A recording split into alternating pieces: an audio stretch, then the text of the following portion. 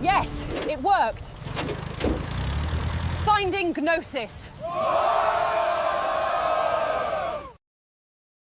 Disclaimer. This show is for discussion and entertainment purposes only. The Finding Gnosis Show is a platform for open discussion, exploration, and opinion sharing. The views expressed by hosts, guests, and participants are personal opinions and do not constitute professional, medical, legal, or financial advice. All topics discussed are only intended to spark curiosity, entertain, and encourage independent thought. If any subject interests you, we strongly advise conducting your own thorough research using reliable and professional sources. Critical thinking and due diligence is key. Stay curious, stay informed, be well, be lucky, and don't be an arsehole.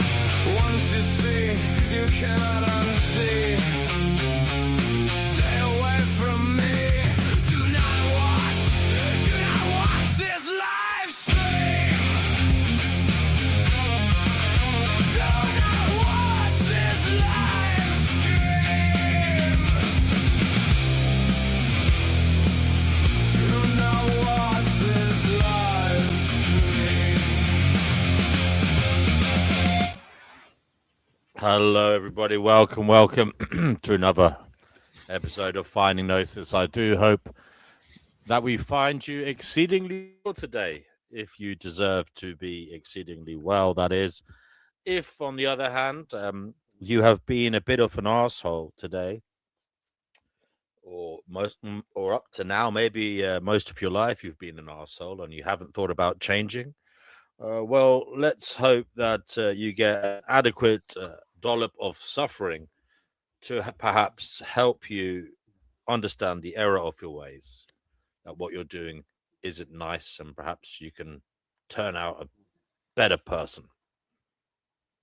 So,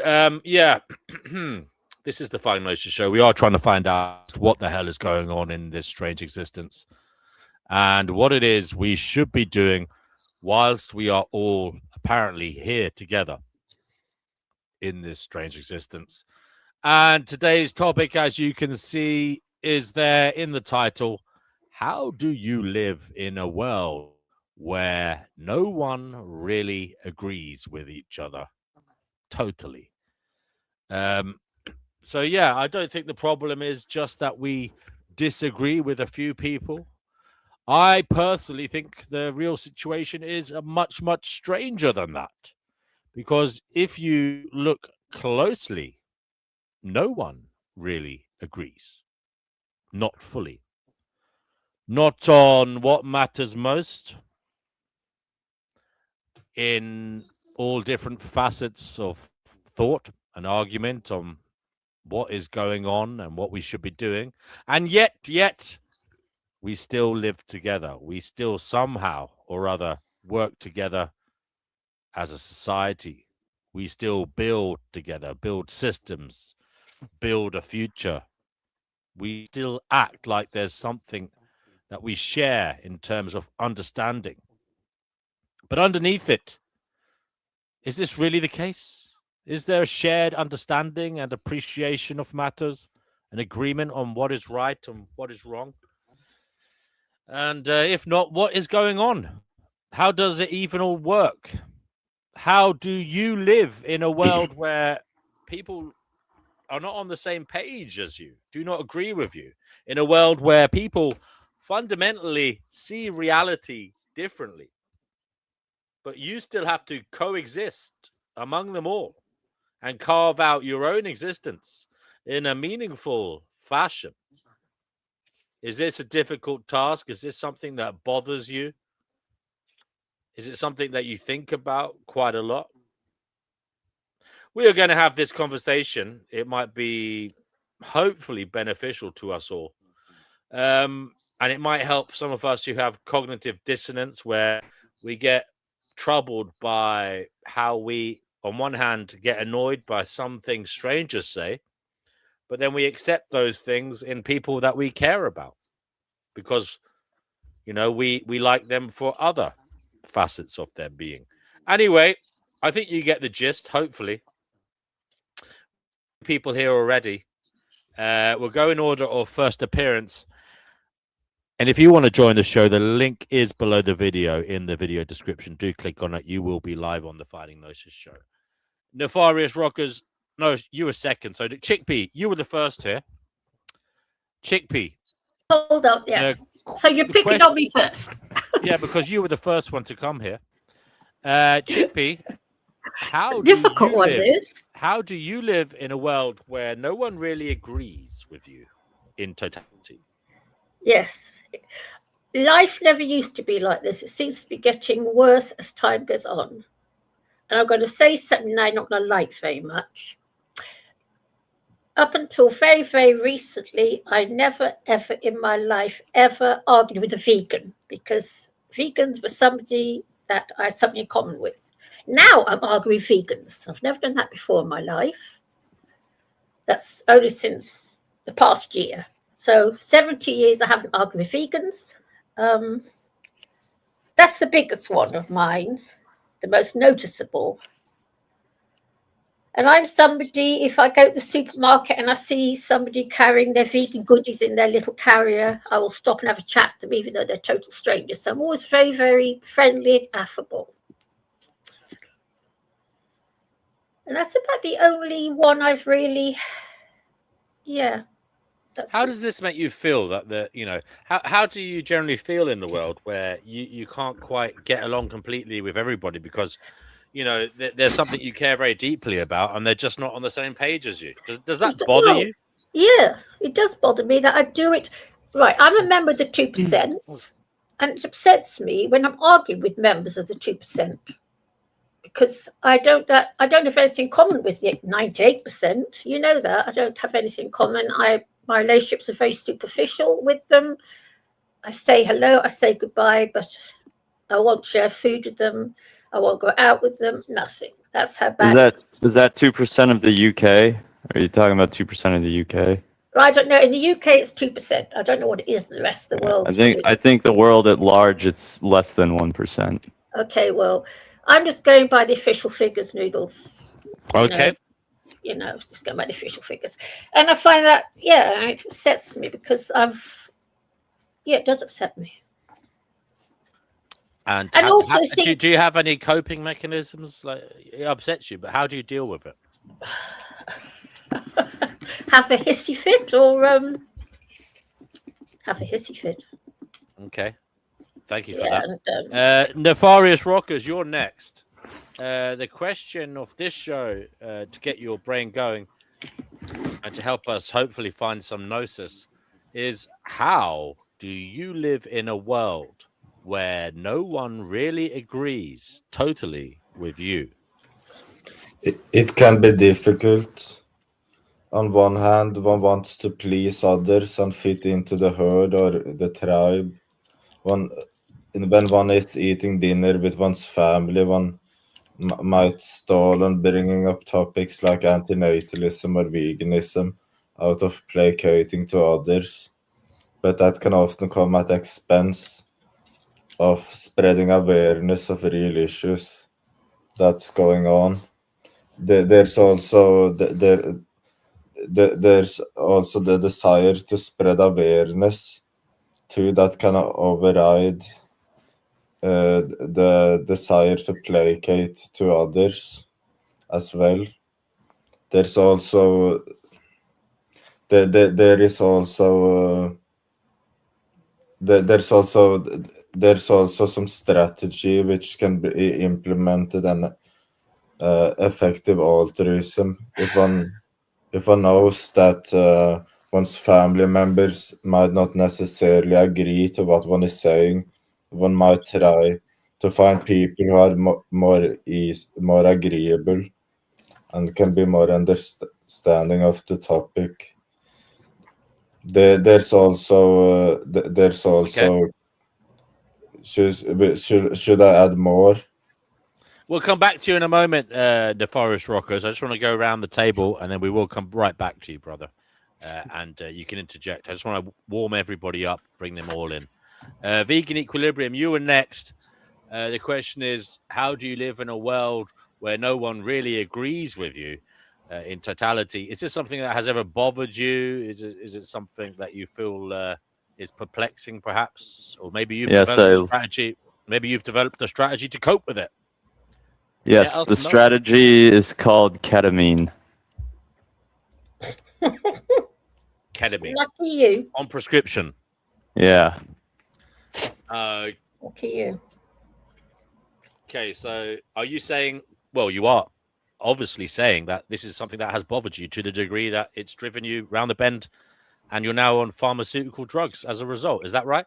I mean, I don't know I don't know if that's directly a result of that, but I mean, it certainly is very, very sad and depressing, and it makes you feel like, well, makes me feel like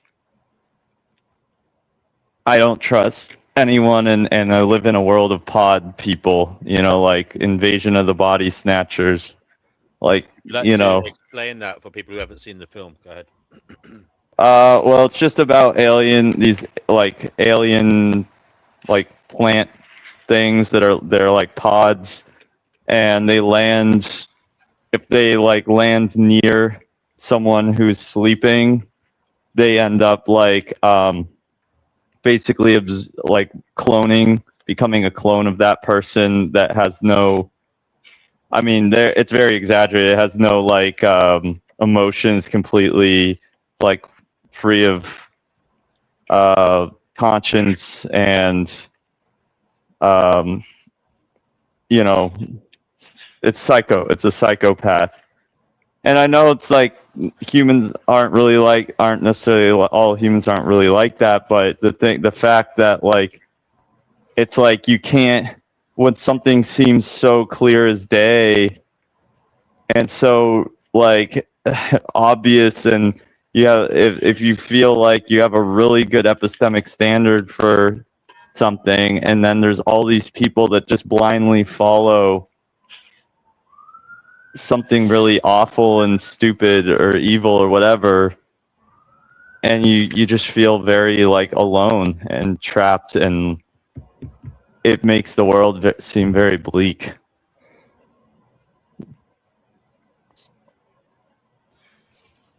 Wow, that hits hard. So now that you're on this ketamine, is that helping? Well, it just helps when I get anxiety attacks or major depressive episodes. It helps snap me out of it. Mm-hmm. Any pragmatic solutions, perhaps conversational tools, perhaps? That you developed?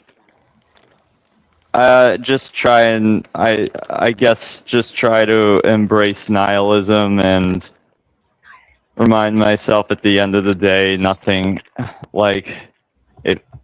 I don't know. It's kind of this is where the cognitive dissonance comes in, because it's obviously I feel like things matter and I want things to matter, and I want people to sort of, you know, change a lot of things about the world. But at the end of the day, then I have to like be like, okay, nothing fucking matters. You know, there. It's kind of I become a little bit like Grazy Guru. You know, nothing matters. Like there's no right or wrong, right? You know. I mean, but I think there is truth, and I think a lot of people are just very far from it. Does Brother Marcus want to come on and talk about Vistopia? You know much about Vistopia, the struggle of being vegan in a non-vegan world, and how it makes you feel, and yeah, is it something I think it is something we all resonate with. The existential Can I crisis. just say something? Sorry. The problem of trying to communicate something to people who don't care around us, and realizing it's not necessarily their fault, right? Can I say something, Grumps?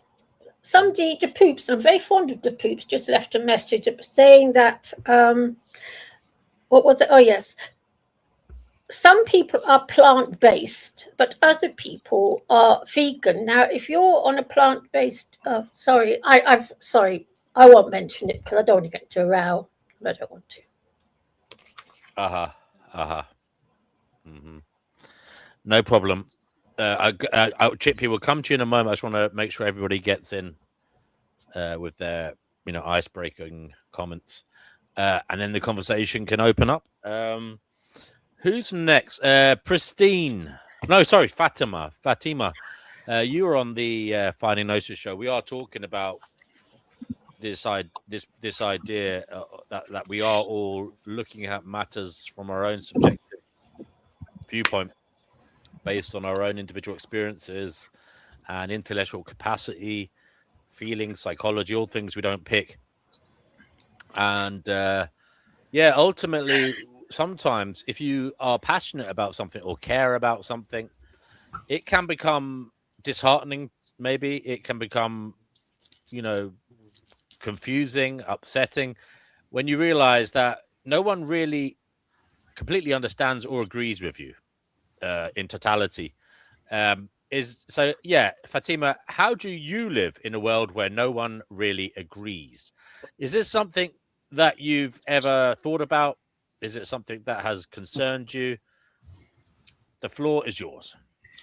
Well, first of all, I spit on their faces. Nah, I'm joking. Well, if I'm gonna be honest, I'm a pretty antisocial person in real life, so like I don't have too many disagreements. But from my previous social interactions and from the limited ones I do have, I do get frustrated easily. I do have conflicting viewpoints here and there with other people. It does create friction. Sometimes it can lead to physical altercations, especially with family. It does kind of get into that point. But how do I deal with it, and how do I live with it? I just think it's a matter of like survival. Like I don't really live. I just survive, and I think that's kind of like the rule of the world now. It's just pure survival, and that's what gets me going. Like I guess what's good about me is that like I don't get like too attached to people. I like them. I love them. They're like, I love my family, but like I realize that like they're not always going to be around me, but yet they still live inside like my words and like my past memories. So like but that's a whole other thing. But like how do I like live in the world? And I don't really talk to too many people in real life, except for like the most bare minimum, such as ordering food or going to the grocery store, or like soon trying to find employment. But I do recognize they exist. I do. So it's just a matter. You withdraw and you become antisocial. That's how you deal with this. Yeah. Oh yeah. And I don't cry about it. Like I do all of the things I do like complain about. I don't complain about being a lonely person. Yeah, I don't. And all my time on. Well, I tell you what, Fatima, we'll come back to you. I want you to have a little think more about how you muck in with other people and mix with them, socialize with them when you need to, because you can't withdraw all the time. So I want to hear about that in a bit. Just have a think about it. I don't want you to tell me now. Have a think about it. Don't have a little think about it. We'll go to Pristine next. Kenny, we lost you. I don't know what happened with Kenny, but Kenny, if you're listening, you can back on. Pristine, the question is, how do you live in a world where no one really agrees fully with you about anything in totality? Is this something that perplexes you, makes you worry, makes you sad, or is it something that doesn't bother you? It's part of life and you don't really give it a second thought. I'm quite entertained by disagreements. They're fun to witness, I think. But, if someone is disagreeing with, like, if someone says that they agree with murder, that's when it becomes dangerous and not funny anymore. But as long as the disagreements are somewhat harmless, then they're pretty entertaining, I think. And what about what about ones that you view as harmful? What about those? Well, they're rare to come by, so I don't have to deal with those. But yeah, if I did have to deal with that, then I'd have to deal with it, I guess. And I don't know what I'd do. I mean, some people are insane. Are you generally somebody who seeks conflict, or are you more kind of an anxious, avoidant person? Are you somewhat of an ostrich, burying your head in the sand, hoping things pass by? Or if an opportunity arises, or not an opportunity, but if a confrontation is on the horizon, are you somebody that moves towards it rather than away from it? Oh yeah, I move towards it, absolutely. Yeah, conflict is drawn to me. Like, I attract conflict usually. So I'm used to it. And I like it. It's entertaining. I enjoy standing up for myself and what I believe in, and yeah, I'm not gonna like lie and be dishonest and be a people pleaser. Usually I'll tell the truth and yeah, just be, even if it hurts feelings, even if it causes people to walk away from you. Do you value the truth more than personal relationships? I don't care. If they don't like what I have to say and they don't like me, then they can go away. I don't know. I don't care. Like, I'd rather have people around me who actually like me for who I am, and if they don't, then they don't have to be around me. I guess that's how I see it, personally. But yeah, so disagreements are fine as long as they're not going to lead to physical harm, I guess. I don't know.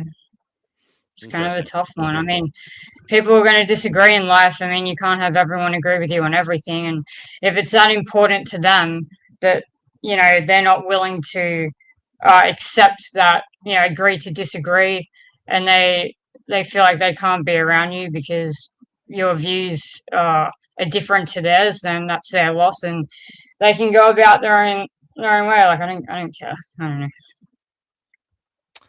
Okay, Pristine, thanks for that. Some might say it was a little bit harsh. Do you have any what are the thresholds in terms of what kinds of things are the kind of ideas that would make you walk away from somebody?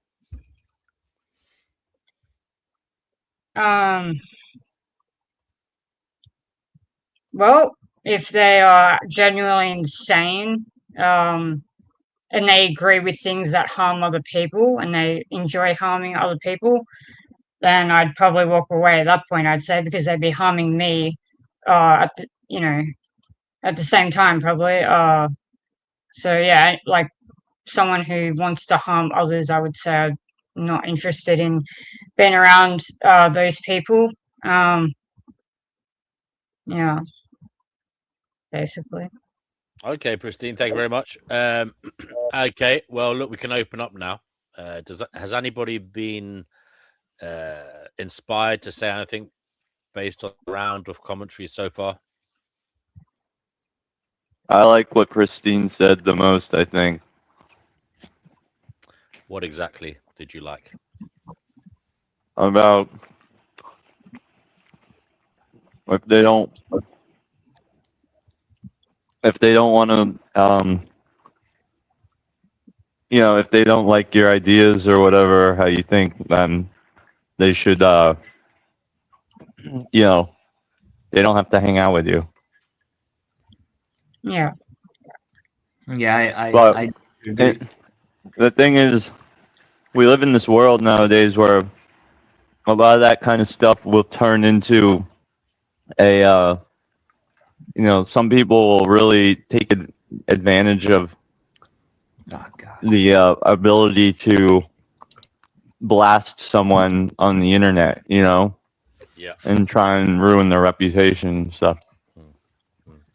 But some things you care deeply about vegan equilibrium. Obviously, you are one of the most outspoken vegan individuals here, and that's great. That's fantastic. So you, in particular, it's interesting because you do have to sit down with people in real life sometimes who aren't vegan. And how does that bother you? What does that do to you? People you care about as well. We all do it. I have it. We all have to sit with people that we fundamentally don't agree with in some way. And it's easy for Pristine to say she walks away from these people, but I don't think it's as simple as that. I really don't. You sure? Well, Sorry, Fatima. No, I would actually agree. It's pretty easy to walk away. I don't think it is. If you want to function in the world, it's extremely difficult, actually. Well, yeah.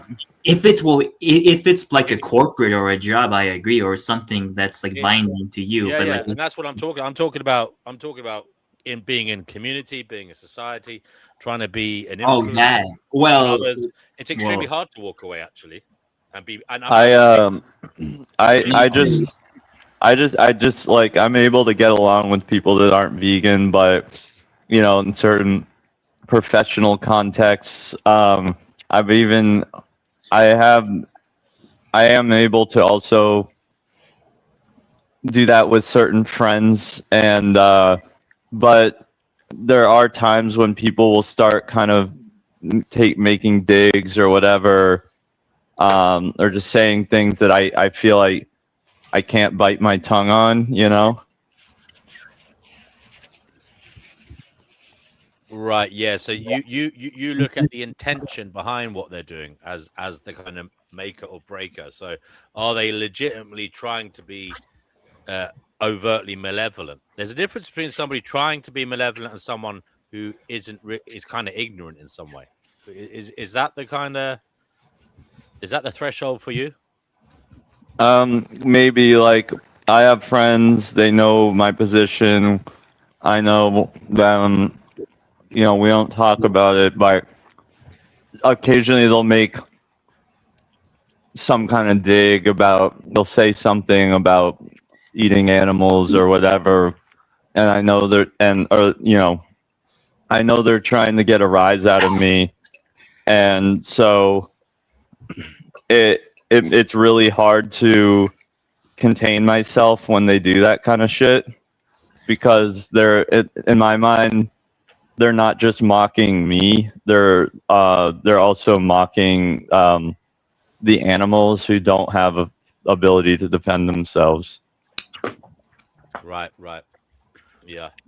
We have Grazy Guru. I'm going to welcome Grazy to the panel. Grazy Guru, welcome again to the Finding Gnosis show. Today, Grazy, we are talking about how to live in a world where no one really agrees. And I'll be honest with you guys, I hear some of you humming and hawing here, maybe not making welcoming noises for Grazy. But in actual fact, Grazy is probably one of the great examples of someone who lives in a world where people do not agree with him, because he sees existence extremely differently to other people. And in many ways, perhaps we should listen to him here. Maybe he does have something to offer. Grazy, we are talking about living in a world where no one really agrees in totality, and how that can be bothersome sometimes. Is this something you'd like to talk about, tell us your experience of, and perhaps give us some direction on?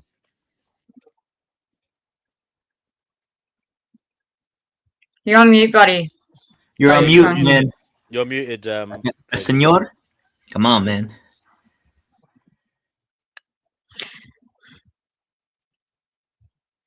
Well, I can give some examples while he's sorting that out. Yeah. I was, part of a group who told me basically that I need to believe in a God in order to be a part of their group. And I also needed to be more acceptable to men, like I needed to be more like submissive or something to be part of their group, because that's how conservatives are. And I wasn't fitting their accepted way of being a woman or whatever. And so I was like, well, no, I'm not going to change for you, basically. I'm not going to believe in God just because you want me to, and I'm not going to be the type of female that you want me to be, just to fit in with a group that I wanted to be a part of. Anyway. Yes, thanks for that, Pristine. We'll come back to that in a little while. Please think about that a bit more, because we would like to hear more about that. Gracie, good to hear you now. Yes. Gracie, you heard my introduction there. Yeah, I did. Sorry. I was just going to say, how do you live in a world where no one really agrees with you in totality? And does it bother you at times? If so, what do you do about it? Doesn't bother me at all. Don't really talk about it. I can sit here quiet every night, saying nothing. Because I mentioned it. Daniel said something in the comments saying, if you all live in a world where nobody listens, everyone's quiet or something. And I would agree with it, and the outcome is exactly the same, but the reverse also is the same. It's either everyone's quiet or everyone's too loud. I get the effect is the same, so it's a stunning thing to say, just in case somebody thought that was the only outcome. But you're right, I do live in a world where people don't agree with me. And we all do. You all live in the same world. I'm not special. And when you said sometimes we should listen to him, I agree with Dylan. We should listen to both, but no, we should listen to each other. If I don't listen to you guys, then I'm not going to be able to. Why listen to someone who won't listen to you? I don't get that. That I will never agree to that. I know it seems like I don't do it sometimes because this might actually agree with Christina a little bit and saying that I found the best way to create a character to contact with you. Don't swear, can't you? Contact individuals that didn't agree with me. There you go. And show. Was to act like them. And so if you all think my act is a little bit this and that, which you do, which is good because that means I'm achieving it, then surely why am I mirroring you this way? And why is this the first time ever anybody's ever listened to me as much as anybody has? Was the first time I started acting like a dick. So basically, if someone doesn't agree with you, you mirror them. It sounded like that, so I'm going to apologize for making it sound like that, but that's not it. But there's a great question because that's not what I meant, but close. What I mean is a way to be able to communicate is to mirror sometimes if they're not listening to you. If they're not listening to you in a sense of like they just want to, you'll see why I do it. They want to shout over you and do all this stuff. I'll say it like this. I don't mind how loud you are and how much you make the other side of the seesaw go down with your voice and shouting around and bouncing around. So long as you know on the other side of the seesaw, you've got some receipts underneath all that fluff to back it up. And see, it's a little tiny reason why D&W keeps me around and the fact he wants to get my wife. That's it. But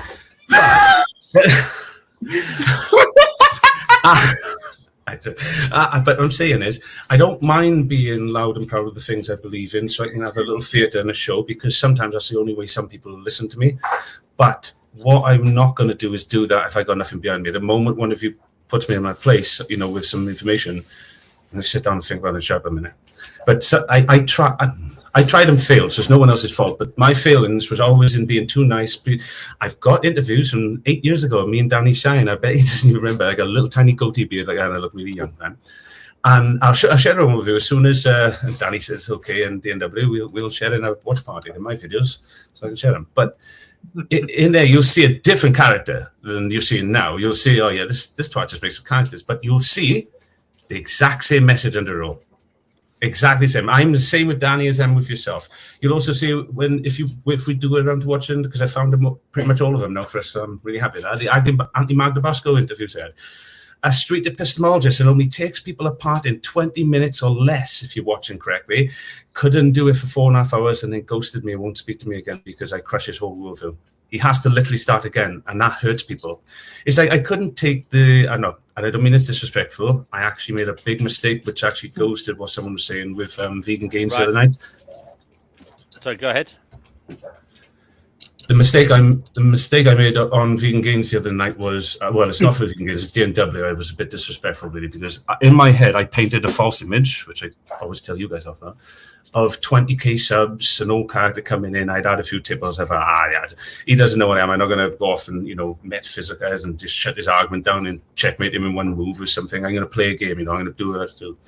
And then, even though everybody tried to tell me, my ignorant freaking self couldn't get up my own ego to realize, no, this gentleman actually worked a little bit harder than Carl, and he got a lot more viewers. You shouldn't have been as, putting things in his place, like to wind him up to get him to make fun of the autism or something like that, to show his real character, so I could play on the fact, well, aren't you doing the same thing now, type thing? And this is exactly what I mean. But when I realized the next day, when my wife said, you shouldn't have done that. I think he may be neurodivergent as well, so it is what it is. It is what it is. And what I mean is, he had a lot of viewers and a lot more things to risk, and I should have been a lot more careful, and that's why I haven't talked about anything. There's a big feeling on my behalf. I'm not actually proud of that moment when I realized people were, because nobody told me, and my wife said, yes, we freaking did. DMW told you. They wrote in messages. I had a piece of paper like that. You was ignoring. I was like, yeah, I was a bit. I had a few sherbets, so I was being a cock. I'm sorry, but I will say this though, for the vegans in the room, other than doing that to him, he didn't make one original point the entire night and wouldn't engage in my points at all, just made fun of me. What kind of vegan activist does that? I know I was a twat, but just go on the logic alone. All I did was introduce a new era. You can always try and get him back at some point if you want to have, but you'd have to give the parameters of the debate, perhaps. Yeah, no. Topic, Did you go back and watch that debate? He posted it on his channel. Yeah, no, I put it on through AI and things like that. And AI said, like, for a vegan to be mocking somebody because he is different is disgusting. I said, no, that was my fault. I shouldn't have done that. I had 20k in my head. I thought, fuck him, 20k, lose a couple of cents. He totally smoked you in that debate. Explain. I'll listen to you. He made a lot of good points. Name me one. He was just pointing out that you were contradicting yourself about. That's not a point. That's not a good point. Listen, vegan. Listen. Don't do this. Don't do this. We don't need to have this now. It's not about this. Really. I asked a simple question. Name me one good point he made, because I agreed with all his points and said I agree with you. I'm just making an extra point, and he failed to engage. He did. You're lying if you say anything different. He was saying that you do believe in good and bad. He pointed out that we've had a vegan debate. What are you doing now? You're going. What he did, he just called you a liar about Hitler. You don't believe in the things. What you're saying is irrational and ignorant right now, vegan. Kind of contradict, and you are actually the one who's lying, because you said you agree with the vegan position. You're on the vegan side, yet you feed your children animal products. Where's the contradiction? So there is a contradiction there. Explain it. I'll listen. You called yourself a vegan, but you're not a vegan. No, I have a different definition of vegan than you. That's all. Okay. Well, you're just that's right. You make up words. So all words are made up. It's whether you structure them correctly or not. There's a reason we all agree on the definition of words. There's a reason why autistic people are abused, because of people like you. Because if we build a new structure, you're still laughing. If I build a new structure to explain, so I can communicate with you, you run me down. Is that not what you're doing now? It's just funny how you try and say, like... The question was, are you doing that now, you ignorant prick? That you put him in his place, or that he didn't make any good points. I did, One second, folks. So what you're saying, Crazy Guru, is you're saying because you attempt to build a framework whilst admitting you have a neurodivergent mind, and you're utilizing that to build this framework, which you feel would be beneficial to others, you are saying they use your neurodivergence against you. Yeah, and they won't straw man or steel man my argument to try and communicate with me. They'll just tell me I'm crazy. Because you don't have an argument. Wait a minute. Is that not what's happening? Is someone saying something different? Sorry. But your name's crazy. Well, we lost the equilibrium. That's a shame. Yeah, but that's because equilibrium. All he wanted to do is. Oh, sorry. No, he's back. But so, Guru, look. We don't want to have a fight here now, please. No. Everybody just I'm aware. Back. Relax. But that's why I'm here. Relax. Well, I don't want it. I don't want to fight. I don't want us to talk Yeah, freely, but respectfully. Now, Crazy Guru, are you saying people are pointing at you and talking about you rather than what you're saying? They're not analyzing what you're saying. They're attacking your character. And I think that's a fair point, guys. Whether we like it or not, I think I've done it. I apologize, Crazy Guru. I've Please done don't. that in the past on this show. I have. Sometimes we get carried Yeah, away yeah. because he is a character. Yeah. And I think it's time. And by that, I mean you are an individual. You are. You was correct. You was correct. I'm a character. Yeah, and that's not a bad thing always. You know, you have a. I would say there's more about you that's an individual than most. You know, your Venn diagram is very unusual. Your Venn diagram of personal characteristics is very unusual compared to other people's. So we do have to remember, guys, we need to listen to each other and analyze each other's words rather than attacking each other's That's a bit scary. personhood. And I know It's gonna be a challenge. that a lot. So remember that, guys. Try. Analyzing, I got an argument with Fatima. If you don't understand something, ask a question. Okay, but if I ask someone that, he's probably gonna just give me another dialogue tree. And like, No. I've got a question for you. It's up to you to learn how to counter minds that you find challenging by asking more questions. And by the way, you are free to change the topic and bring in your own ideas. We don't have to stay obsessed on one person's communication. We can move things around here. The control is completely within your agency. Can I ask Fatima? I just want that one question to show my. Right, so the point I want to say, Fatima, the question I want to ask you is not from me. It's not personal. It's an example, so you can probably understand my pain, and that is simply this. Ready? It's not a question for you. It's serious because I know the stigma individuals like yourself get for this question, and even I have an answer that's not what your opponents normally say for you and your worldview. And just veto it, and we won't have to go into the stigmata of it if you think it's a bit too much, you're not ready for it. But often people may say to someone like yourself, "What is a woman?" And I'm not asking you that. I'm not asking you that. I'm saying that in itself does not present the same issue when you have a different definition of woman than everybody else. Is that not the same? I'm curious, is that not the same or not? No. No, because we are accused currently. Sorry.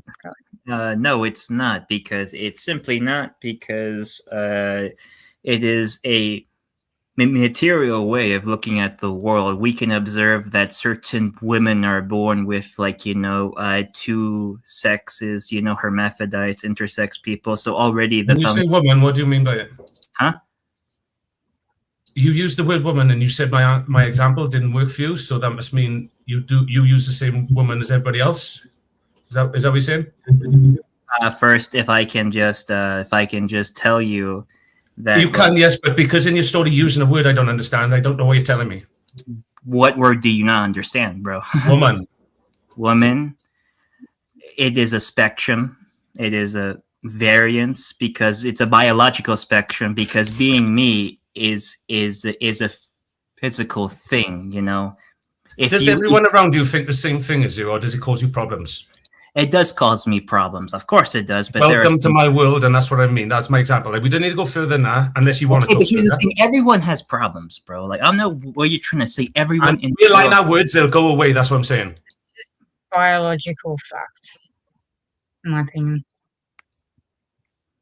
So no, I see what Fatima. I see what Crazy's doing here. Okay, all he's doing is he's trying to show empathy for your position by saying he too has positions that other people object to on a frequent basis, and all he's trying to do is extend the hand of sympathy to say he gets you, he understands, he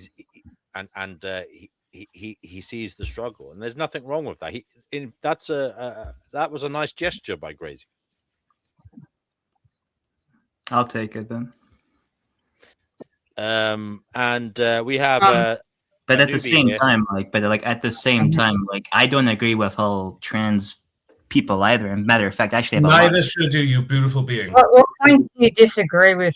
Oh, we don't have to get into it, but I'm just curious. Oh, me? Oh, no, I can answer that because I love to critique like a lot of things about my own people group.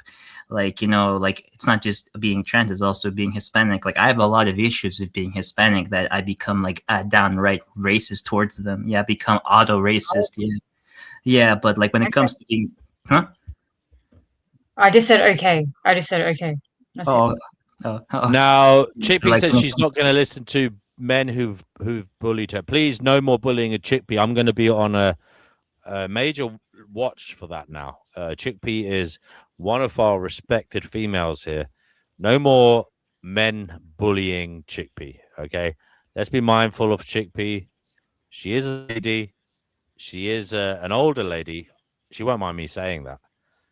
Respect the elders. Let's have some decorum for Chickpea. Respect. Retard bunker. Retard. Hey! Wait, is that us? Did you make that?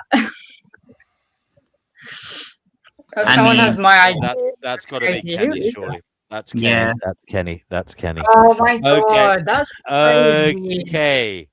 Vibe, you're on the Finding Gnosis show. We are talking about living in a world where no one really agrees with each other in totality, and how that could cause psychological distress, interrelational problems, and just a general feeling of neuroticism. What do you think of this topic? Is it something you can relate to? Have you got any advice for others? I'm showing Kenny And that's for Vibe. what I did. No, please stop That is changing the crazy. background, please. Please. I'm changing it back. I'm just showing him the synchronicity. Yeah. I literally did that only Please, guys, stop changing the background when I'm here. Yeah, do it on your own show. Vibe, can you hear Vibe?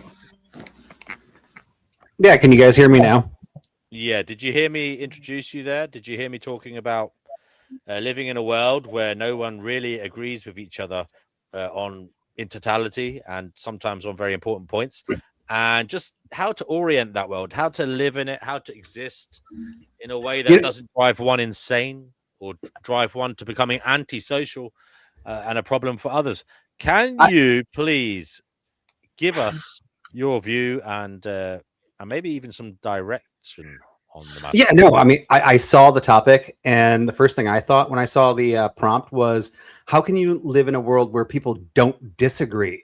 Like the last conversation we just had, like, how would I ever know what a woman is if all of a sudden everybody agrees and somebody just steps up and goes, I'm a woman, and everybody else goes, okay. And then somebody else goes, hey, let's do slavery. And everybody goes, okay. And then somebody goes, let's do this crazy thing. And everybody goes, okay. Like, how crazy of a world would that be? How could we ever get to the truth? I would actually counter the debate topic with, how could you live in a world where everybody agrees? I am so grateful that I can jump up on panels with people that disagree with me, that have the capability of possibly educating me. And yeah, of course, sometimes I'll be like, yeah, that's not educating me. That's stupid. Maybe I'm wrong. Maybe I'm right. I don't know. No, very close. It's similar to the quiet, and if everybody disagrees, it's going to be completely quiet or completely loud. They both, but it's the same result. I get what you're saying. It's maybe another time DNW does the opposite and see if the answers are different. Then that would be the best part of Gnosis. Okay. Thank you, Vibe. Vibe, we'll come back to you. Feel free to interject. I just want to bring in this panel, aka Kenny Given. Kenny Given, you're on the Finding Gnosis show. It looks like he's doing laps of his bedroom there. He keeps appearing and disappearing. Is that Kenny? Babe, you put makeup on tonight. Kenny's on. I think you want to get Kenny, on with it. you're my on the show. God. Well, Kenny seems to What be happened? elsewhere. Maybe Yes, he's been suspected arrested put or on the sectioned make- or He's something. I don't tied know. up. I mean, look, he can't use the keyboard. He can't press anything. He's Wait a in a minute, straight. I didn't say that. Maybe he's been taken away by aliens and he's been he's been probed in his anus. I said, at the look, moment. this is her, by the way. She's already Maybe- put the makeup on. I maybe didn't he's tell her to been put makeup on. raptured. I know it sounds like I We didn't don't say know where that. Kenny is. She's already put it on. Kenny's I was like, what are you not doing makeup on on camera for? at the moment. Wait, no. Sorry, guys. Let's try and bring it back to some. I swear I'm not 50-50 about it, honestly. I'm not. let's try and bring it back to something C-U-C-K. if we ever had that to begin with. Now, Vibe. Sort of, Fatima. Yeah, Vibe, I get your point, but do you agree that this is a problem in the world? That, you know, the fact that we can't agree, and it does cause a lot of upset with people. I do not think it's a problem, because I don't think we ever evolve without that problem. All these conflicts, they do eventually come to some type of fruition in the end. Sometimes they happen in a year. Sometimes they happen over a decade. Sometimes they happen over a century. But these arguments that we have improved humanity from day one. I know, like, we are all short-termed, especially now with TikTok brain. It's really like we get much more upset when people don't agree with me now. But, you know, I mean, we have the whole purpose of any of us, I hope, on this panel is going, hey, I have an opinion, I have a view. I know you don't disagree. Can I give you my side? And hopefully, if you're listening, you'll be like, and I'll listen to your side too. And let's see where we like come to heads. And if there is any like common ground here, like I said, it might take a minute in a debate. It might take a year. It might take a decade or a century. But if you look through history, we can see that we have been getting better, but we have new problems. So some people might say with the new problems, we're getting worse, but we're not necessarily getting worse. We just have new problems that we don't understand how to take care of yet. I agree. Very profound. Vibe, what about things, any advice for people who maybe are in the same family as, or even, you know, they're friends with, or they work closely with, or maybe they're even in a relationship with somebody who thinks differently on a matter that is dear to their heart and perhaps they care about passionately? Have you got any advice for people going through something like that? Oh no. Oh, good. That's a traumatic. You know, thing. I'm talking about close relations. You know, really close. D&W doesn't pay his actors much, does he? I mean, the advice is, right, like, so I have a 21-year-old, I have a 10-year-old, I have an 8-year-old. My 21-year-old is the complete, like, he actually is just like me. Oh, no, However, he is on the complete opposite side of all my beliefs. So we think the same, but we don't think the same, right? And he has, like, it's true to his heart, this passion that I'm like, that's completely idiotic. It's stupid. And you mean like as above, so below type thing? Is that what you're saying when you say you think the same but don't? As above, so below, yeah? Universal soul, yeah. It can go either direction, right? It can be to your parents, where you're like, your parents are just like super old school and they don't realize the new stuff, right? So it doesn't matter age, but the real thing that I learned, especially with my son, is that if I just try to educate him on my experience, he's not going to listen. But if I sit there and let him educate me on where he's coming from, then I can understand a lot better. And I'll actually say my son actually has changed my mind on like 1% of my views. And I've changed his mind on a lot of views. And as he gets older, he'll probably change his mind more, right? But I would say the best advice, especially when people close and in your family, is stop trying to convince them that they're wrong and try to understand where they think they're right. Yeah, that's what I'm talking about. Well done, yes. And my son, if I say, I know, he'll go, Dad, you're aware. And I go, that's like son, I am. Or I go, I promise. He'll go, don't you mean oath, Dad? I'm like, yes, correct. We don't give promises. We make oaths. Thank you, my friend. So he corrects me all the time. I love it. Absolutely. I feel something in my heart when he corrects me, and it's I don't know what it is. I don't know if it's pride. Is that what they call it? I don't know what it is, but my heart just, when he corrects me and he's correct, I don't know. Best feeling in the world. Best feeling in the world. Buzzing I am. Did anyone else get that? My son, that is, my 7-year-old, when he corrects me. You like being corrected by your son? I love being corrected by anybody, but when my son does it, it's special to me. Yeah, I'm sure. Vibe, can you resonate with that?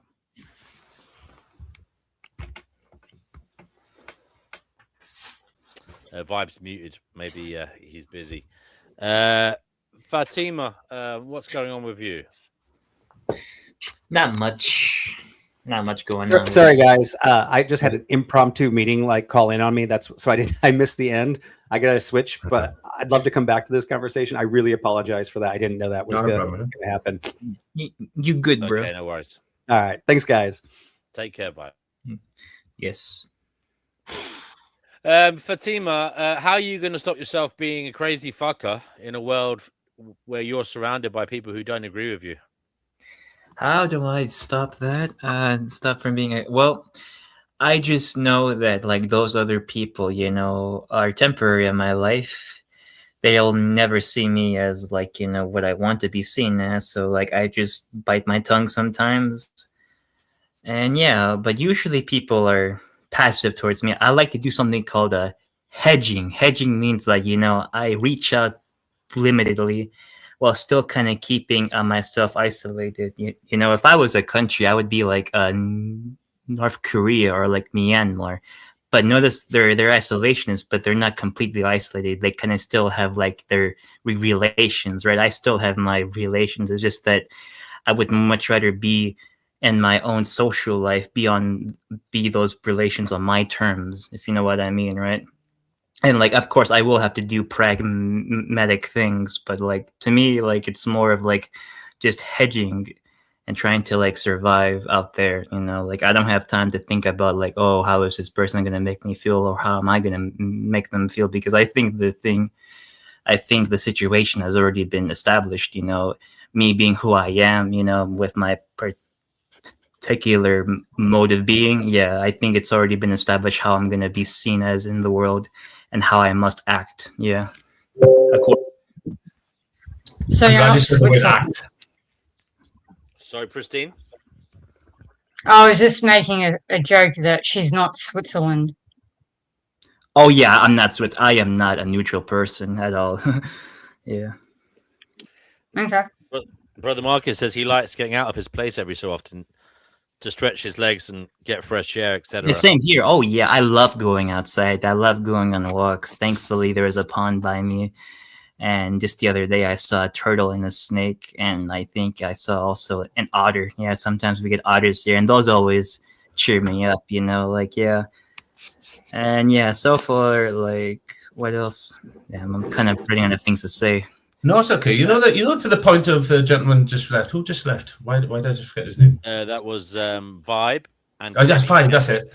Yeah. No, Vibe. No, not Kenny. Vibe. He just left. He did ask a great question, though, which was about living in a world where everybody agrees, and I disavow that as well. Same way. I mean, I'm humoring the question tonight. It's a little off for me, but I get it a little bit, and I did agree with him as well, and I think everybody else may do that. He was correct that in the same way you wouldn't want to live. I wouldn't want to live in a world where everybody agrees all the time. But I would just want to live in a world where everybody doesn't agree. I think, was it the Goldilocks, isn't it? That's what we're best for, hot and cold. Just warm, just cold, but just right. Yeah, I know that. Yeah. No, exactly. So I get his point exactly, and it doesn't go against the show. This question does the same thing, really. I think he's just highlighting and bringing down. It was a really smart move to do, and yeah, that's what I said before about just forgot the mustard seed rule. I love that was one of the best things I heard. A story, a parable. Christ said something about a mustard seed, and then he was saying something. But how I interpreted was that what he was saying is if you believe in 100%, the demiurge has got you. Because you can't see anything else, can you? You must keep at least 1%. So why would you want this? If everybody agrees, you at least want a place, an arena where in misfits like us are disagreeing and pulling at each other's testicles and screaming at you. As long as everybody walks out the arena shaking hands. What the fuck? I was being colourful. Shut up. I was just saying. My point is. You don't all want to agree. You want to have a laugh. You want to have a little bit of. If you're only seeing something, this is why I think DNW is a genius. That's why I call him out. So I'll explain it to him now. One thing DNW makes sure we all do is, it looks like anyway, if he's doing it accidentally, he's an accidental genius. Is he tries to get us to see things not only from our different perspectives, but from our different emotions. And sometimes from a different emotion, you see something different, and then it goes together with another one. You go, right, because you've never looked at it from there before. So this is what I'm saying. You should never live in a world where everybody 100% agrees or disagree. And you should never just look at it from a happy point of view. Get someone to piss you off and look at it their point of view and things like that. And that's why rooms like this amazing. Yeah.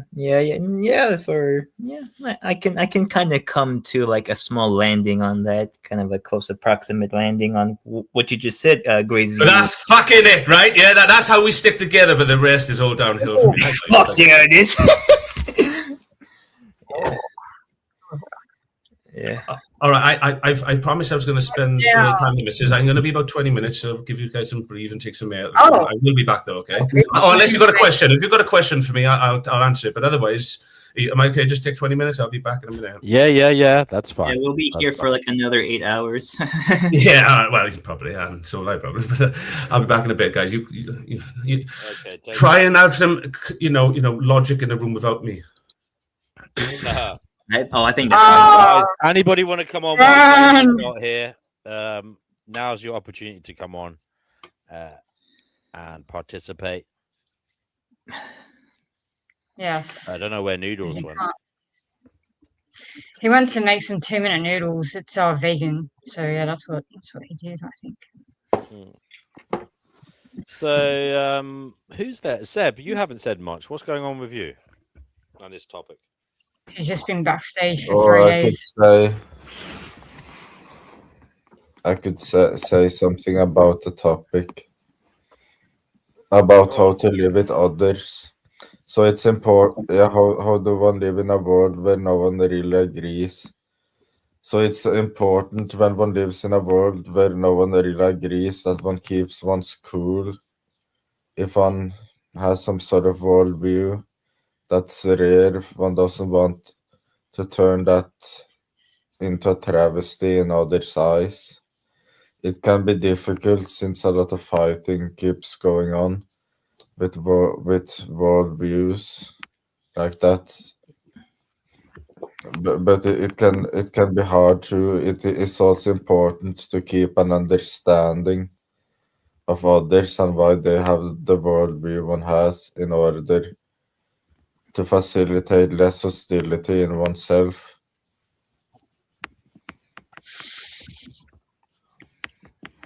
So it sounds to me like you've had some personal experience of this. Yes. You trying to get to grips with and control your emotions. Yes. Because you've kind of realized your view is the minority view, and in many ways you're up against it. You only have so much energy, and all so it is in many ways a Sisyphean task on one hand, but also because you are the minority, you've got to be more careful in how you expend your energy, because you've got to make it count. And in some instances, you've got to. It's about your reputation as well. You've got to make sure that, as the carrier of the message, you are not damaging the message. Because if you lose your mind and you get emotional, then unfortunately people will, use that against you, and that can then make your ability to convey the message you want to convey more difficult. Yes. So I would agree with Nefarious Rockers here. Stay calm. That's number one. Stay calm. I'm laughing because I failed recently. I like to think I generally do stay calm. But with LA, I did lose the plot of it. Oh yeah, you did. That was in many ways. Sorry? Oh yeah, you kind of crashed his live stream. I was there. Yeah. I don't regret it. I don't regret it because it was a reminder of what not to do. I'd forgotten, and yes, it's good to. It's luckily LA can take these things. Yeah, but LA is an example of somebody who I disagree with, and it does irk me a bit, but I don't think he's necessarily evil. I just think he sees the world differently from me, and he's not evil. Sorry. He's not evil. I don't No, think I don't so. think he's evil. I don't think he's evil. No, no, I think he's got a different brain to me, and he is an example of somebody who sees the world differently to me, sees matters differently to me. I actually just think he's wrong. You know, his arguments don't make sense in my view, but he says the same thing back. Now, how do you foster a world of peace with that kind of scenario? Now, the good news for everybody else is this is an extreme example. You know, day to day, there's not many LAs and D&Ws walking around confronting each other. We're not all Team LA or Team D&W.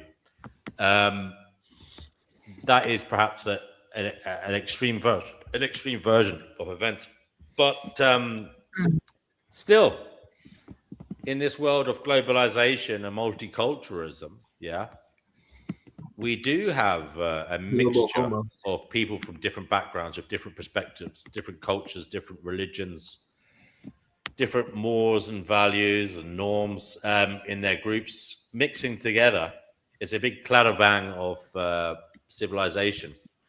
And maybe now more than ever is the time for thinking about how to live in a world where you don't really agree with others on everything, and sometimes about very important issues. So I think now more than ever, perhaps, if we want to live in a peaceful world. I suppose one of the things coming to mind about the present day is, though, not only do you have to worry about getting your ideas out there, if you want to, that is, but also you have to try and protect yourself from others imposing their ways on you. Now, is that a bigger problem, would you say, for you guys than you trying to communicate to others your outlook? Yeah. Which is the bigger problem here for you guys individually? I want you to tell me this. Is the bigger problem you trying to communicate your outlook, or you trying to avoid being imposed upon by other people's outlooks that you don't agree with? We can go around here and talk to you individually. I'll start with Christine. Did you hear the question? Okay. Which is the bigger problem for you, would you say?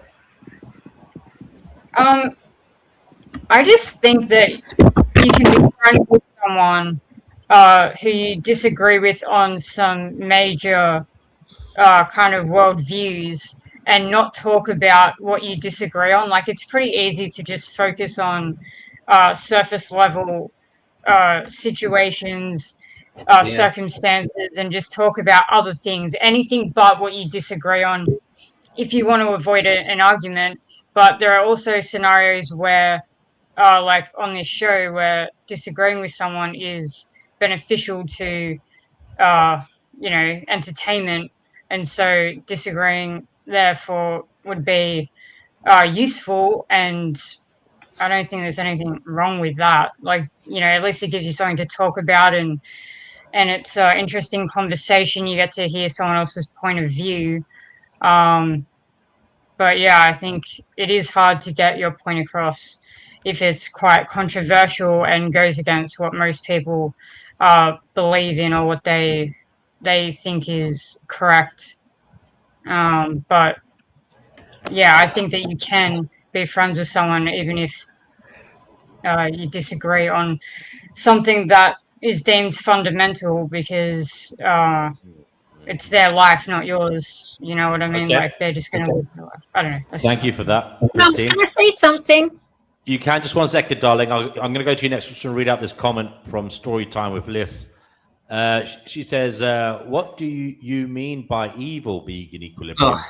That's a fairy tale mindset to express about someone's reality. Go ahead, Chippy. What did you want to say, darling? Yeah, on the subject of that guy, he's gone now, talking about it is good to disagree on stuff. I actually don't agree with that. And back to the vegan movement, okay? Like I said to you before, I've never, ever had any problems with members of the vegan movement, ever.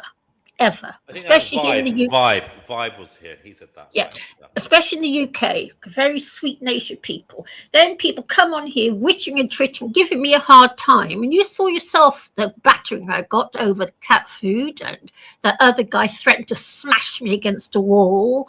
Another guy saying stuff. That was 3 of them teaming up on me. And now what's happened is one of their supporters, me, has walked away from the vegan movement because, quite frankly, if that's going to be what they're going to be talking about, I'm no longer a member. So disagreement isn't always good. Well, I'm sorry to hear that, Chickpea, but you still fundamentally hold the values of veganism and yes, abide of course, by of course I do. Yeah. I mean, should we let one person decide our life in terms of like if this is your outlook and has been your outlook, why let it be sullied by the actions of 1 or 2 people? Because I'll tell you something, that day, that argument shook me to the core of my being. I agree. It's not nice to say that they could throw you. It was a bit unnecessary. You know, and I just find it so upsetting because, you know, speaking as someone who tries to convert people, them using that idiotic argument about feeding cat, they want to, everybody else, these vegans want to turn cats into basically vegans. You mustn't feed your cat on cat food, which, I mean, what's a stupid idea? Well, I mean, if the food is available and it's been clinically proven to be beneficial, I don't see a problem. Well, I discussed it with my vet and I've discussed it with the CPO, you know, the Cats Protection League. They both disagree with me. Now, you know, and I must admit, I think a cat is a carnivore. A cat is nature's little carnivore. You know what? They've even been giving that guy in South Africa a hard time. Dean Schneider. You know Dean Schneider, the guy with the lion sanctuary? No. Have you ever watched it? Oh, he lives with a pride of lions. They're even giving him a hard time. Chickpea, I just want to read this comment. Ragnar says some people actively want to choose to basically put their own light out. He says he chooses to be bright and optimistic. Some people want to be in the lake of fire. It is unfortunate. Yeah, okay. But I'm just saying. Get on here later. He says his Wi-Fi is down, so you can come and explain that. Chickpea, make your point, and then the mind, please step in off. These radical vegans with their, you mustn't feed, if you feed your cats on fish, you are no longer vegan. You need to shut up because they are turning people away from I agree with Daniela. What? Oh, I was just reading that comment that I'm sorry, Chickpea, but they're turning people away, and they are, which isn't in their best interest. It's not. I'm just saying. And yes, it really hurt my feelings, and he did, because it's very hurt by it. Sorry, you know, I don't like arguing with vegans, but I'm sorry, I'll shut the fuck up, DW, okay? I will shut up. I will go. Bye. The Mind, are you there? Can you hear us? Yeah, I'm here. Hello. The Mind, we're talking about living in a world where no one fully agrees on matters. Would you like to explain how that makes you feel, whether it presents a problem or it's something that you don't really think about, and it doesn't worry you, it doesn't bother you? What does this question make you think and say? Go ahead. I think it's fine to disagree. I think it gets annoying on both sides of the spectrum when you see people just agreeing with people because they want their approval, right? So they'll just put their nose up their ass and just say whatever they say and laugh at whatever joke they tell. So that's kind of annoying. And it is kind of annoying on the opposite side of the end of that, where, you know, if they don't like you or if they don't like some aspect about you, they will just disagree with you, even if they actually do agree with your concepts and stuff. But because of the fact that it's coming from you, all of a sudden they don't agree with it. So I do think ultimately disagreement is fine, but when it comes from a bad place, that's when it starts getting kind of annoying. Regardless if it's agreement or disagreement, it gets annoying when you see people do it. When I see people do it a certain way. So That's kind of my take on it. I think the real issue is people wanting other people's attention, and then literally when they get it, they want to kind of like they want to unblock you, right? And then you try to talk to them, and then they just want to ignore you while they unblocked you. It's like, yo, what the hell is that about? Like, that's the thing that happens. So it's just like this constant need for this vampire energy sucking thing where you always have like somebody as your little cheerleader. That's what I think. Interesting. Anybody else have anything to say on what the mind has just expanded upon?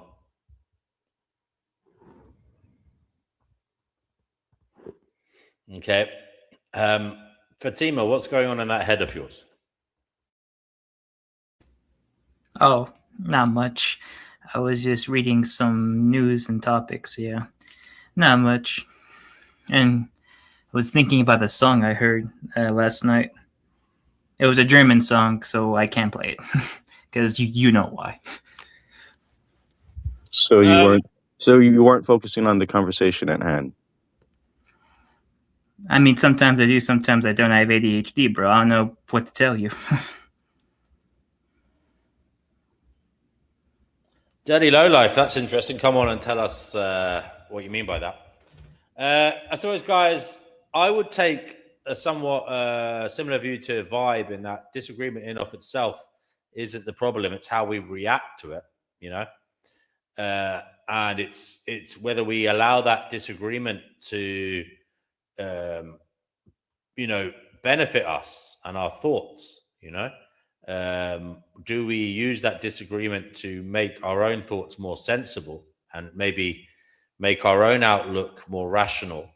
Or do we allow the disagreement to boil over and become a cause for disharmony and chaos and, you know, just further problems? Now, I suppose you've got to choose who you're, how you're being, how you're replying to people. And it is true, some people, they're not really, in terms of agency, even if you disagree with them, they haven't really got power to change matters. Now, in disagreeing with them publicly, I suppose you can use them as a tool to shine a light on whatever it is you're trying to bring to attention of others so that they take it seriously. But I would say the main thing to do is to try and influence power. Influence those who can change hearts and minds. And the bickering and fighting amongst the plebs, as an individual, it will grate you down eventually. It will destroy you. It will hurt you, and it will cause you great pain. You need to be trying to influence power, those above you. Not those around you? Well, when I say those around you, I'm thinking of the fighting side of it. It's how you do it, isn't it? I'm talking about energy expenditure here. If you're fighting with those around you, that's a lot of energy being. Well, I didn't mean fighting. I meant like changing, like helping. Yeah, no, I'm talking about expenditure of energy, where you put most of your energy. Yeah, and I would say if you're trying to bring about change, it may be best to try and put it at those, use your energy on those who can bring about the change, instead of fighting with. Well, I thought the people had the power. Well, they do as a critical mass. They do as a critical mass, but how do you get to that? How do you get how would you get people to come to a critical mass, come to a number that is able to influence power? I honestly believe that it doesn't really take that much, that many people. I think it can take a few, and really, in reality, to make a big difference. Yeah, that's it. Say that again. Sorry, I was reading the comments. I believe in reality, all it takes is for a few people to make a big change in the world. Yeah, But look, as usual, you know what?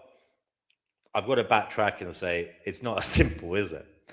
Because sometimes it is about influencing those around us, and even those, in lower tiers in society, because it is sometimes about getting as many people talking about a subject, at least, and even yep. sometimes argument is good, even robust argument online. But the problem is, I'm being practical. I'm talking about energy expenditure. As an individual, you only have so much energy. Where are you best putting your attention and energy in Well, okay, society? but this is the thing though, because I think they set up a certain system to make us think that if we go to these politicians, to these certain leaders, that we're gonna find change. But in reality, that is a lie. That's an illusion. Like in reality, it's what they tell us is how things are is not how things are. The people in power are puppets. The people in power are puppets. So you believe in kind of this deep state thing, or there's secret societies running the shop? I believe that money talks. Like that's been the name of the game for a long time. Whoever has the most money makes the rules. Like literally, if you want to be a president, why is it that we're talking about the land of the free, right? Where there's no racism. Why is it that all the presidents since the beginning of America have been white except for one? And then you're trying to say there's no racism, there's no corruption, there's no hidden agenda. I haven't got an answer for you, but we'll have to think about it. Ragnar says he had no influence until he healed himself, and he made testimony by walking the talk. What the Story fuck? time with Lise says, be the change you wish to see. I mean, that's another way of looking at this. You can't really change other people's perspectives, in totality. But yeah, you can try and ensure that your energy is being utilized so that you walk the right walk, and hope that in doing so, you inspire others to do the same. Yeah, I would want to say I don't think we could change people's perspectives, but just by living the life we want to live, we could change somebody's whole world just by interacting with them. Because yeah, that's it. That happens. Like you interact with somebody, your whole world changes. Hello to Skyworks. Hello to all of you. Dirty Low Life says they'll be on in a moment. Point on the spectrum. Do come on. Point on the spectrum. Do come on. Almost It's been a while since Point on the Spectrum came on the show. We really would like to see you on here. Can we get Ragnarok on here? He's got some brilliant banging. Yeah, he'll be on in a while. He said he's trying to. Oh God, the famous Vegan Equilibrium. You hop back on. Did you want to say something, Vegan Equilibrium? I don't know. I was kind of triggered by what Chick P was saying. Oh, right. Really? So go on, tell me. I don't actually want to talk about that, okay? I don't know what to talk about. No, I tell you what I want to do. 1 second. The topic of the show is how to live in a world where no one really agrees. Yes, Vegan we Equilibrium, and I want to ask you both, how can you live knowing that you both don't agree about this? I mean, what is the outcome here? There is no. What does it make you want to do? Because consider this, you both have to sit down with people who aren't even vegan. And they may be close to you in your family or at work or whatever. So what is the point in you both fighting publicly and being enraged when in our private lives we can't even change minds? I'm just asking, this is something worth thinking about. Go ahead. Grumps, according to vegans now, and according to Noodles, I am no longer a vegan. So I'm the one that's been out on the bloody streets arguing and fighting about all this for years when I was young. I'm the one that hasn't had any meat for, since I was a little girl, or milk or anything, but I'm not a vegan. Just because I happen to feed a carnivore. I've heard some people say you should just let the cats go. I was going to say about time you missed it. Oh wow, no, JP, I've heard people saying that. No, I'm not saying you should. I'm just giving another spanner in the works. I heard a vegan say that to me once. All the love I that makes no sense. Cats are capable of living in the wild. Let them free. No, they're not. Not in the city. Really. That doesn't make any sense. My cats are free. Two of my cats have walked away from our family. They just got big Toms, and other cats have come in and they've just walked away. We haven't forced them to come back. Well, my cats love it with me, and they all come home. They all go outside and play. Well, they chase mice. They run around up the trees. Do me a favor, give them an opportunity to go away and see if they come back. Some people smother people. Going back to the point here, you two are at each other for this, and I can see why. Not me, is it? No, not you. For once, not you, Grezzy. For once. But what does this say in terms of the topic of the show?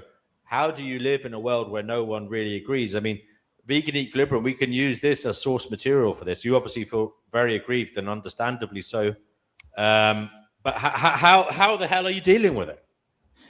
You said you got triggered. You said you got triggered. Tell me about that. This is a great example, guys. This is real-time example of this matter. This show is basically family therapy. Yes. So thank you for that, DNW. Thanks for being a good therapist. Anyway, how do I deal with it? I mean, literally just by what I just did.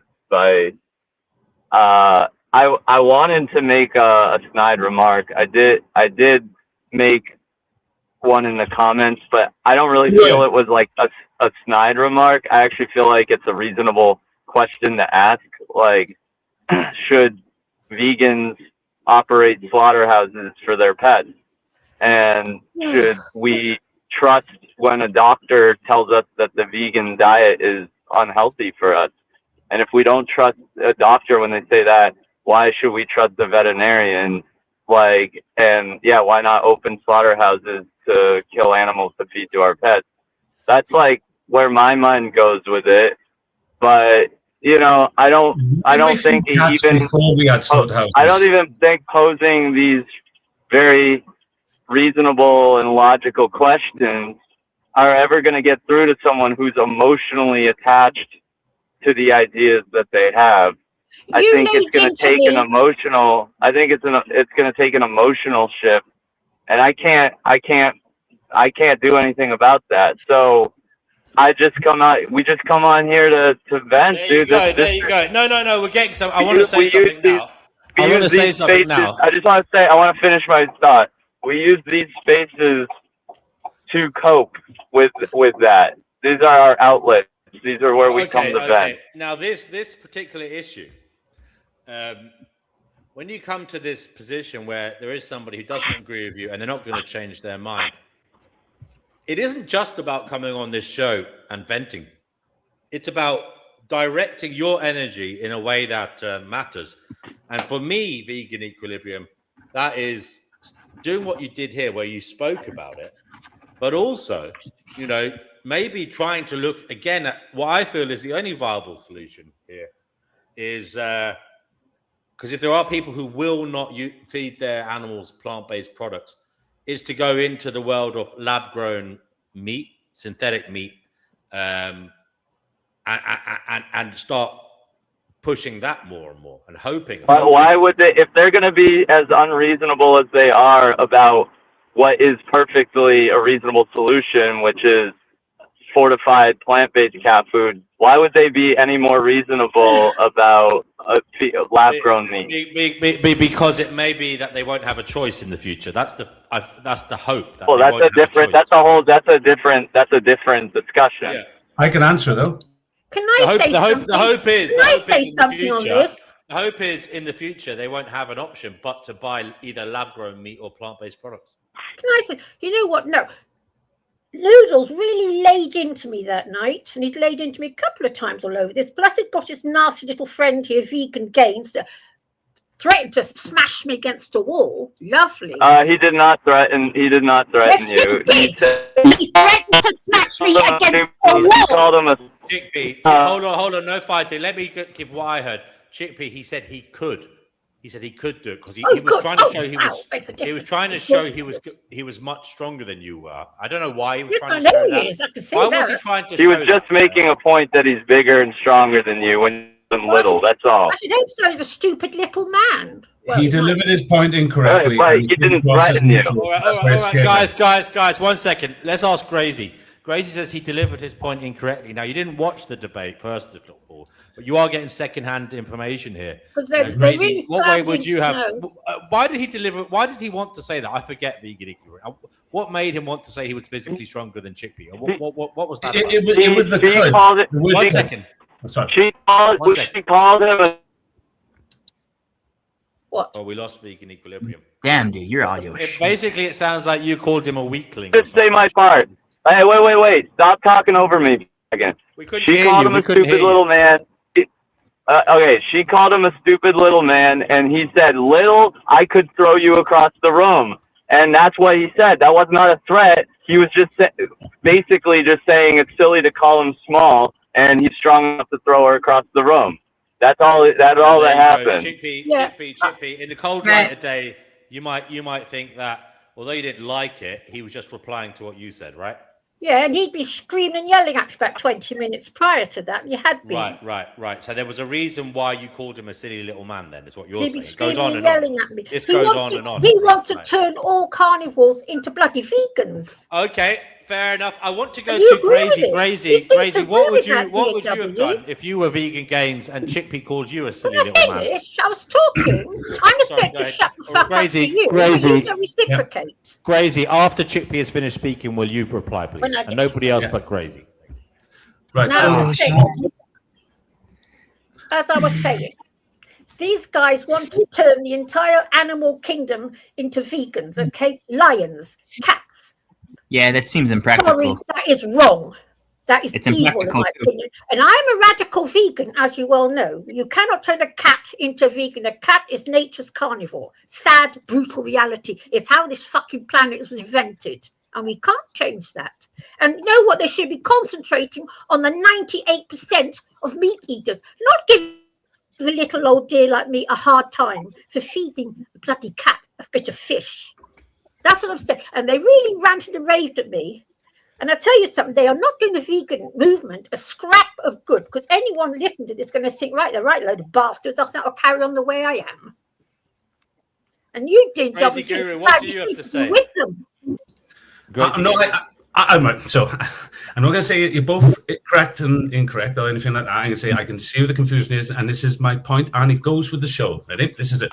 The word "could" was the qualifying word that was the neutral balance between all this that made it seem that basically it turned the whole thing, because of the context and everything, that word "could" made the whole thing be allowed to be taken out of context, because it neutralized it, because it can be seen as, because of everything, that he was saying, I could do that because, I'm a big guy or something like that. I could do it as in that sense. But when you do it with emotion and things, because you use the word "could," which is a connotation, you're not actually, like my son says, you could do that. I said, no, I couldn't, because I wouldn't. Yeah, but you could do it. No, I couldn't, because I have empathy. It wouldn't allow me to do it. Because he thinks, because he's strong enough to do something, like hit a woman or something, he could do it. And I'm like, yeah, but haven't you got empathy to stop you? So it's the word "could." It messes with, because then what it can do is, if Chickpea doesn't understand what he means by the word "could," and clearly from what you guys said, he roughly said, if he said it, then she's going to see that maybe because of the thing as, love, I could do that to you, you don't shut up. He didn't have to say it. The word "could" can imply it in someone's imagination, the demiurge, and that's enough, because he should understand also that this is a lady from a different era. There's also this whole intent. He obviously understood there was emotions involved, and there were certain threats coming from it. I mean, if you're going to take threats of Chickpea, that seriously, I mean... Yeah. I'm just saying, gentlemen, but that word "could" was, not only was his response immature, like me the other night, yeah, we can all make mistakes, obviously, I'm not going to quote him. And I don't believe he meant to hurt at all. Of course not. The NW wouldn't stand for that if he thought that. But it could, from Chickpea's point of view, which is the whole point of the show, she could have interpreted that all because he used the word "could." When he could have said something like, my love, I don't want to meet him. I'm a big lad. I'm not threatening you or anything, because I know you're here, but like if it was, if it was just in, as a test, I could pick you up, but he didn't. The way he said it, it can be taken either way. And that's what I mean by words. And it kind of goes with things. Does anybody agree? Yeah, but crazy, what I'm saying is, okay, I am an ex-member of the animal rights movement. I worked at it. I gave them money, okay? I was, okay.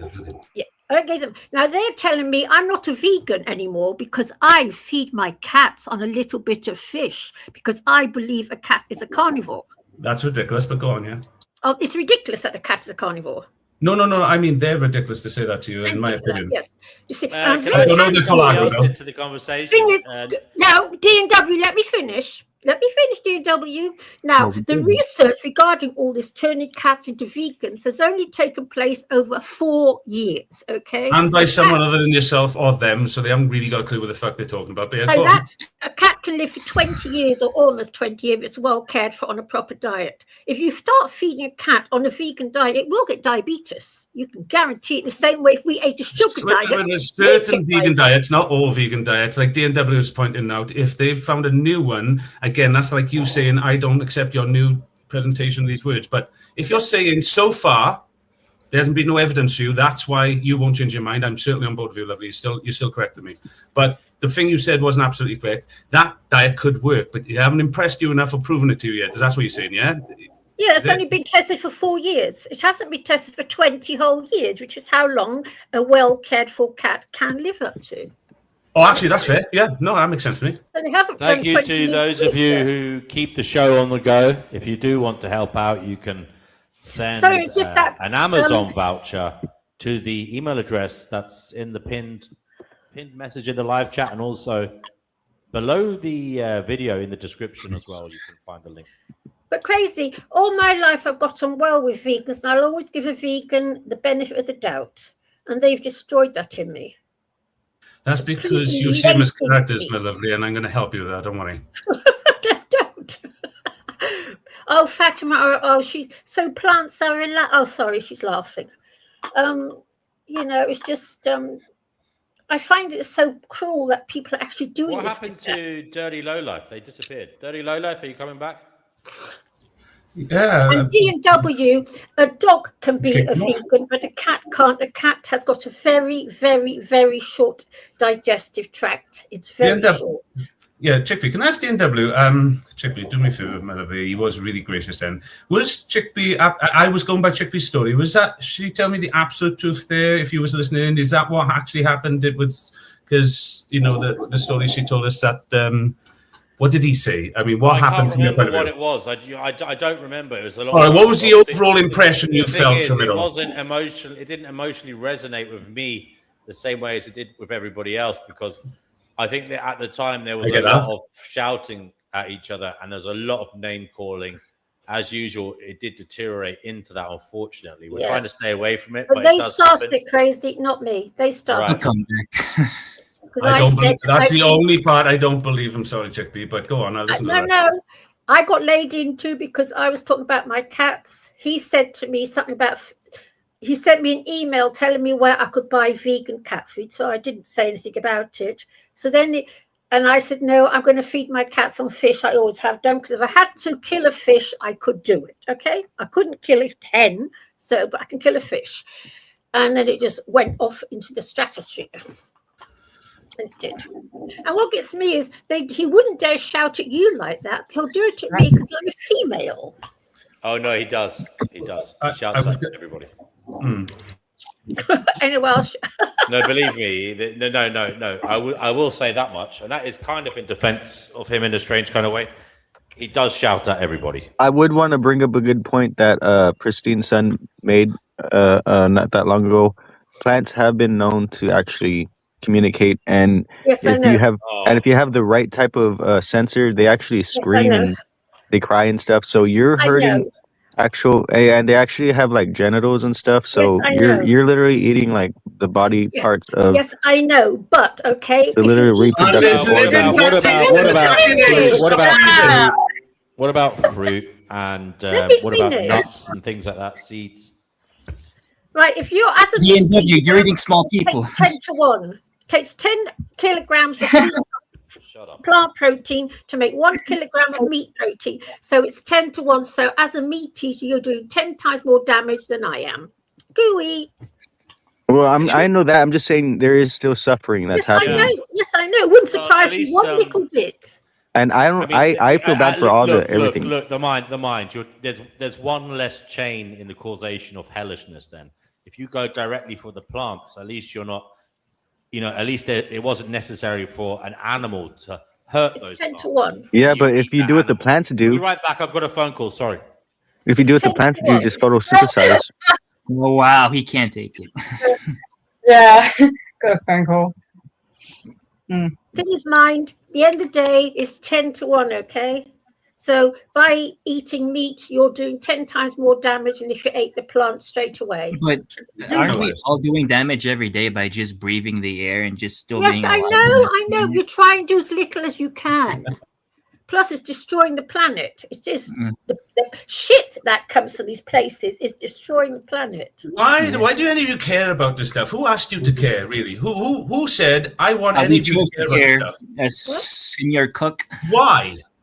I want to know why. I'm not saying you're incorrect or wrong. I'm interested in why did anybody here choose to give a shit about any of this stuff? I'm interested. I've always cared. I've been a vegan since I was a little girl. Thank you, but why? I don't know. I was 7 years old and I thought, what is this on my plate? How did it get to be here? Blah, blah, blah. And I've been at it ever since.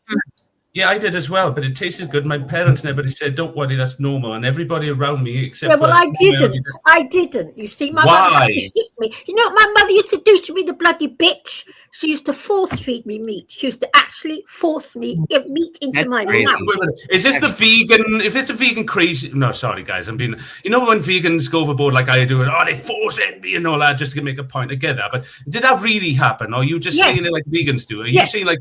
Can you explain a bit more detail if you're okay with it? She force fed me. She forced him. I had 8 months in a psychiatric unit recovering from the bloody shit you inflicted on me. 8 whole months. Okay, but that's another subject. I'm sorry that happened. Don't worry about it.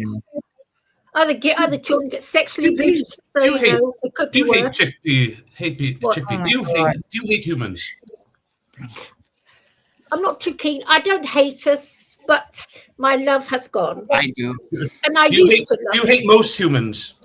I said I don't hate them. I'm indifferent. I'm indifferent. Oh no, okay, that's fair. Sorry, I wasn't listening. All right, so indifferent. Can you explain what you mean by that in more detail then? Because indifferent is a bit vague, isn't it? Indifference. Well, I don't hate humans. I don't hate anyone per se, but I think we're a nice species. And I'm indifferent. Come back, Penny. Do most people care about other people? They don't, actually. That's a lie. Because if we were sort of loving people, we wouldn't have the disgusting behaviour that goes on all over the place, and we wouldn't have it. And I've never done these things that I read about in the paper every day. I'm going to answer if everybody thinks ready. That is true, but we wouldn't see it if the opposite also wasn't true. It lost me now. The opposite wasn't true. No. What I'm saying is, nice things. Yeah, if there weren't other people other than that, like say it might be true up to 99%, but so long as there's 1% of people who are looking the other way, there must be.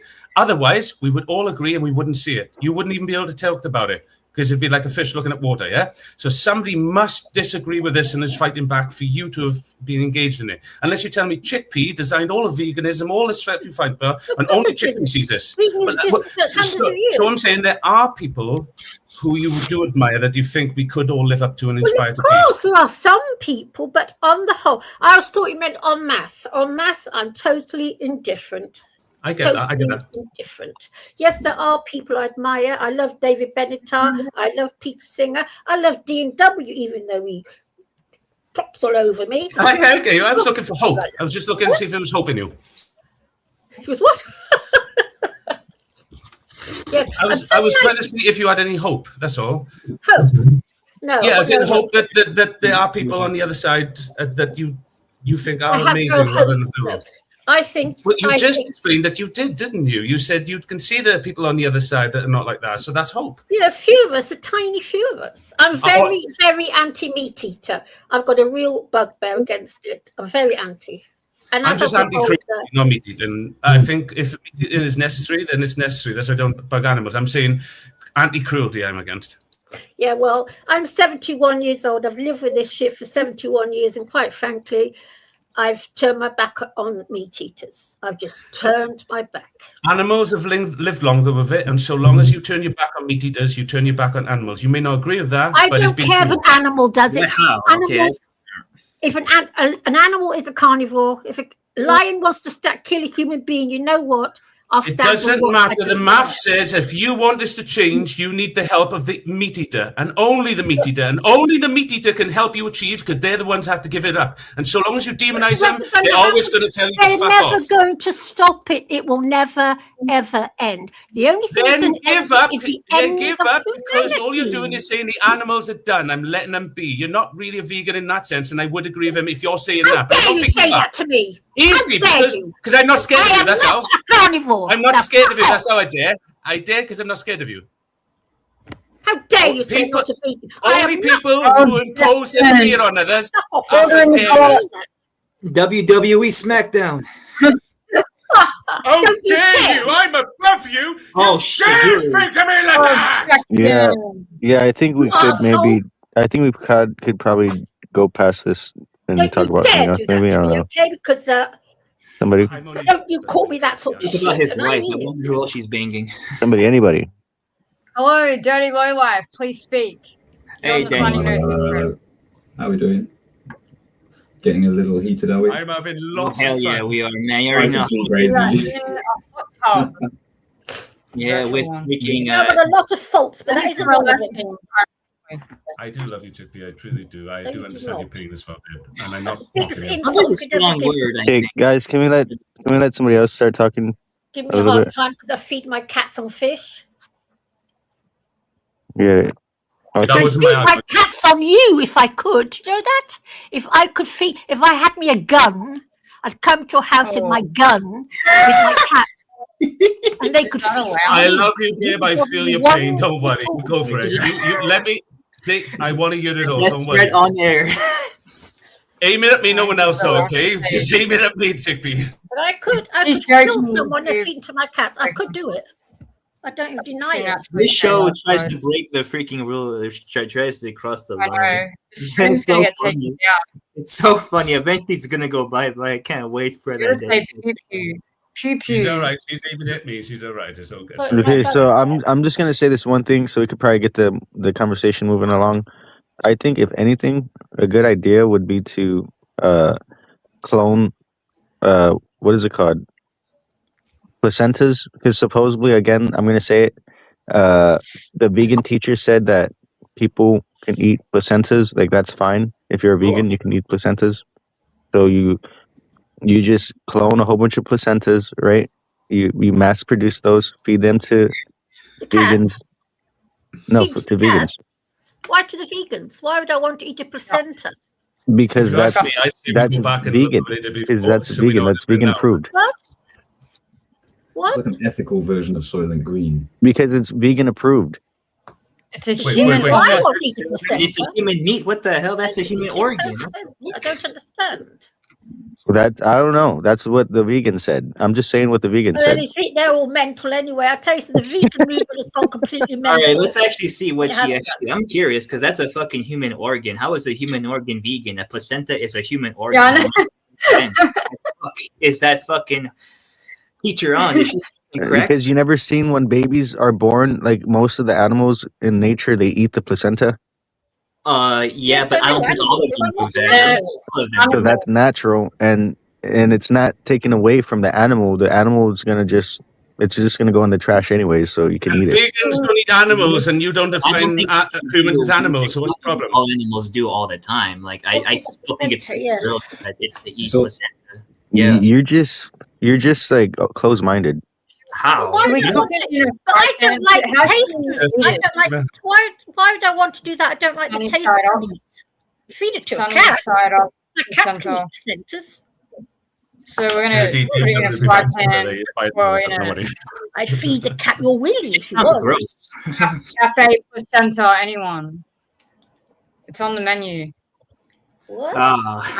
Hey guys, that's all. We've all been chatting a load of crap lately, and we haven't given Dirty a chance. Can we give him a chance for a minute, and we all take a rest a minute? Even me, yeah. Yeah. You mean you Time want out. to breathe? Go. Dirty's up.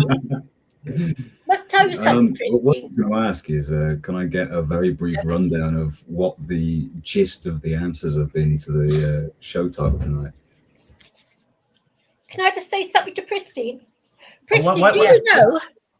Christine, I'm Yes. talking to you. Do you know that comfrey Again, helps your body to produce more I'm- collagen? Yes. Sorry? Can you not talk over people? If you Fat- Well, I tell you what, fat- everybody, let's just give Chickpea an answer. We'll answer Chickpea. Christine, please, we'll all wait, and then Dirty can go. Yeah, Chickpea, please. DNW's not I here, just please. said to Christine, do you know that comfrey ointment causes your skin to make more collagen? Makes you look Oh, younger. I see. Yes, that's all Okay. I'm saying. Oh, great. Okay, thank you. Are you saying that's she's something saying you look not have old. written in the chat? I swear, Dirty, please go, brother. Well, yeah, thank you. You I look, it will really look does into that. actually. I've really noticed it. Yeah, Okay, comfrey ointment. So My what are the own answers been to the show title?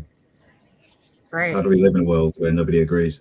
Yeah, that's the original topic. Oh, Yeah. DNW's back. Thank God. I need Has to there pee. been any good answers yet? Not really. Don't we just cease to exist by Yeah. default? Apparently. Yeah, I'm Apparently too we- autistic, so I can't pay attention to the conversation. Oh, really? Are you? Was that a joke?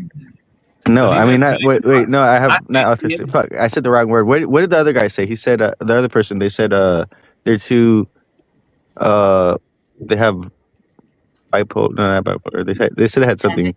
You don't even remember. ADHD, yeah, I'm too ADHD. I can't focus on the conversation.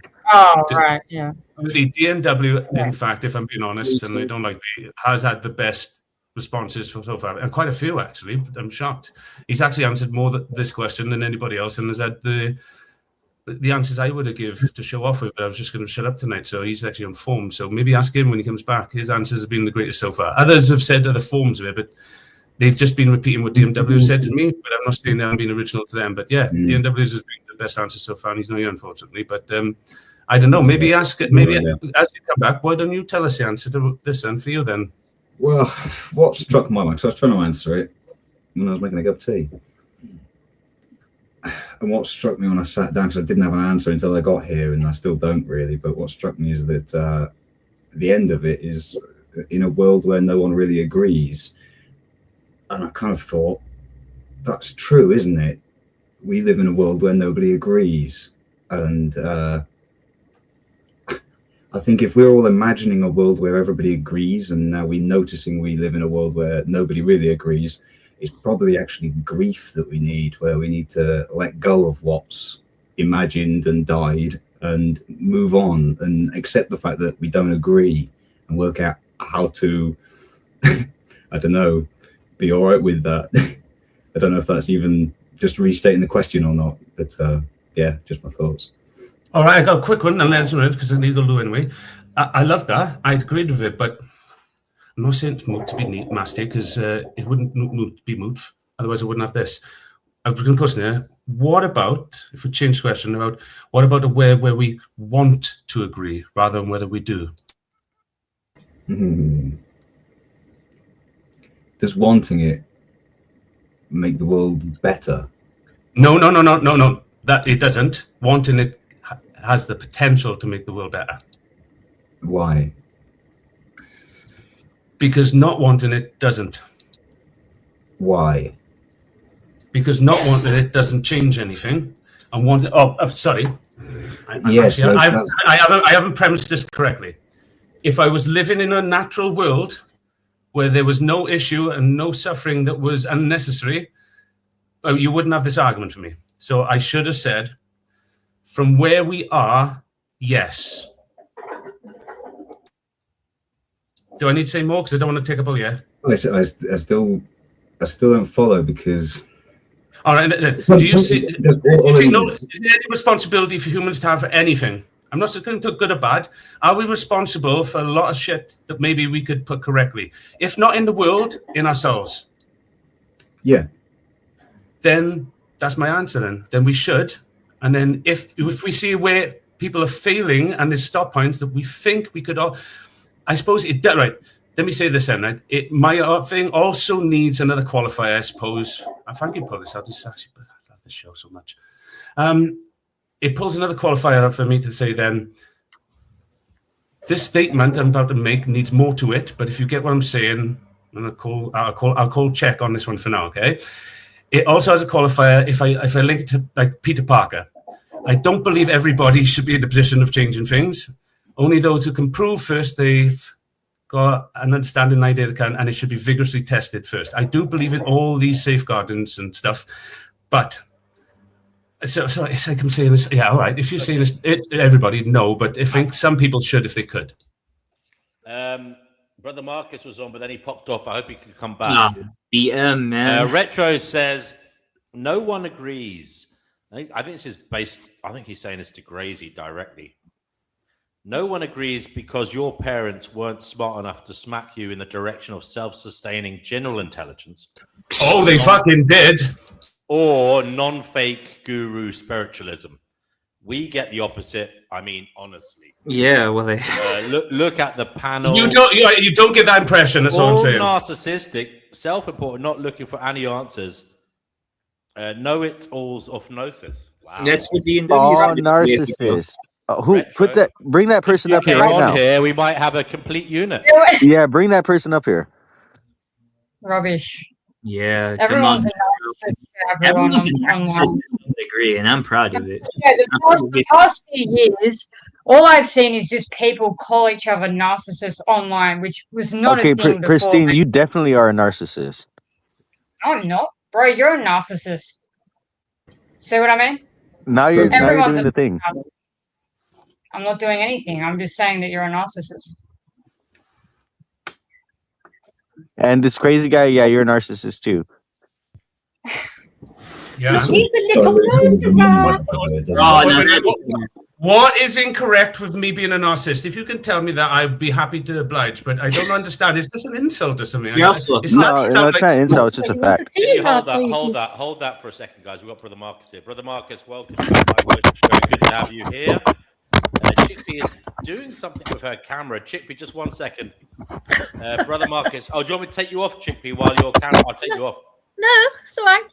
All right. Okay. No, Sorry, I didn't mean to voice that. I was just showing Crazy, the little murderer that lives with me. He's not a murderer. He's an innocent. Okay. She likes to go out to play. Yeah, something's over the camera, babe. We couldn't see. I don't know what it is. She likes to go out to play. Clean it, you dirty bitch. What's going on? Oh, sorry. Right, guys. Brother Marcus. Here she is. All right, we'll get over this hurdle. I'm going to make this one big so everyone can see the cap. Which one's that? This little girl is a killer. And she likes to go outside and kill. Can I ask, are we looking at Chickpea's pussy here? Yes. No. That's Daisy, my little killer girl. Brother Because you know what? I was told, Crazy, that I was wrong to let my cats go out to play. And You have never been wrong a day in your life, my darling. And wrong to let them hunt mice. You've never been wrong a day in your life, and if they think, that you're out manipulating and controlling them cats, then you've probably got that syndrome that all these other people got when they get married and they don't let their wives do things, or they do things, you know. Brother Marcus. Ownership. That's ownership. Okay, guys. I think the host of the show is trying to talk to somebody right now. The host of the show is trying to say something. Lock my cats up indoors. Hello, guys. Okay. I'm muting you now, Chickpea, for a second. Brother Marcus, save us. Brother Marcus. Brother Marcus, the topic of the show is how do you live in a world where no one really fully agrees with you on anything? Is this something that you have thoughts on? If so, please share them. And maybe if you have any advice for people who are finding it difficult, do share that as well. I came here to address a certain comment, and it kind of ties into holding space for other people to disagree and agree. Can you hear me, first of all? Yeah, we can hear you. What did you say? Senor Marcus, we can hear you. So if an individual is objecting to another individual saying that they can throw them across the room, I think they're then saying to someone that you disagree with that you will bring a gun to that you could see yourself bringing a gun to their place makes a space not a place that you object to. Yeah, I disagree. I'm confused. What? Sorry, did I I'll be back, sorry. guys. I You object. have to sort this out. You have to sort this out amongst yourselves. Go ahead. Oh, I'll be shit, right here we go again.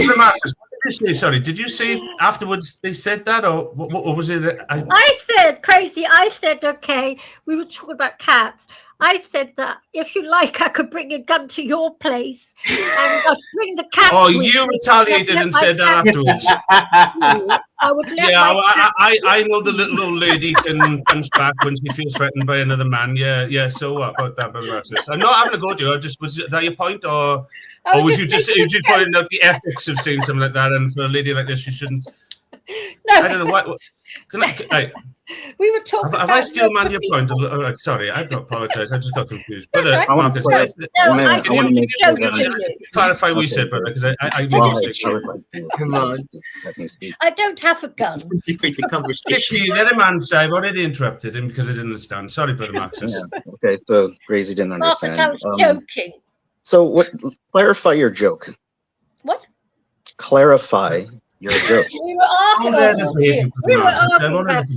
about animal rights or something, and so I said to him, we were talking about my indifference towards the vast majority of the human race. I've told you I am indifferent to vast majority of people. I've learned that in my 71 years. Okay, so I said to Crazy, I mean, I'm quite capable of coming to your flat with my cats and a gun and feeding you to my cat.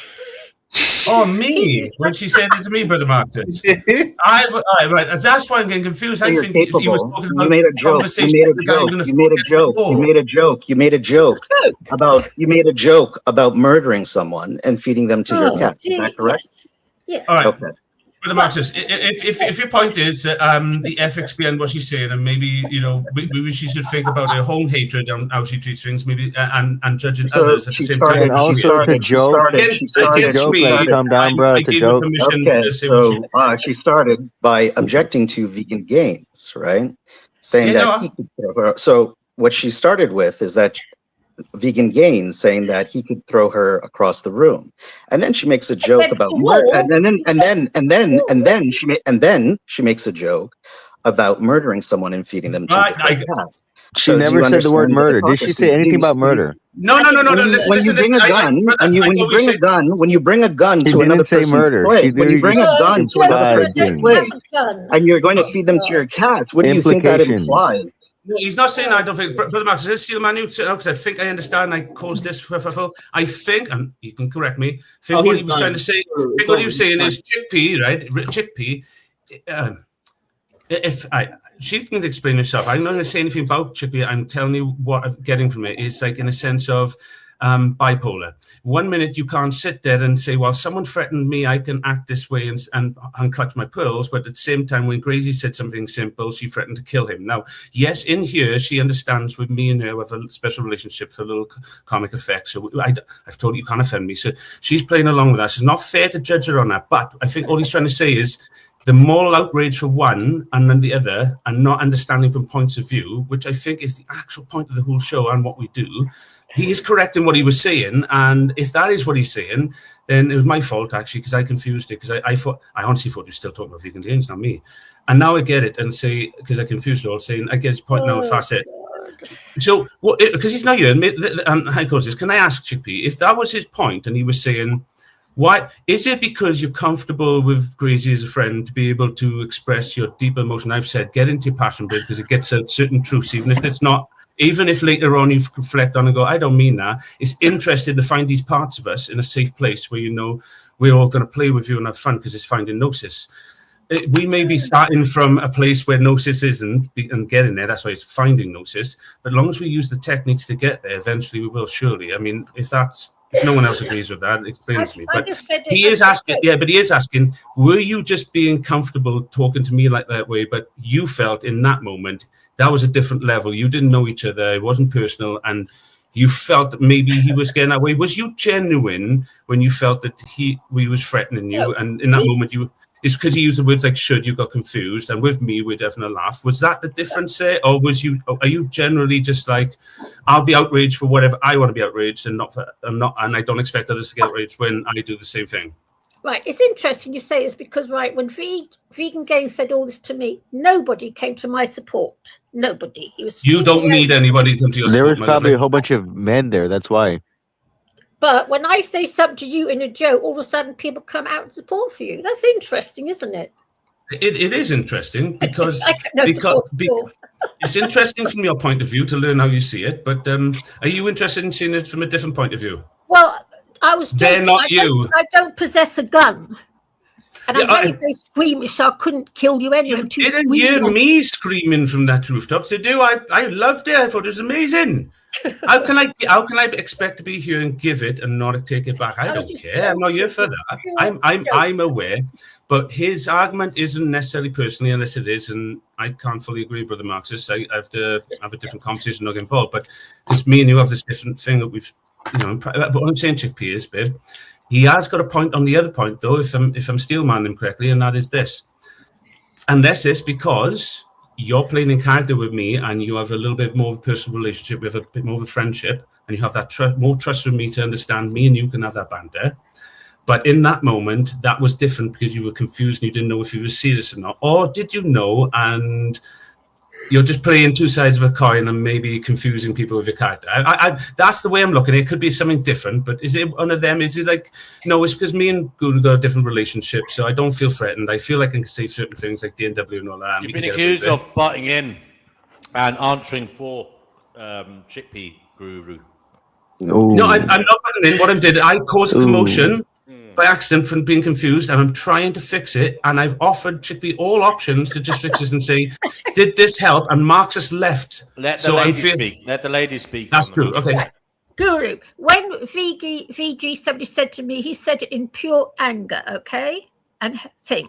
Whereas when I said what I said to you, I was giggling and laughing about what I was saying to you. Because we have had discussions on here, and there's actually a tape of me somewhere saying that when push comes to shove, say we come to the end of the world, okay? And there's no food for my cats, right? I could feed. I love my cat more than anyone else in the world. My cats come first. And if push comes to shove, Marcus has heard me saying I could feed a human being to my cats. If push comes to shove, it will never happen because by that time I'll probably be dead anyway. If there's no food anywhere, I should imagine. I just said it all as a joke. But yes, people know I prefer animals. All right. So what if we ask Brother Marxist to come back in now? What I mean is, yeah, I get what you're saying. You're seeing it from 2 points of view, right?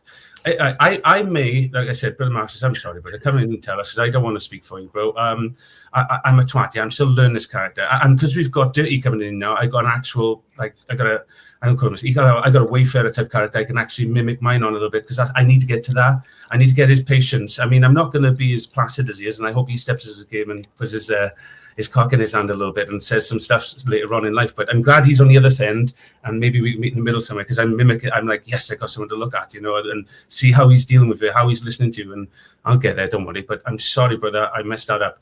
But what I think I did is I mixed something up, and then I tried to fix it by asking Chickpea if it was just the fact that we've got a little different connection. So she did go into a character, and she was giggling. She don't take it too seriously, and that was serious. Now it's confusing. That was like DNW the other day, play anymore, and watching what people said. And it was great because even Dirty came in and gave his honest opinion. Said, "Yeah, you played me. I didn't know what that was like."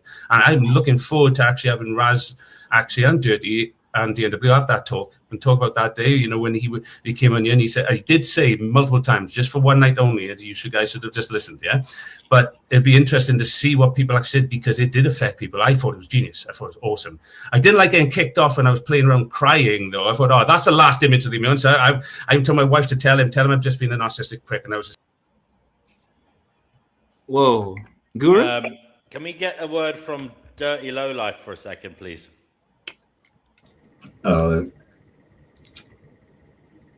DW, I've been told to ask you what your answer was to the show title. Oh, in gist. As usual, you can twirl this around, and then you get to this point where you have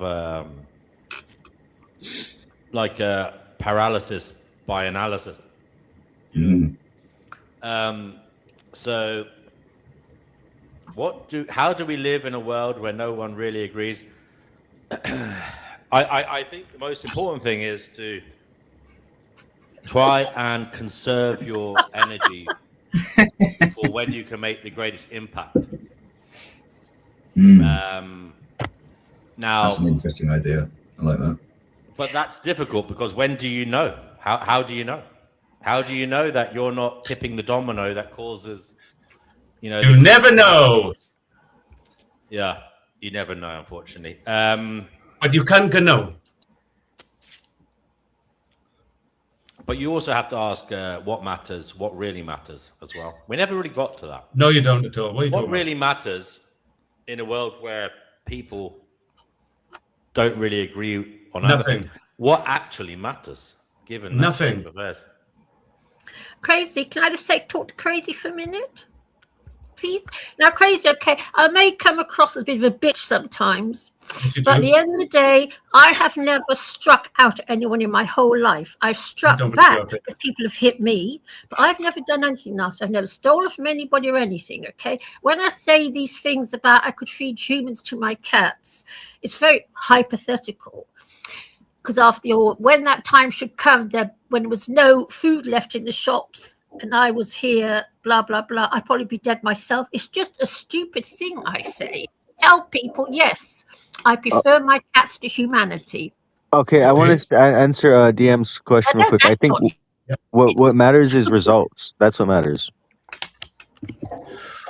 I don't act on my hatred, Guru. It's not hatred, yeah, it's but indifference. What results matter? Hold on, what results matter? The results, because if you want to, the results you want, like in life, because if you want to do something, you need to see there should be some end results and the things that you want to do. That's to you as an individual, but I'm asking objectively. Are you saying outcomes? Are you saying outcomes? I'm asking what matters. Zooming out, what matters in a world where nobody agrees on anything? What actually matters? Well, I like that. I like outcomes. What matters is your ability to make your will come about. I think paradoxically, that which matters most is the immaterial. Oh yeah, that's true. That's a good one. Perhaps in a world where nobody agrees on anything, what actually matters is allowing a landscape where people can compare and contrast ideas, and there is freedom of expression. Because the actual ideas will win out in the end, hopefully. DW, can I say something? They may not, but if nobody agrees on anything, the best thing we can do is put everything out there and hope for the best. DW, can I say something, okay, to all of you now? May the best man win. DW, I've been in the armed forces. I was dragged up in the armed forces, and I've been in the armed forces. And people, when they're told to agree on something, they will agree on it if their masters tell them to. Okay, I've seen it all from my own eyes, scraping and bowing to their senior officers. I did it myself. Be quiet. I beg your pardon? No, I didn't think so. You know, people, we only fight now because we haven't got a master saying to us, now, be good peasants, pick up your guns and go out and shoot some Germans somewhere or some whatever somewhere. Chippy, you know you said fight, Chippy. Do you know every time I started fighting, God walked away from me and I started losing. All right. He said you're trying to win, so I'm not helping you. I will never help anybody who tries to win. So what I say is I do agree with the fight, but in rebellion. See, everything is all in equilibrium. If your fight, as you call it, is just to return balance, not to how you see it, but how it is. Just, that's your test. And yes, there's a lot of questions there and being nuanced about it, but I'm just saying, are you talking about rebellion, not fighting? Like, not to compete someone up because someone convinced you to. Like, you're in the moment, in the present moment for something real. Is that the fight you're talking about? Or you really mean go and fight like you said you wouldn't do earlier? So have you lost me? I'm just talking about people, we pretend to all be disconnected, but when our masters say to us, right, you all connect now, like, you must know about the Battle of the Somme. You must know about that little horror World story War where One. all those soldiers Yeah, went and killed each other, World even War though One. they were partying the night before. So, we just do as we're told. We're just lucky enough to live in a world where, for now, we don't have I to. agree you do, I don't. Sorry? I agree that you do, but I don't. What? Because you keep saying we, and it feels like you just excluded me, which I know you're not. So I'm sorry, I saying just said we. I agree with your world, but and you're going through that, and you don't have to, but I'm not. No, it's like I said, I have been in the armed forces, and I was brought up in the armed forces, and I have seen how obedient and submissive the masses are when they're told to be. And they all do it collectively as a collective. Nietzsche said that Hey, the human is the DMW, most I'm working on. domesticated animal. Sorry, what did you say? Nietzsche, Yeah, just that the human is the most domesticated of all the animals. Yeah, it can be. I It read can be. too. When we're told what to do, and I've seen it in my own eyes. I saw the first 70 years of my life, I lived on army camps, then I spent another 4 years living on navy camps, and I have seen how domesticated and subservient and obedient the human race really is, myself included, because for 4 years I went along with it too. I was going to say, I see it myself. I don't know what to make of it all crazy. That's why I come here, because, I'm scared in case I reincarnate, which is why I'm looking for Gnosis. You reincarnated? Do you remember? I've been here before, yes. No, I mean, do you remember? Not you, not anything subjective, but do you remember anything? Back in the 80s, I went as a hypnotherapist to try and quit smoking. I discovered, to my utter horror, that I existed before I entered my fetus, and I was in a blue place, and I watched my own conception. I watched the cells dividing, blah, blah, blah, blah, blah. And let me finish. It was all a weird thing, okay? And this fetus kept growing and growing. Then I went into it, but my mother, before I went into it, I put a V on the forehead because the forehead was collapsing. But my mother told me I was born with a big red V on my forehead. So what I learned was it V or a D? A V. You are phony and you're full of shit. You are full of shit. Oh shit! And you're a phony. I accidentally let it go. Would you? I'm sorry, this is my fault. I didn't proof. I didn't. Oh, it's a newcomer as well. I'm sorry. I totally fucked that whole thing. I'm a failure.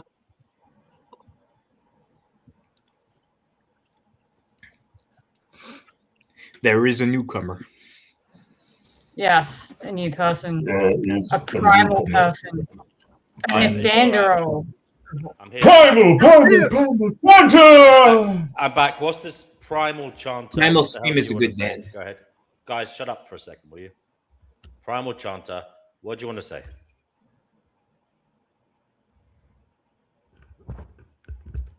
Primal chanter.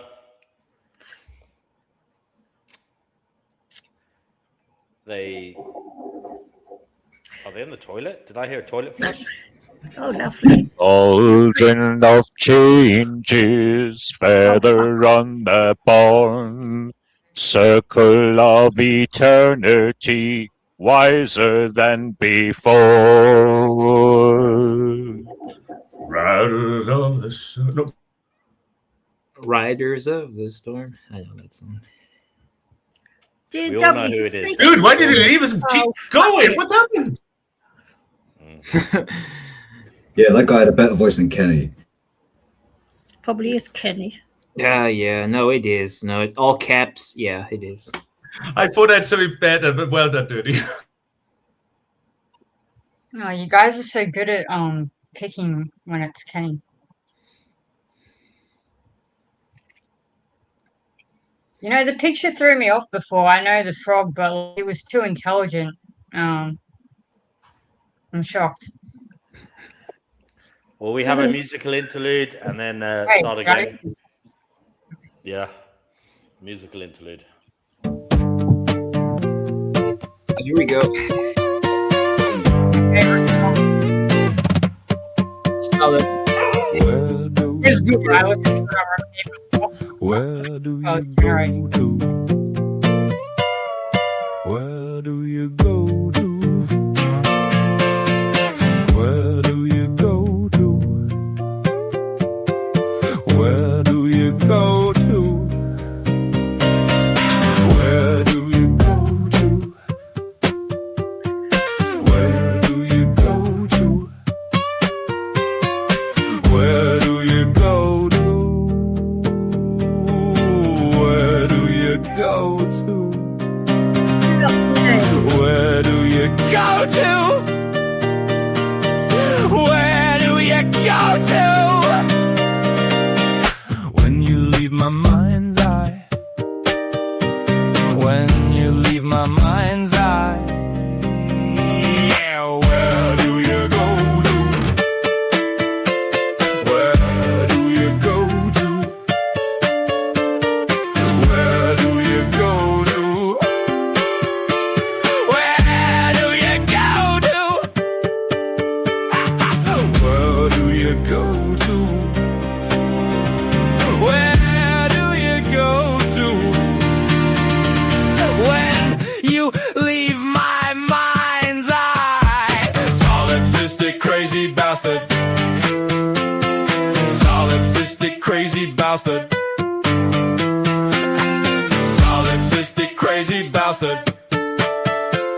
Solipsistic crazy bastard. Where do you go? Where do you go? Where do you go when I close my eyes? Where do you go? Where do you go?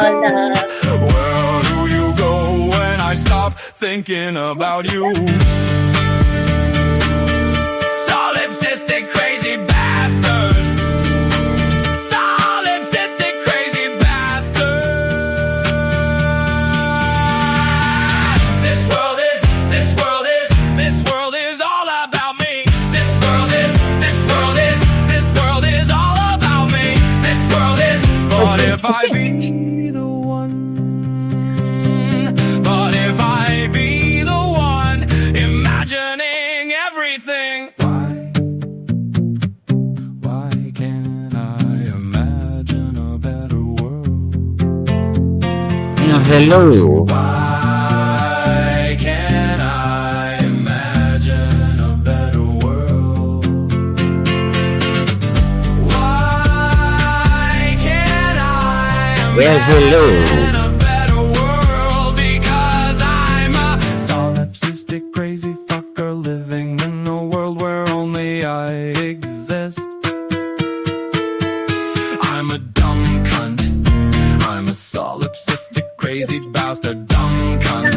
I'm a solipsistic crazy bastard, dumb cunt. I can't even imagine a better world than this. No way, I can't even imagine a better world than this. I'm a solipsistic crazy bastard, dumb cunt. I'm a solipsistic bastard, crazy dumb cunt. I can't even imagine a better world than this. No way, I can't even imagine a better world than this. I'm a solipsistic bastard, crazy dumb cunt.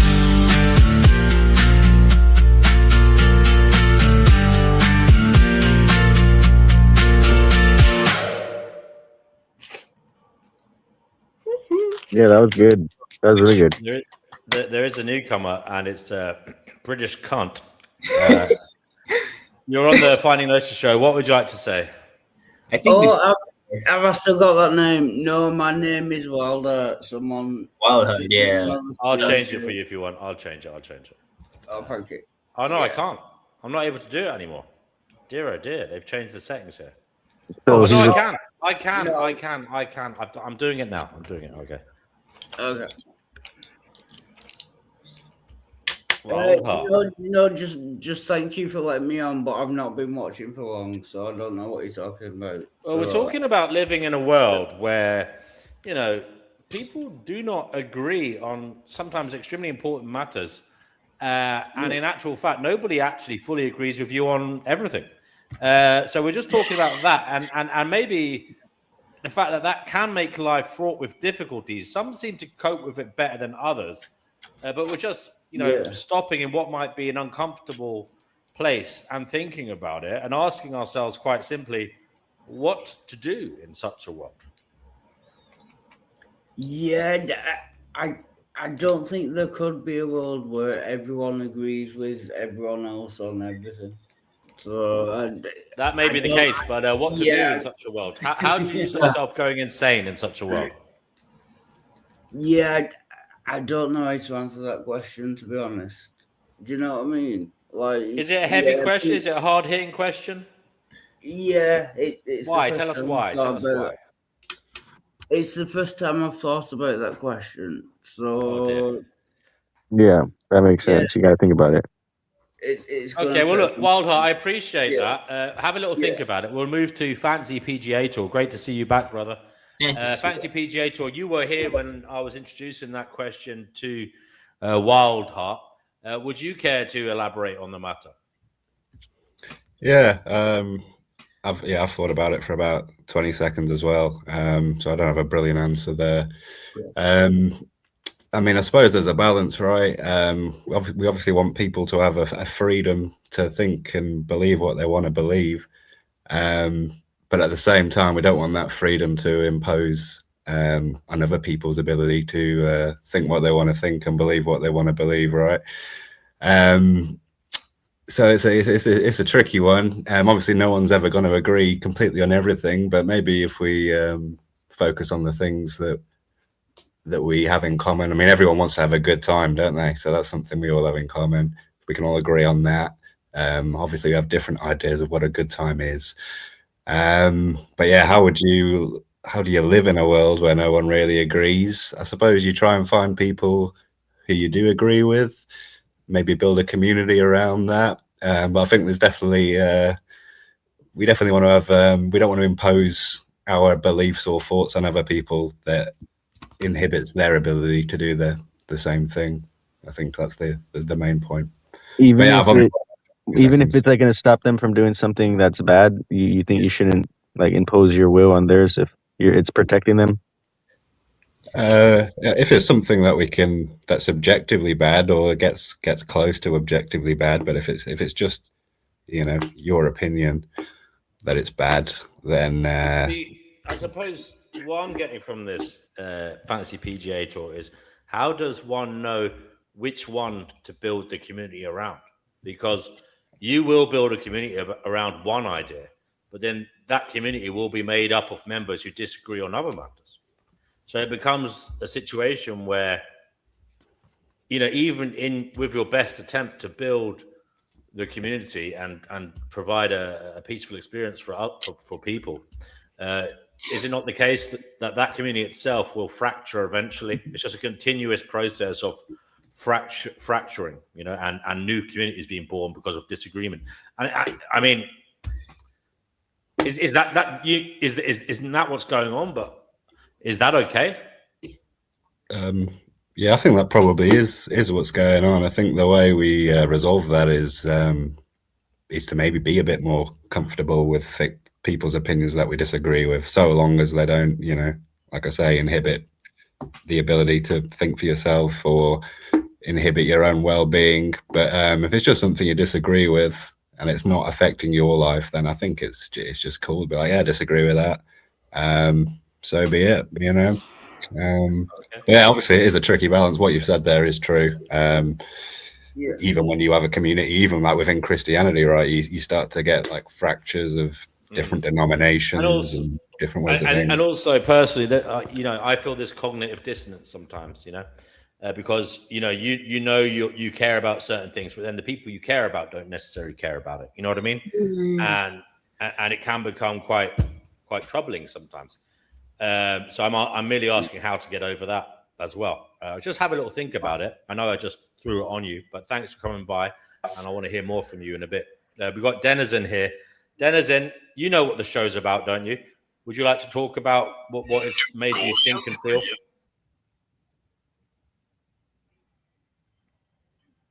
Denizen. We can't hear Denizen, so we'll go to Brother Marcus. Brother Marcus, you're back, brother. Good to see you back. Oh, he's gone. We just lost Brother Marcus. Damn. Oh dear. Oh dear. Oh dear. We just lost Brother Marcus. Sorry. Oh no, he's back. He's back. 1 second. Sorry. No. Walla. Brother Marcus, welcome back. Welcome back. What did you feel compelled to say this time? Brother Marcus. Do you have someone backstage that needs the space? Pristine is there, but she wasn't talking at the moment, so she's happy. We have this agreement where if she's not talking, she goes back and lets other people on. That's what it is. Yeah. Okay. Yeah, I think it's a struggle. That's all. I don't think there's any easy solution to it. Of course. There's part of the thing that can feed your pessimism.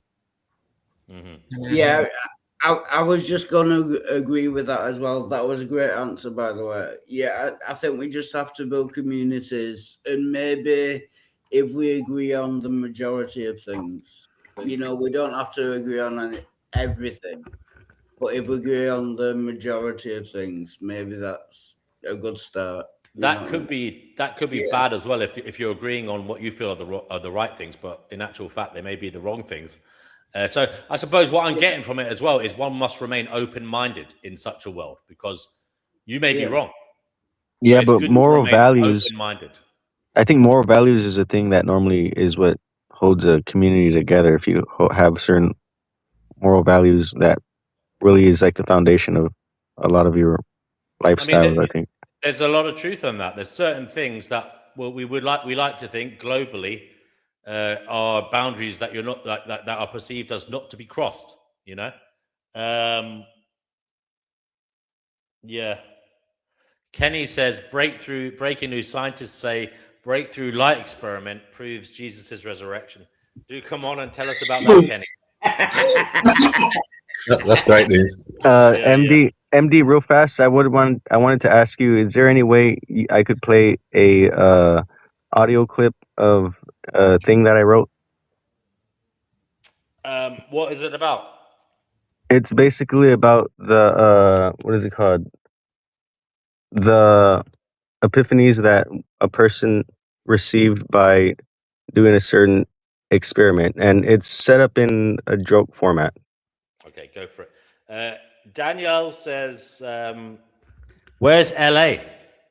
Well, Daniela, sorry. I'm afraid LA is no longer with us. Last time I saw him, he was being carried out of the trunk of my car and put into a very deep hole. Damn. You killed LA. Damn. Okay. Sorry. Go ahead. No, if I said something like that, I would have people ruling at me. Yeah, but that's obviously a joke. Come on. Well, Chicky, you weren't joking. You were gaslighting by saying you were joking. Okay, here we go. I'm starting the thing right now. You were shouting at Gracie. That's what you were doing. And you're the person who objected to that type of space. That's what I was calling out. You know what, Marcus? I've never ever said a nasty word to you. Never been nasty about you. Everything. Yeah, I don't care about you being nice to me. I can call you out on your hypocrisy. Okay. The truth is the truth. The truth is the truth, regardless of who says it. My friends or not. What have I done to be hypocrite? Okay. Can anybody hear the?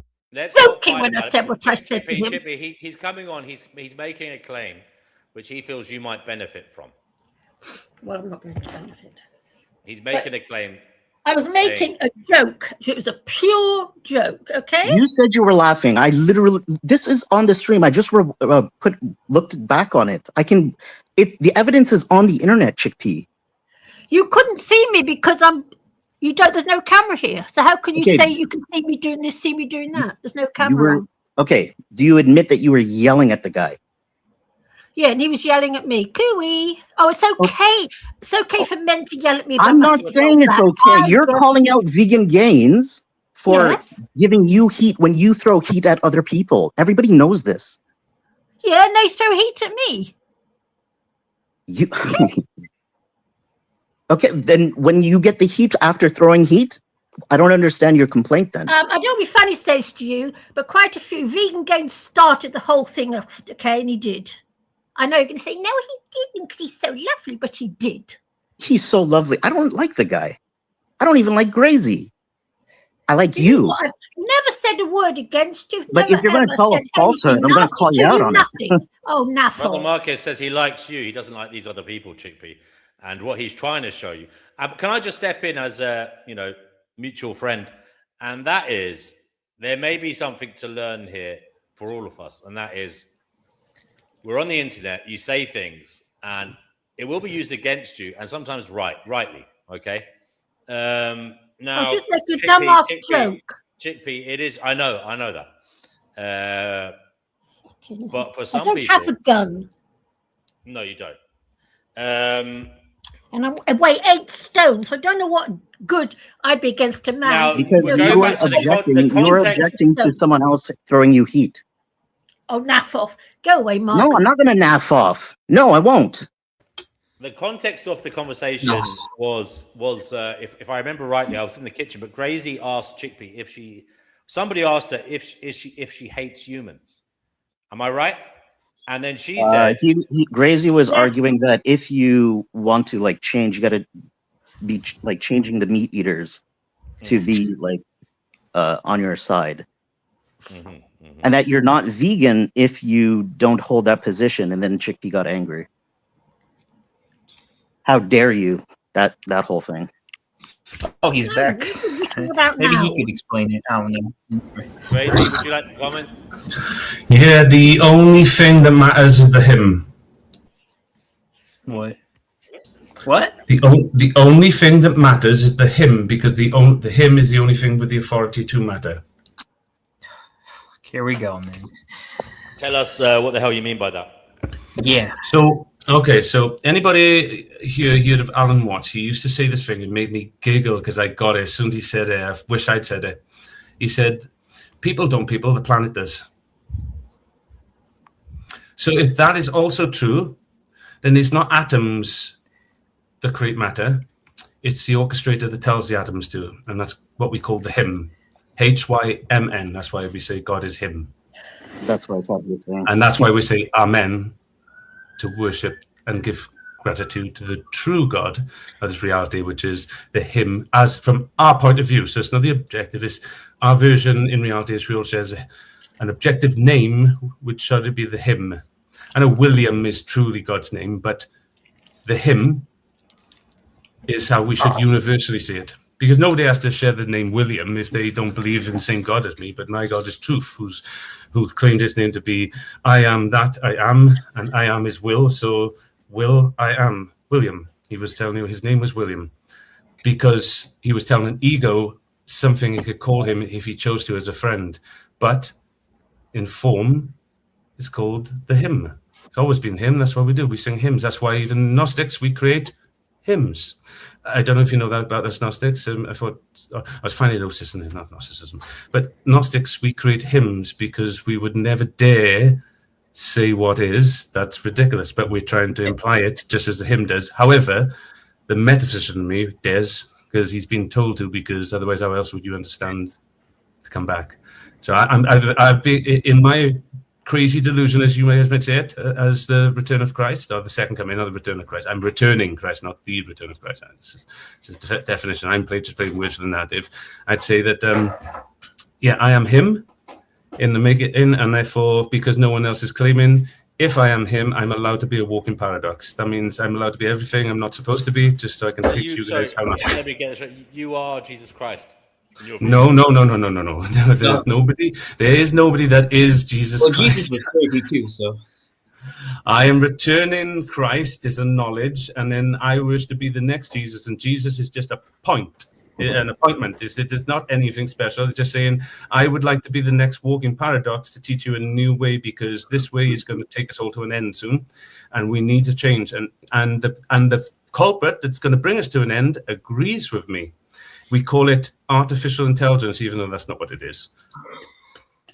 Guys, we should briefly. By the way, where's Denizen? He was here a moment ago, was he not? Yeah, he was here. Denizen, if you're watching, mate, do come back. Oh, someone guys, made we that should compliment. briefly That comment, at I can least, answer it. we should comment on what's happening in the world, and if you got any thoughts on what's happening in Iran or what could be about to happen in Iran, given Trump's statements as of late. Boots on the ground invasion. There is Sorry. no other way to address it. Boots on ground. And it's going to fail for everyone. Yeah. I'd like to pass a bit of comment, but it's in a bit of a different direction, if you don't mind. Okay. I've got 2 budgies. They're adorable. And I've been doing some research, and apparently they can see in ultraviolet. So when you see budgies with amazing colourful patterns, when they look at each other, they see even more complicated patterns than we can see. Budgies? Yeah. And because they can see in UV along with a whole bunch of other birds, there's a theory that the dawn chorus is actually the birds seeing the sunlight before it breaches the horizon. And they see the ultraviolet rays as the first thing to come over the horizon. And there's a theory that they're singing to that pattern that they see. Dirty, do you want to know something cool? Sorry, just before you do it, it reminded me of a hymn, Singing Reality. Please go ahead, Crazy, that's it. Interesting. It was to do with what you said about the budgies, what they see.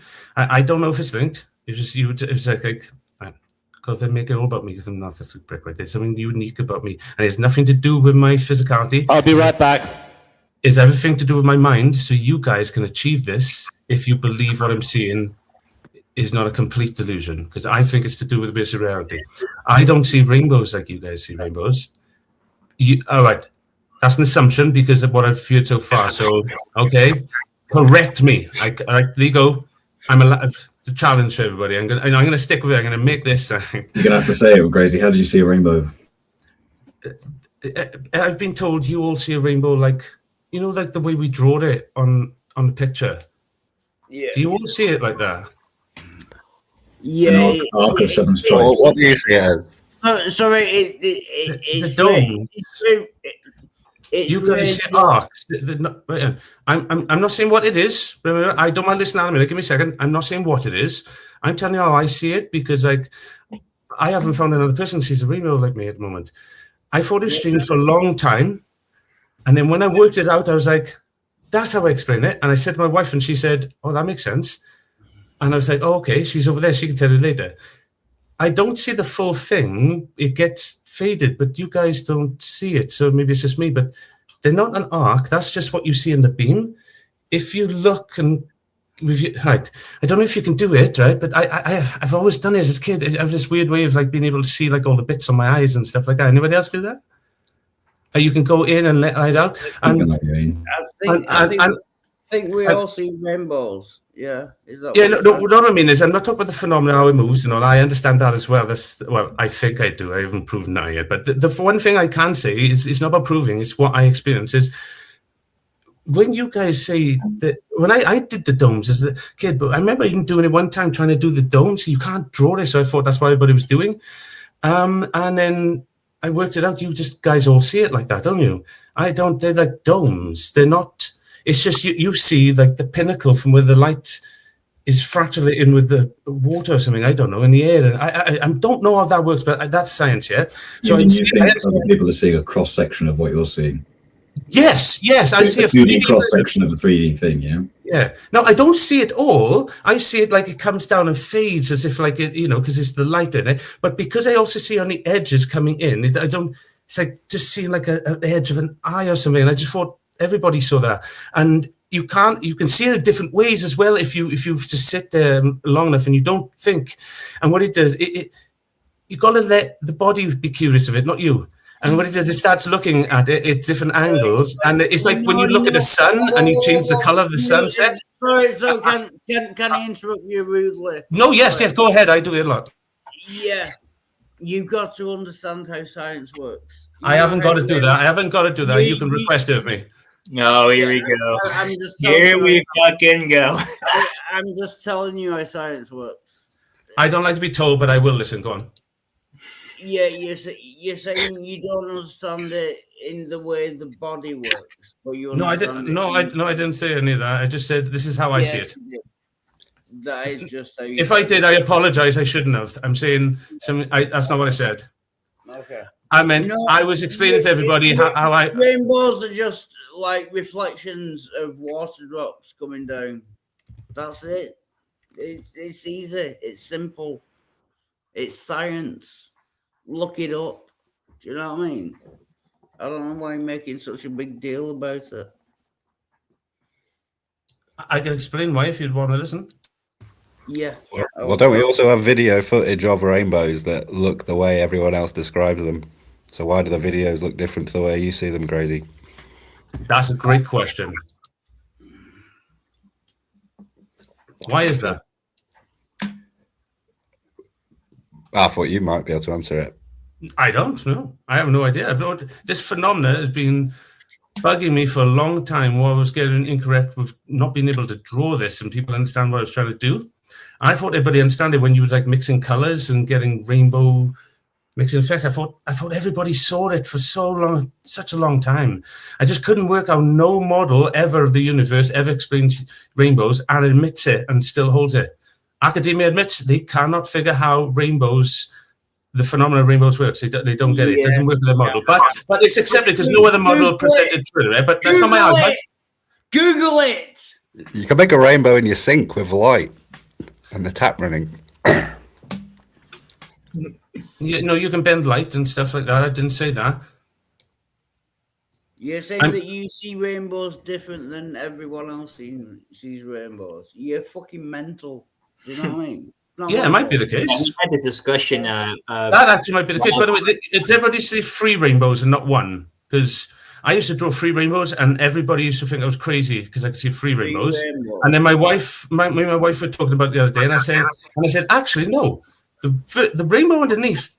That's why the Welsh song says the colour's different. And for a long time, I thought that's what Welsh must be fit because like our Welsh rainbow song goes different to everybody else, and the one we all see, the one everybody paints. Even Crazy. Have you had a colourblindness test? What, sorry? Have you done a colourblind test? I was in the military, yeah. I've had loads of different tests for different things, yeah. Have you got any sort of colourblindness that you're aware of? No, the only weakness I found in any of the tests was my hearing.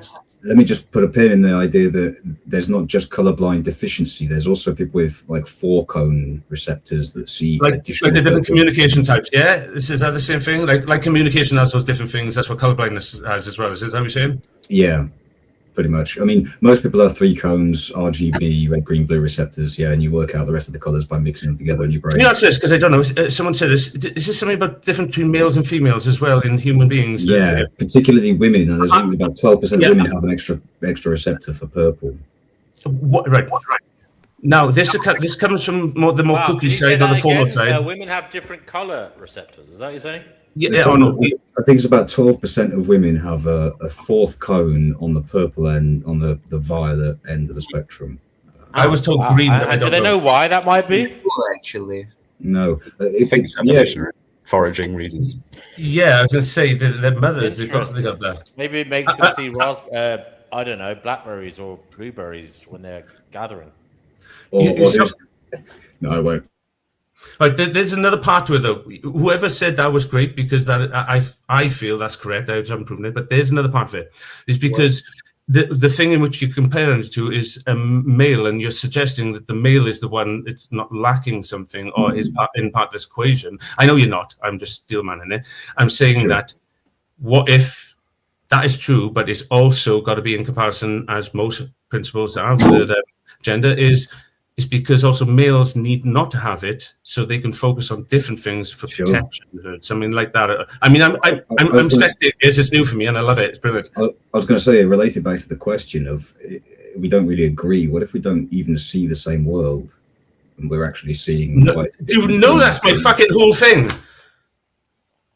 Of course. Oh no, you weren't talking to me. You're talking to the group. Can't shut up, babe. I'm saying it. Sorry, guys. I thought he was talking to me in particular, and then I realised, no, you can take a prick. He was talking to us. Sorry, guys. Sorry, guys. So I've often heard that some of the disorders that are out there have a strange evolutionary advantage sometimes, a lot of the time. Like, for example, someone told me that people with diabetics, their blood freezes at a lower temperature. Yeah, it does. Than Yeah, normal. Do you guys know the most famous one of these that DNW is explaining? And The most also famous one. We all know him. anorexics, that their metabolism slows down to the degree that they're more likely to survive a famine. That's another strange one. Yeah.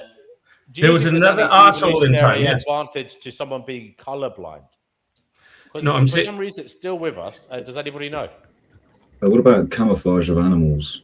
Seeing a tiger in the grass. They used in World War II. They used colorblind people. They canvassed for colorblind people to see to preview photographs, aerial photographs, to see weapon emplacements that were under camouflage nets, because they can see the difference between the camouflage net and the grass around it. So yeah, it's already been utilized in that sense. No, Zebras. Why didn't they just take a black and white photo? Yeah. Oh, zebras. See, I'm relating to things. He said camouflage is zebras. Do you guys know the interesting thing about zebras? What's up with them? No, there's nothing up them. Are they a white horse painted black or a black horse painted white? I fucking love you so much. Yeah. When I hear Marty joke, I love you. Really? You're amazing. Is that like the whole like a conundrum of that? It's like, No, the answer is it's an invisible horse that's painted black and white, so you don't bump into it. oh shit! First time hearing something like that. Zebras, yeah, they're not the only being. They share something with us, is the whole point. To share something with us is still something I'm trying to prove, right? Just pretend I prove on good faith, and if you want to argue that, help me out, right? But I'm trying to argue, right? Zebras share unique quality with us. They're literally forced into slavery, into remaining in their pack, or they will die if they leave their pack. Why will that zebra die if it walks away from its pack? It will die. It's a guaranteed fact. It will not survive. A zebra walks away from its pack, it will die. It can't. You've already given the answers. Does it its white bits turn yellow and it gets mistaken for a bumblebee? Not taking me seriously. Is it because it becomes statistically more of a target when it's by itself?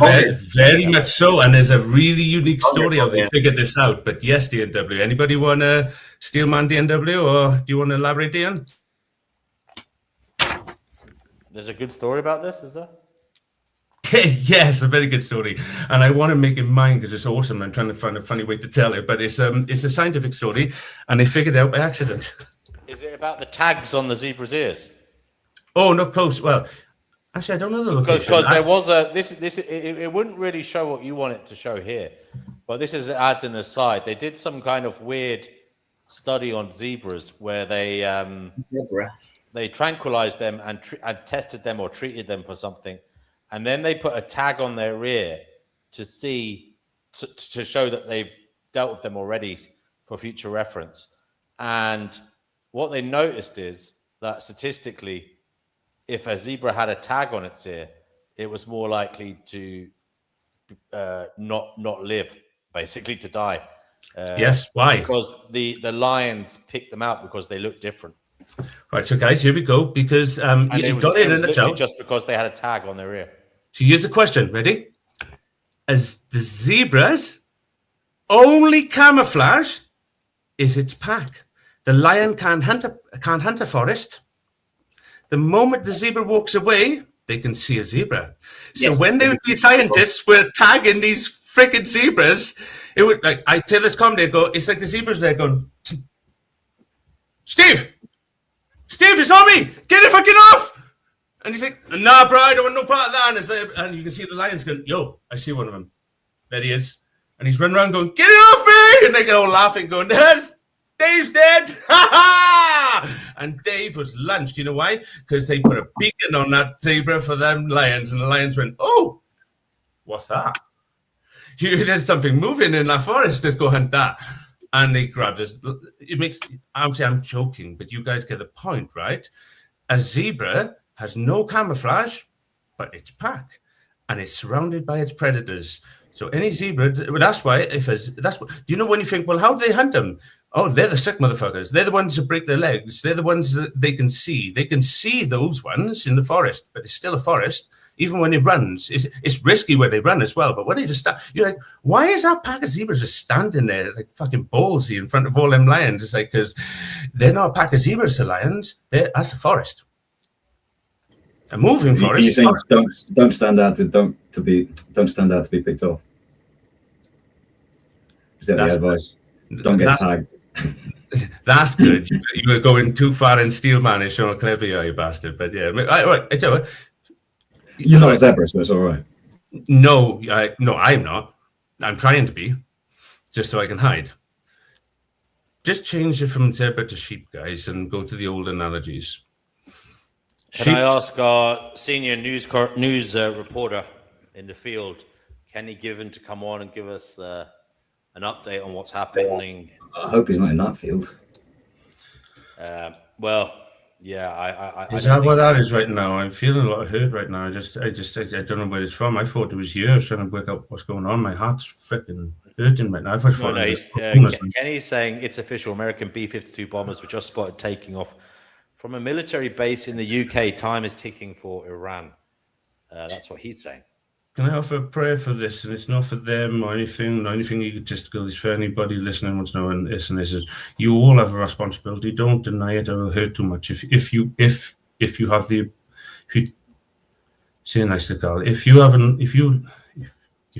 ability to feel for this, what's happening right now, understand it's real, and this is how I deal with it, and just say you have a responsibility. Don't deny that. It'll hurt more. But in our responsibility is, in this moment, you're powerless.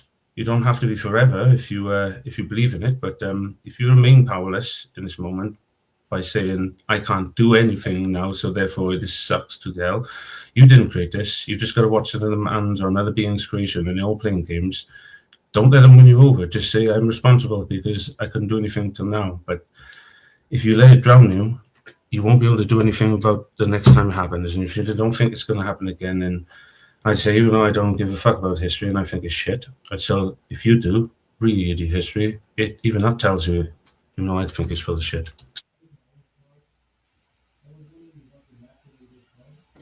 Welcome back, Brother Marcus. Hey, Brother Marcus, what's up? You don't have to put the spotlight on me every time I hop on and off. I'm doing other things and coming in and out. No one said we have to. We wanted to because we feel fucking awkward when I come on. It's like, hey. Sorry, bro. It's already awkward after Grazy's thing. Who's that? Is Danny? Me. I sound like Danny. I'm sorry, bro. Oh, he's done a different name again. Is that Danny? You do have a bit of a similar timbre to Danny, actually, yeah. Not me, really. Danny sounds posh to me, man. Yeah, not the same accent. No, my bad. Yeah, that's not Danny. He came across as that for a minute. Maybe it's me. No. Danny is currently doing a comedy gig somewhere, believe it or not. Oh, really? What is he? He does that? I didn't know that. I would love to have gone to see Danny. I never knew that at all. He told me today he's doing a bit of stand-up. So, wait a minute. Are you talking about his street theatre or in a club? No. Apparently, it's inside with a roof over his head in a public. Wait, is it being filmed as well? That's really interesting. Is it being filmed? I'm tell us not sure. whatever. I didn't ask him. I didn't want to beat his narcissism by pretending I cared. Do this one then, just first, please. Sorry? Do it this one first. Well, he's probably in the middle of his routine. Oh, it's probably over now. Well, not now. Ask him if it's footage. That's all. I'm surprised he doesn't do that more often. Yeah, I often said that to him as well. I was like, why don't you go on like one of these? He loves cracking like jokes Britain's all the Got time. Talent or because the the Royal denial. Variety Show. You know why? It's because of the denial at the moment. That's why. If I give you the only person in here, I have an alternative motive is of Danny. I don't mind being honest about it if you want to know, and that is that he was the one that got me. I was like, what's this fucking asshole on now? Finding Gnosis. Wait a minute, what? And I was listening a bit, and then you just talking to him, and I was like, I like his CW, he's right. And Danny's on it. All right, I'll see if what's happened. And then I thought, nah, he's fucking too bored and he's lost him, and he should be ahead of me by now. So I thought, I'm going to come on. And he's the only one I have an alternative motive on. Hopefully he doesn't hear this, but I want him to get his love back. I think he could be amazing.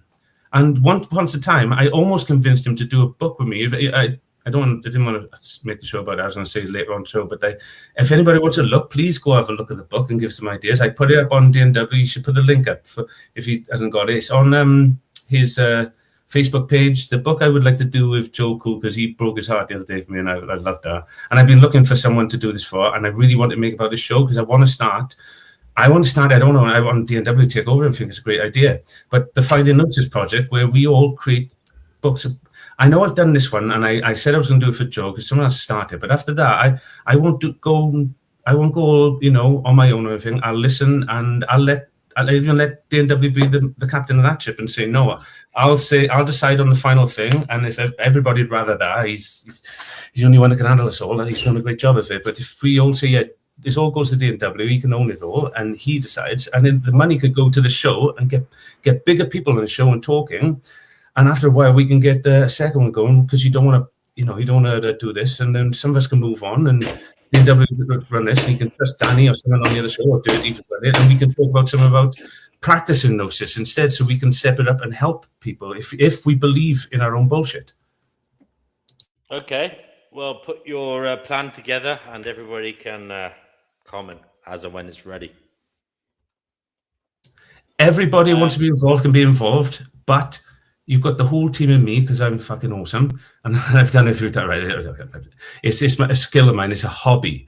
I don't want anything from it. I want people to learn, and so long as the message is in there, because I'm going to be arguing with you. So by the time we get it all done, even though DNW the last word, I hope it's going to be amazing things, and we've all discussed and it comes from all of us. Anybody want to do it? Earth calling Chickpea. We don't know where Chickpea is.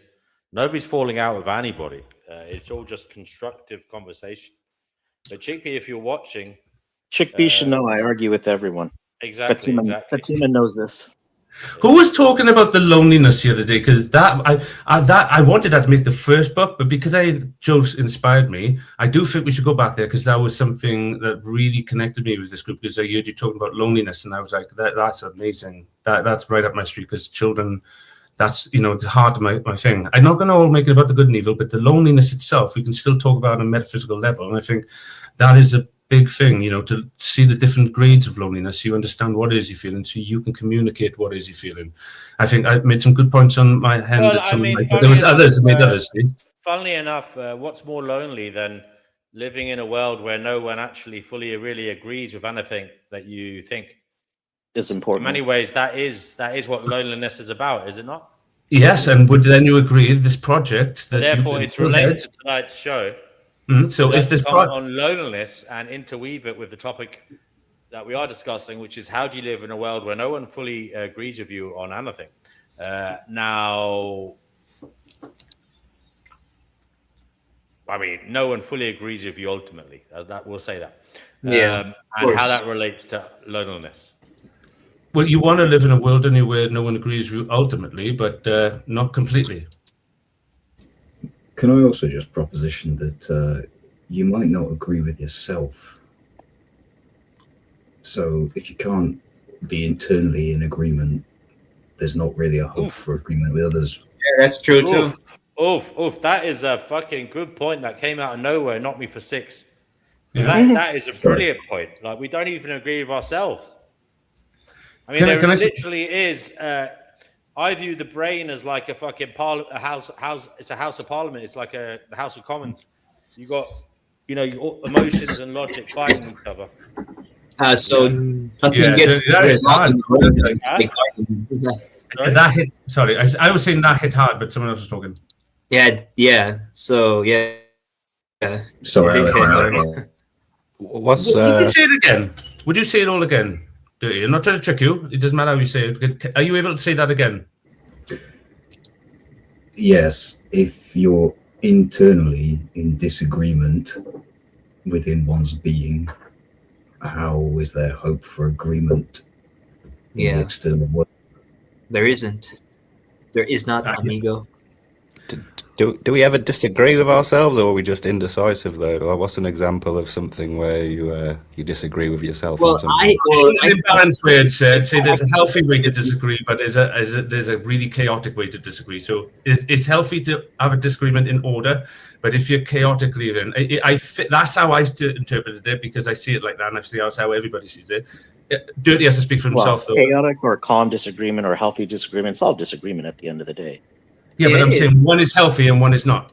Yeah, but But it's underlying disagreement. Yeah. Exactly. Yeah. That's for me, by the way. It's up for you guys to say something different or ask me why. Fancy, for me, a simple example would be smoking. I simultaneously want to and don't want to smoke. Yeah, that's a good one. Yeah. Why don't you want to? Well, lots of reasons. Give us the best one. I don't like having a smoker's cough. That's a great one. For me, I just think it's a filthy habit, and even though I agree that some people can give a great reason why they'd outweigh that to what they're doing it for, but when you're doing it for dumb shit, just because it's not dumb shit really. I'm trying to level you because I don't see really any dumb shit. I get it all, but like, Say what you like, mate. Yeah. Sorry. Say what you like, mate. Yeah, seriously, why do you hold yourself back? Just like let it out. Yeah, let it all out. What I'm saying is, if you say to me, I don't want to smoke cigarettes, I'd say, I agree. You shouldn't. It's a fool's game. It's a trick. You've got to look out where or. But if you said to me, I don't want to smoke cannabis or kava or whatever's, ayahuasca, or I don't want to do these mushrooms and all that. I go, why not? God put them there for you to try. They're natural. Have a go. Well, it's not natural. It's natural for you to be quiet and eventually get to this point. Otherwise, it wouldn't have happened unless you think somehow you're above God. That's my argument to Danny. Is like my ego is suffering, and my parents created my body, which then create my ego that suffers. So that my parents are responsible, because it certainly wasn't me. And then therefore, it's a nihilist approach, when I get it, and it's full of love. But oh crap! Put me on track. What was you talking about? Because I fucking. There's not just that in there. Right, what was it just talking about before I ranted about Danny again? It was about. So I wanted to make it about a nihilistic approach to line it with it. Well, we were talking about disagreeing within oneself. Was it on those lines? Oh yeah, from what you man said. Let's go back to what you were saying anyway about disagreeing with oneself inside, and that's it. Return to source. If I can completely agree with, which I do, I think it's awesome. It almost got a tear in my eyes for hitting me at the moment. It's still making me shudder. I'm not trying to do that to you. It was a wonderful way to say it. I haven't even said it that way yet, and I'm going to steal it, obviously. I'll say it in my own way. Make sure I tell nobody you said it first. But so if I say to you and not take it into it, that is my work.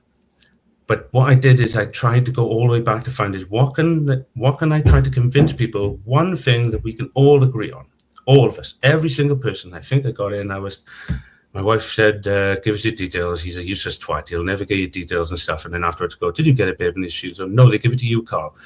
Send it. You want to bloody read your work. So you ask and ask and ask. Someone says he'll read it, and then you don't fucking send it. Sorry, Dirty. That's me apologizing, by the way, for being an idiot. But send it to her.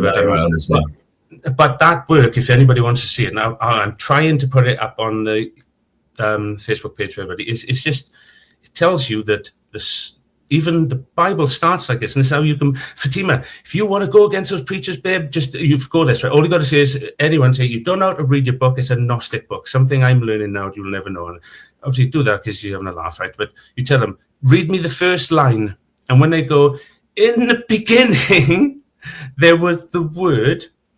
And this is Genesis, not the New Testament. The New Testament is supposed to do that, it's supposed to evolve it. But that's their line. You go, that's like an ego telling you their word is God. What are you talking about? God's transcendent of time, innit? It's like a Gnostic's book that's translated into a dogmatic would say that. But if you asked it, if it's a book of Logos, the true word of God, wouldn't it say, at the source of consciousness lies curiosity? For there is okay, Guru.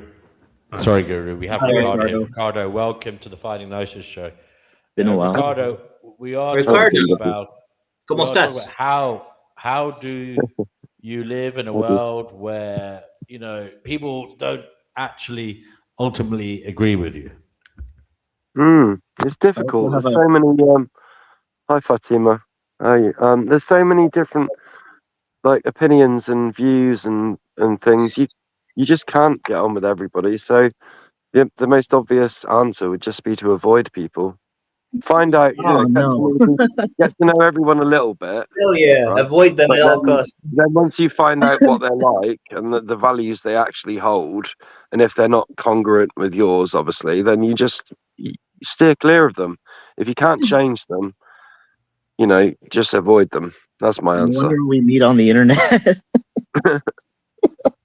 That doesn't really count because you can keep No, but you it can just turn seems it like off at any we're a bunch point. of people who don't really go. Never mind. Disappear. But sorry, what were we saying? There's a common theme on these panels in terms of socialization. Yeah. Care to elaborate on Marcus? Yeah, what's the theme? A lot of people avoid other people in real life. A lot of people have admitted that on these panels. Not admitted, but have shared their interpersonal challenges, right? Mm-hmm. I'm not saying anything controversial here. Other people shared, and I shared it too. I'm in agreement. Oh, sure. Thanks. I just wanted it to be explicit. I didn't know what you meant.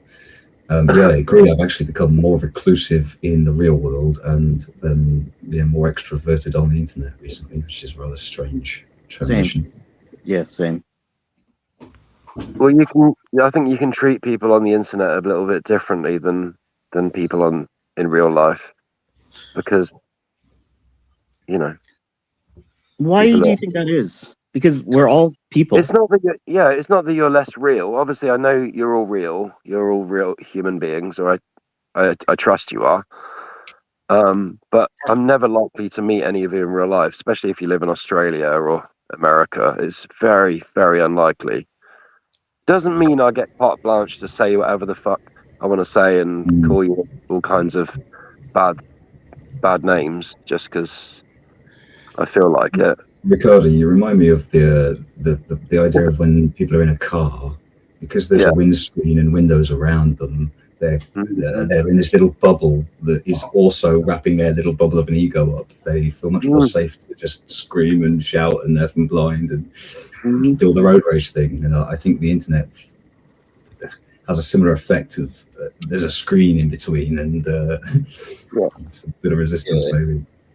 That works two ways as well, I reckon, because you don't have the fear of getting punched in the face, but also you can't actually see the person in the other car either. So there's a dehumanization element. I'm sure many of us have got angry at someone driving slow, thinking it's just some young guy being annoying, and then you pull up beside him and it's just an old person, and you feel bad about it. So yeah, I think there's two ways that works. Brilliant example.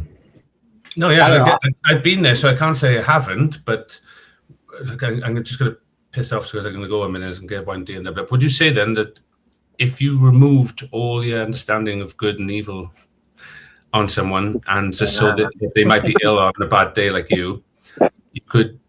we can be pissed off in our own heads, but that would help a lot more. And what are you doing, Ask? I want to go for a piss a minute.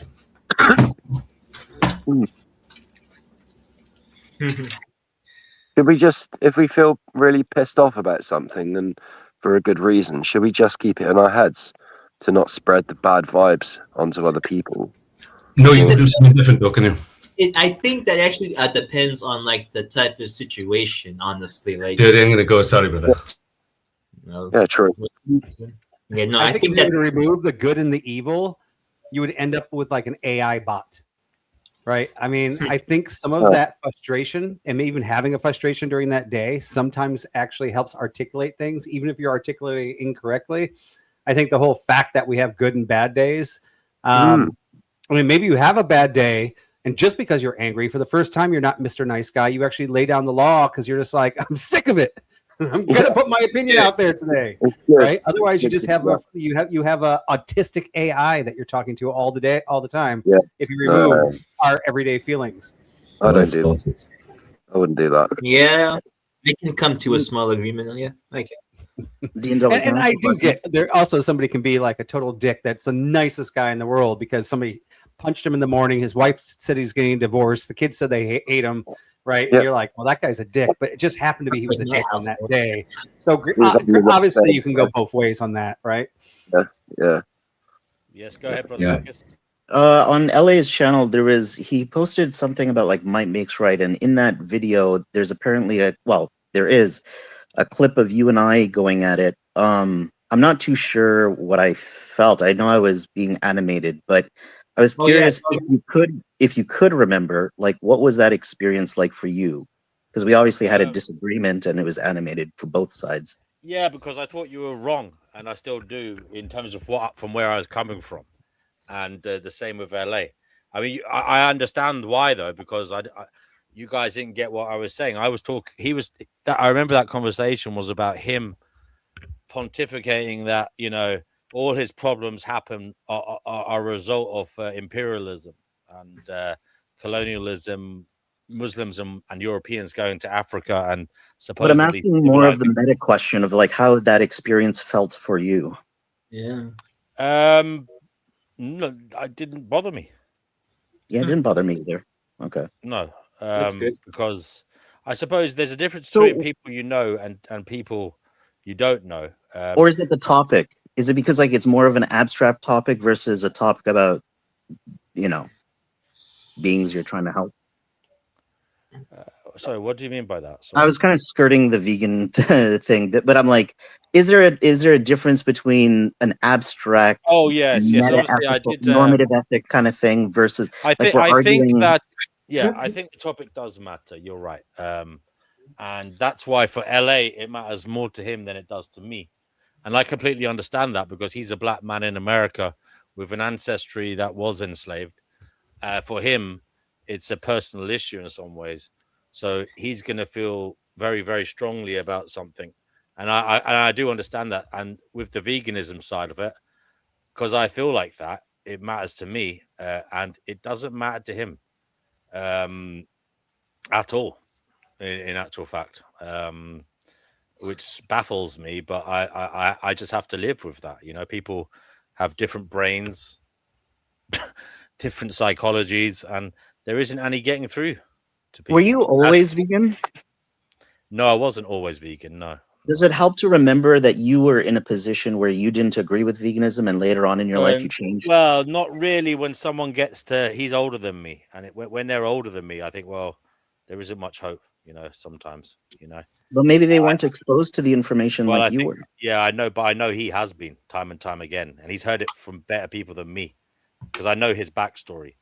Oh, I meant, okay. I was asking the question in general about the world and the people that you Oh no, interact with. yeah, obviously it depends on the person. Obviously, some people haven't heard information before, and it's how you relay it to them and such. But yeah, obviously, yeah, it depends. In those circumstances, you have to try and understand how much information someone has been privy to before, And who delivered the information? Because I think exactly, like some people on these panels, they got the information from the internet, like it's a select message from a certain segment of the vegan population. But then he does know people like you who speak very calmly and selectively calm.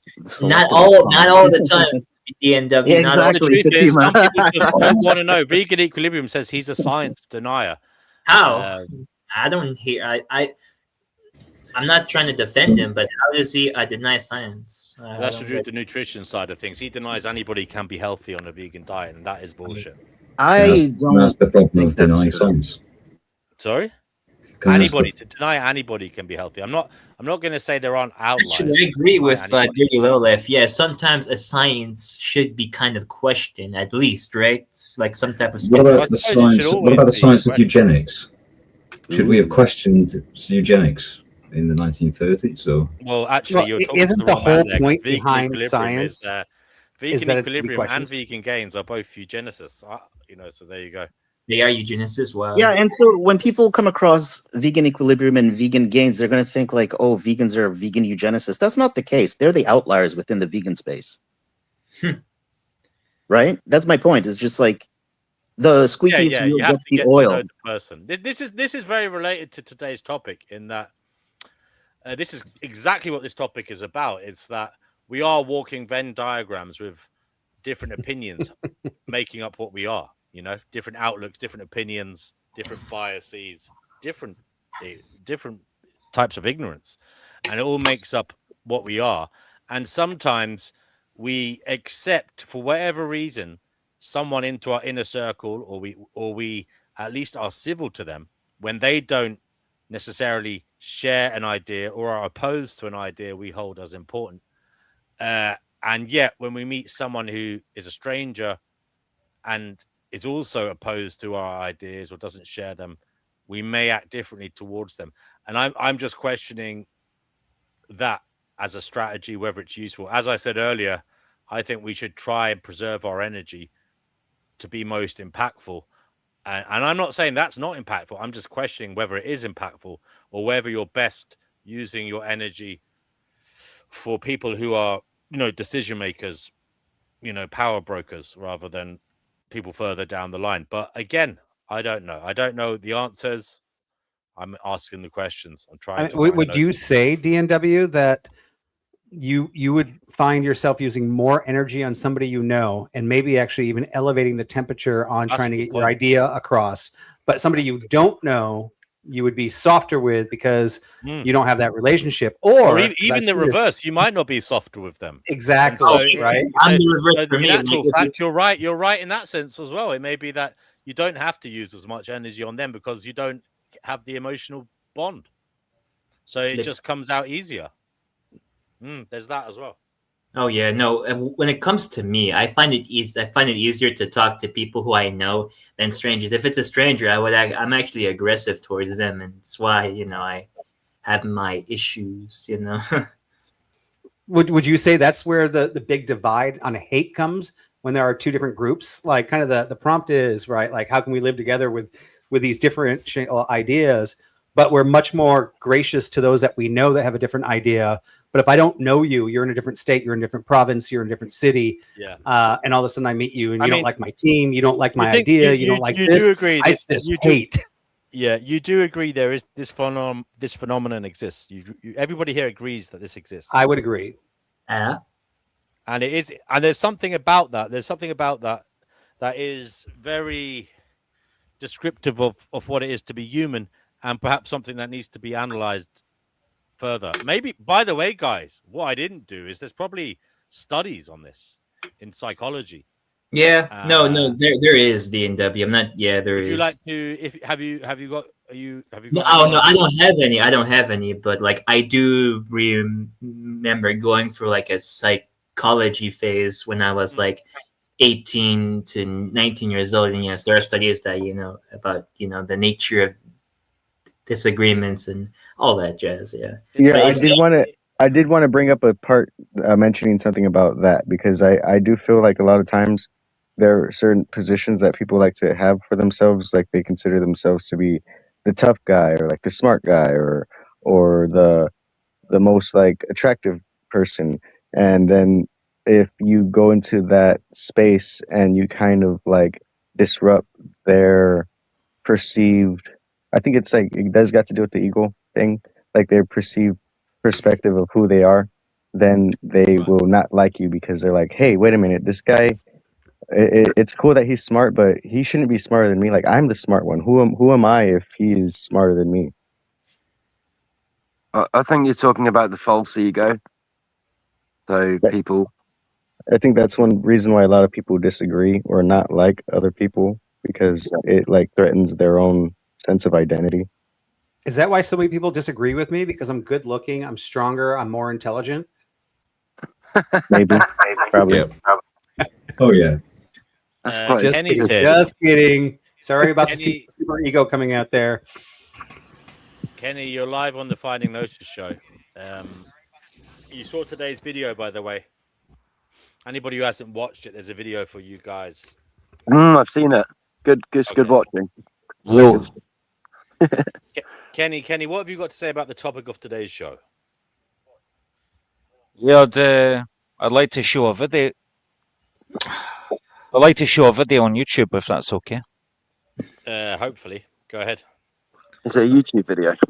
Here we go again. Do-do-do-do-do. Is it regarding light proving the resurrection? Doubt it. I very much doubt it. I very much doubt it. I want to hear that. But This go is on, going to Ken. be something. Just a random Inflammatory, yeah. Yeah, I'd say that. Yeah, an incendiary No, device. If not ever there was. inflammatory. It's on fire. Let me know when you see it on the screen and it's ready. I'll press play. Oh, audible. Is that not copyrighted? Okay, let's go. What the- That was an ad. Okay, it was an ad. All right, let's go. Oh, Go that's ahead. that's good stuff. Fucking Jordan Peterson. Oh God. It's not okay for you to be a weak loser. He cries every day. And the reason it's not okay is because you could be way more than that. And it's a crime, an ethical crime, for you to allow all that necessary potential to go to waste. It hurts you, it hurts your family, it hurts the world. Really it does. And people think, oh, okay, I get it. And they do get it because they know at some level, if you turn around and you confront the suffering voluntarily, you find out that you are way tougher than you think. It's not that life is better than you think. Life is as harsh as you think. It might even be worse, but you are way tougher than you think if you turn around and confront it. And so then what you discover is that there's a spirit within you that can pursue something meaningful, that has the resilience and the strength to contend properly with the catastrophe of existence without becoming bitter. That's actually the central. So, and then I would say that's one of the central themes of 12 Rules for Life, is that make no mistake about it. Like the first noble truth of Buddhism, life is suffering. This is true. And it's worse than that because it's suffering contaminated by malevolence. That's the baseline. And so that's very pessimistic.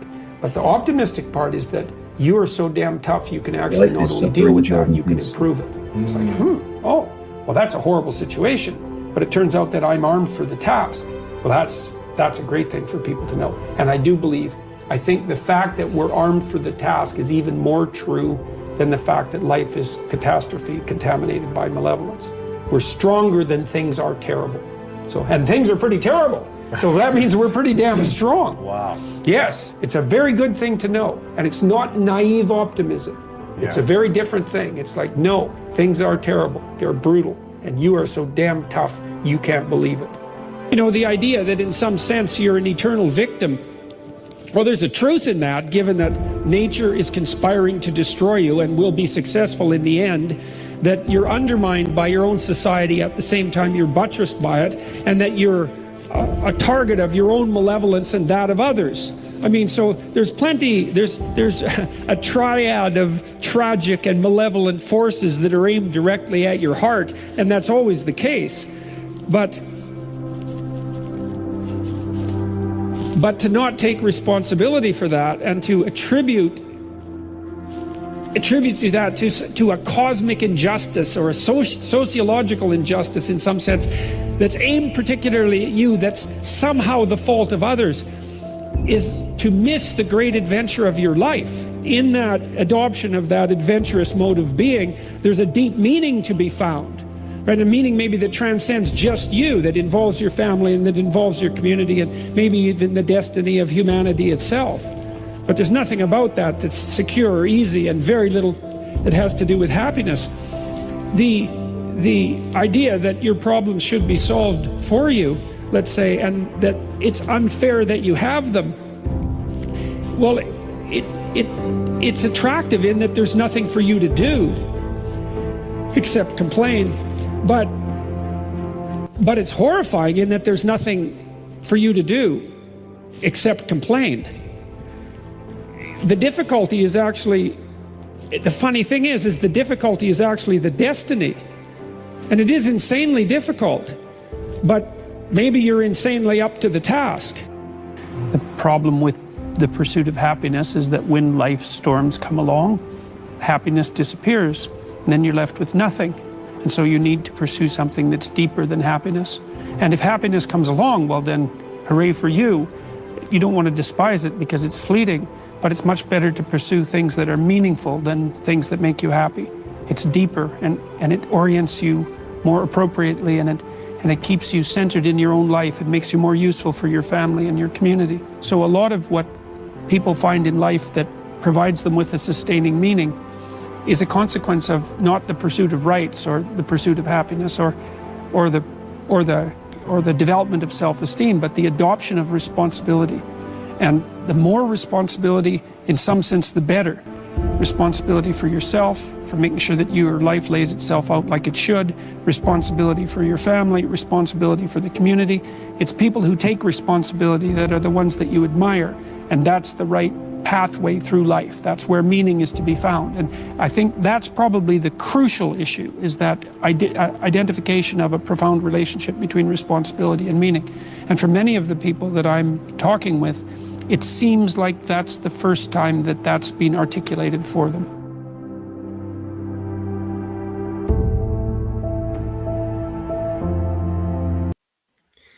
This man owes everybody an apology. That's okay. Jordan Peterson, I'm talking about. I'm going to go for a rating out of 5. I'll give it a 3 out of 5. Compare I made fun of it a little who bit. You were You know what? yesterday, There's some not really good someone notes else there. today. But I've seen it before. So The best thing about that was the actual quote at the end, which was compare yourself to who you were yesterday rather than to someone else today. It's not that. It's just it's me. I have a personal thing against him, right? And it's childish. So basically, guys, let's get to the chase here. Gracie has a bee in his bonnet about Jordan Peterson, and he thinks Jordan Everyone Peterson needs to apologize to the world. Go ahead, Gracie. Tell us why. No, I tell you what, I don't want an apology, but for me, he can just apologize to Dirty. He's nothing done dirty, but he can take that. He does need to fucking apologize to me, I think. He's egotistical, but he does. But like, you can give it to Dirty, because until I heard Dirty talk a couple of days ago, I don't really have hope for any idiots. And I mean that from the bottom of my egotistical heart. I'm just saying, and I'm trying to be nice now. Jordan Peterson, I felt, before even I decided to pick up his mantle, he had the greatest potential, and he just let his ego get in the way. That's my opinion. I'm not going to take up the whole show unless you've got questions, but I thought he could have done it. And you've got to explain why and how he let his ego take control. Because he understood the story of Jonah. He misunderstands everything he talks about. No, he does. No, Fatima. No, sorry. I actually agree with her. The one thing he didn't misunderstand was the story of Jonah, and that's what makes him a prick. Well, go ahead. Tell us what really happened in the story of Jonah. Can we offer Fatima if she wanted to say? By the way, Vibe is a Christian, and he might have something to say here as well. So do I, because I think he's go not. Ahead, go ahead, Gracie. Tell us about the story of Jonah and what is really going on with that, the meaning from that story. I don't know what the meaning of the story is for anybody else, but I can tell you what it says to me, and I'm going through it myself personally at this moment because Jordan failed it. Every now and again, one of us gets a test. He admitted to the world he'd been given a test, even brags about it. And I is the only thing he convinced me of. Only thing. I'm not saying his stuff is not there. I'm saying he remained in the egotistical world to take on praise. If he understood the story of Jonah, he could have got where I am. And he was there before me. So to me, he's a prick because he's the guy, as far, it might be incorrect, it could be someone else, but as far as I'm concerned, he's the only one that's admitted he understands the story. When he told it, I was like, my interpretation is slightly different, but it's still the same point, and I got a little extra end into it because I'm asking you, what is your interpretation of the story? Tell us. No, you're saying fucking speed it up. All right, okay. The interpretation of the story as I see it is this. If you see something in reality that's causing so much pain, and everyone except for you doesn't agree with you, thinks you're a fucking idiot for thinking what you're thinking, and yet no matter what happens, it doesn't go away, and nobody ever convinces you it ever goes away. And God is, and you think this voice in your head is going, yo, brother, it's not going to go away because it's there. It's real. Don't listen to them. Listen to me. And I'm like, no, they convince me not to listen to you, and I get ill and everything. And then the moment I start listening to it, it gets real. Like, what am I supposed to listen to? This voice I don't understand because who's telling? It's disagreeing with all of you. So who's telling me it? Because who is telling me the stuff in my head that disagrees with all of you? Because it can't be you lot, because it disagrees with you. It doesn't make any sense. Someone explain to me. What? That's I wouldn't know where to start. That's so deep. And if it's deep, put your feet in the pool and have a go at answering it. If everything I'm saying doesn't come from us, where does it come from, and why is it coming from me? And let me tell you, bro, I'm sorry, bro. I laughed. I shouldn't have laughed. But look. No, you should laugh. You want to go if you want to go back to you supposedly are a systems thinker. Why don't you go back to your systems thinking and realize everything that's happening in your head is a result of everything that has happened in the universe, okay, causing everything that has occurred to centralize in some way in your head, okay? All the dominoes of time and space thus far I'm not disagreeing with you over to make you think what you think, and they're doing the same for all of us from our different vantage points. Can both be true. All connected, man. All connected. DNW, because you're asking the question, this is for you. Can that be true and what I said be true? I'm going to have to think about that. I know you are. I mean, yeah, I don't know. I'm just in a dick. I want to bring Vibe in. Vibe, tell us about the parable of Jonah, the story of Jonah. I didn't finish my thing first of all, but I don't mind doing that. But Vibe, back to it anyway. I insulted Vibe earlier on purpose. I want to say sorry first. We're going to have a Grazy Vibe sandwich. We're going to go have a little Vibe interlude, and then we'll go back to Grazy. Okay. So Vibe, tell us, please, inform us who may have forgotten, or maybe they didn't even. Maybe some people don't even know. But tell us about the story of Jonah and the whale. I will apologize when you're ready, Vibe. Well, it's been almost a year since I read that one, but I've read it like multiple times. It really is like, if we want to go secularist view of it, it is kind of a story about running away from your problems. There is something that you have to take action on, and you keep on running from that thing that you have to take action on. The more you run from it, the more damage that keeps on happening to your life, even when everybody around you actually sees it, right? And people will be throwing you over the boat when they're like, you're cursed. Like you can't make the right decision. Now, in a biblical term, God's saying, hey, I have a task for you. And Jonah runs from that task, right? So we can look at this secularist, or we can look at this biblical. Same thing, right? Like the fishermen of the boat, they throw him over, a whale picks him up, takes him to where he's supposed to go. So he's like running so hard from his problems, and God's just like, I told you what you're supposed to do. And even in the end, he's still kind of like sitting under a tree, like what did I do here? This was not what I felt I was called for. But I mean, it is kind of a story about running from problems, and the more you run from the worse they get. There also is something where you can be outwardly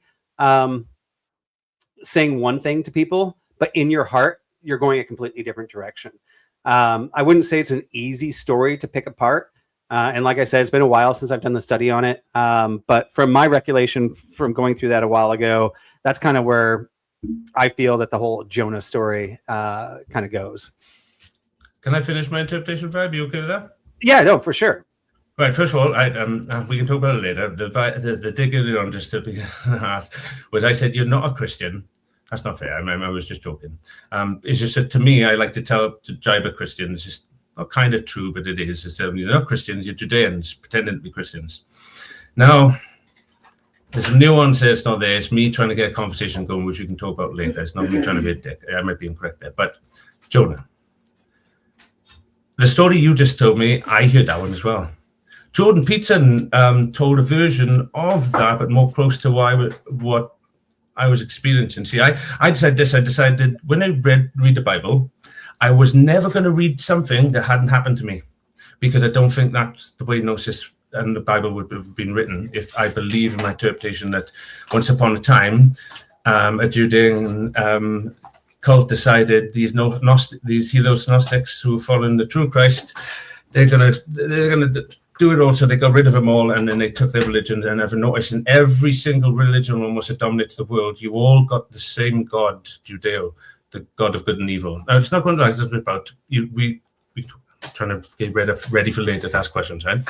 But the way I do is this: if I read a story in the Bible, and that story somehow happened to me in a way that I can understand it, and it links completely, I then pretend that that's the story and tell it to people as if that's what happened to me, so what it means to me, until someone convinces me that's ridiculous or something like that, or they got a greater version, and I listen to it and go, oh, that's probably better, because I don't like to think to myself that I know the story.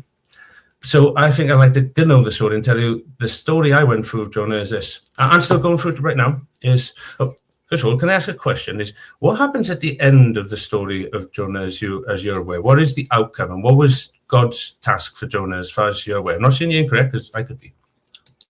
Yeah, no, like I said, I did read it a while ago, and I am not a theologist. I wasn't trying to put you on the spot, by the way. Yeah, but if I'm remembering correctly, right? So he goes to warn the people, even though he doesn't want to, and then he ends up going back outside the town, and he ends up under this like tree, and he's like trying to get out of the shade, and he's thirsty. I'm trying to remember the exact end, because it actually is pointing it, and I do apologize that I don't know every single piece, but I remember at the end it was kind of like a twist of the story, right? So sorry, I was in my own head, like freaking negative. I had my own thought. I missed what you said at the end. Repeat the last line. So I mean, he ends up giving the warning to the town, right? The thing that he was rejecting the whole time, the thing that he was running away from the whole time, and he ends up walking outside of the town. He ends up like under a tree. He's trying to get shade, and like if I remember right, and yeah, if you guys can blast me in chat for not remembering, but like I think like they better know. the shade was like taken away, and like he was thirsty, and because he was still basically running away even after like committing the task. But I'd have to brush up. I am no, that's okay. I don't want all the details anyway if I haven't got them, because that's not the point. Just let me be feel fair now. I know where you stand, because that wasn't what I was trying to do. Sorry about that, brother. It's as far as I remember, and it's not my ending, but kinda. It was that. The whole thing was that inside Jonah, that he believed a message of God was being given to him, but whenever he spoke it out loud, he seemed like a madman, and it was destroying his life. And the more and more he tried to tell them this message, the more and more he'd lose his family. He lost loved ones. His children won't speak to him. Even when he got jobs and he just mentioned at work that he lost his job, he took him down to the lowest depths, because he just wouldn't listen, because he kept trying to tell everybody what he thought God was telling him or something. And eventually, when he broke all the way at the bottom, I think he realized, that this was the actual test. I can't tell them something I wasn't embodying first. So he says, I don't think God was telling me to tell anybody anything. He was saying, if you do it, they'll follow you if it's real. Why is your ego misinterpreting this? And then finally he got it. And so he turned it around. He had nowhere else to go. He had nothing else to lose. When he had nothing else to lose, he could listen. Because no one would listen to him anywhere else. And in the end, he listened to himself. And he realized his ego thought God was telling him he had to go tell everybody. Like I'm pretending to do, which I know I'm not supposed to do, which is his hope. I don't want to give my game away, sure, right? Ask me about that later. But I'm saying that he would just learn that he couldn't force it upon anybody else when he was telling them anyway, but he had to first convince himself of the thing he was trying to convince anybody else, and he clearly wasn't doing it. That's how they were making him angry. His life was only going incorrect because they were correct. He was trying to push something on them to say, my God is telling you you're doing it incorrect. And they were just laughing at him, not realizing he hadn't learned yet. He was still doing it himself until he finally met himself right in that abyss, because that black eternal abyss is the final mirror you get to face before any giving up, which I've done myself and some others in, where God finally says, you're going to go back and stop complaining, or you're going to keep bitching. No, I'm being poetical there, and I'm just trying not to remind anybody of hard Do you like times. that picture on the screen there, Crazy? Can I just say something? Yes, yes, that picture, yes, that's where did that from? I did that ages ago. It's from AI, but I made the picture. The logos is beautiful. I love it. That is nice. Can I use that? Oh, that's nice. Look at me. Yes. Anyway, so just me, story. Do you know the part Jordan actually could play one of those partners for me is because the only person on the other side of the realm at the moment that claims to have gone through a story, and he kind of has. He just let his ego take the walk and kept walking with it instead of realizing it was a test for him. He admitted it. He doesn't understand the story. So if he does, I should be able to explain it to him and say, Jordan, you led your test to be about some ego thing and took on some ego project and didn't rise above it. Mine didn't. I know I pretend to be, but mine is about this. If the whole world is telling me this one thing I'm saying is incorrect and could fix all the problems, and then even in this room, which, by the way, don't change this. This is what this room's about. I couldn't do without it, but I'm just using an example. I have to listen to you every single day, talk to everybody, talk about problems like war and everything else, and then I'll go, we could all solve it if we just, didn't do the good news. Shut up! Every single time I say, Guru, sorry. I'm putting you in the box for a moment. Does somebody else want to talk? I just wanted to say something quickly. When I saw that image and read the words, it just made me think of that's a metaphor for say the metamorphosis from, say, a caterpillar to a butterfly. Yeah, that's nice. I like that. That's what it made me think of when I saw it. So I just wanted to say that. And hence the holding of fish, as you see it, for Christ. Yeah, it's all symbolic. It's all symbolic and it's all metaphorical. If you look deeply enough, everything's related in one way or another. Did Fantasy PGA Tour want to say something earlier and he didn't get a chance?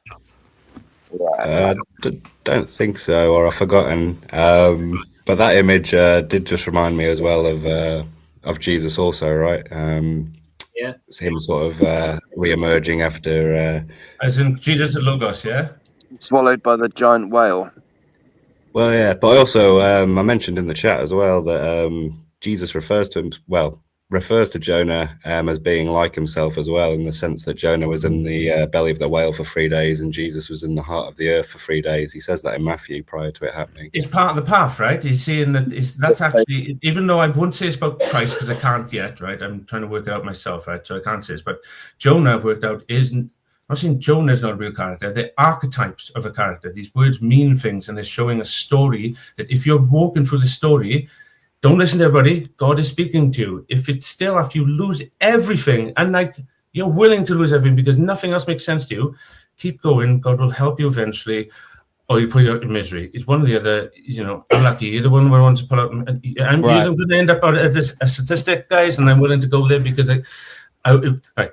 if I did, there is crazy. There is perhaps a beastly drive within us all, and that is the whale. That is what swallows us. Okay, we find ourselves inside the beastly drive that is of nature. We are inside that, and we are feeling desperate. We have been consumed by it. Yeah, it is all around us. It is our psyche. It is in many ways our outlook. This sounds like yet there is passion something else higher, maybe inside us, which we like to call God, that is telling us there is more. There's something else, and that is the higher power. We are looking to that as for hope and inspiration. Yeah. And we do, in many ways, we have to defeat the demon, which is ourself, given what we are surrounded by, which is caused by our own nature a lot of the time.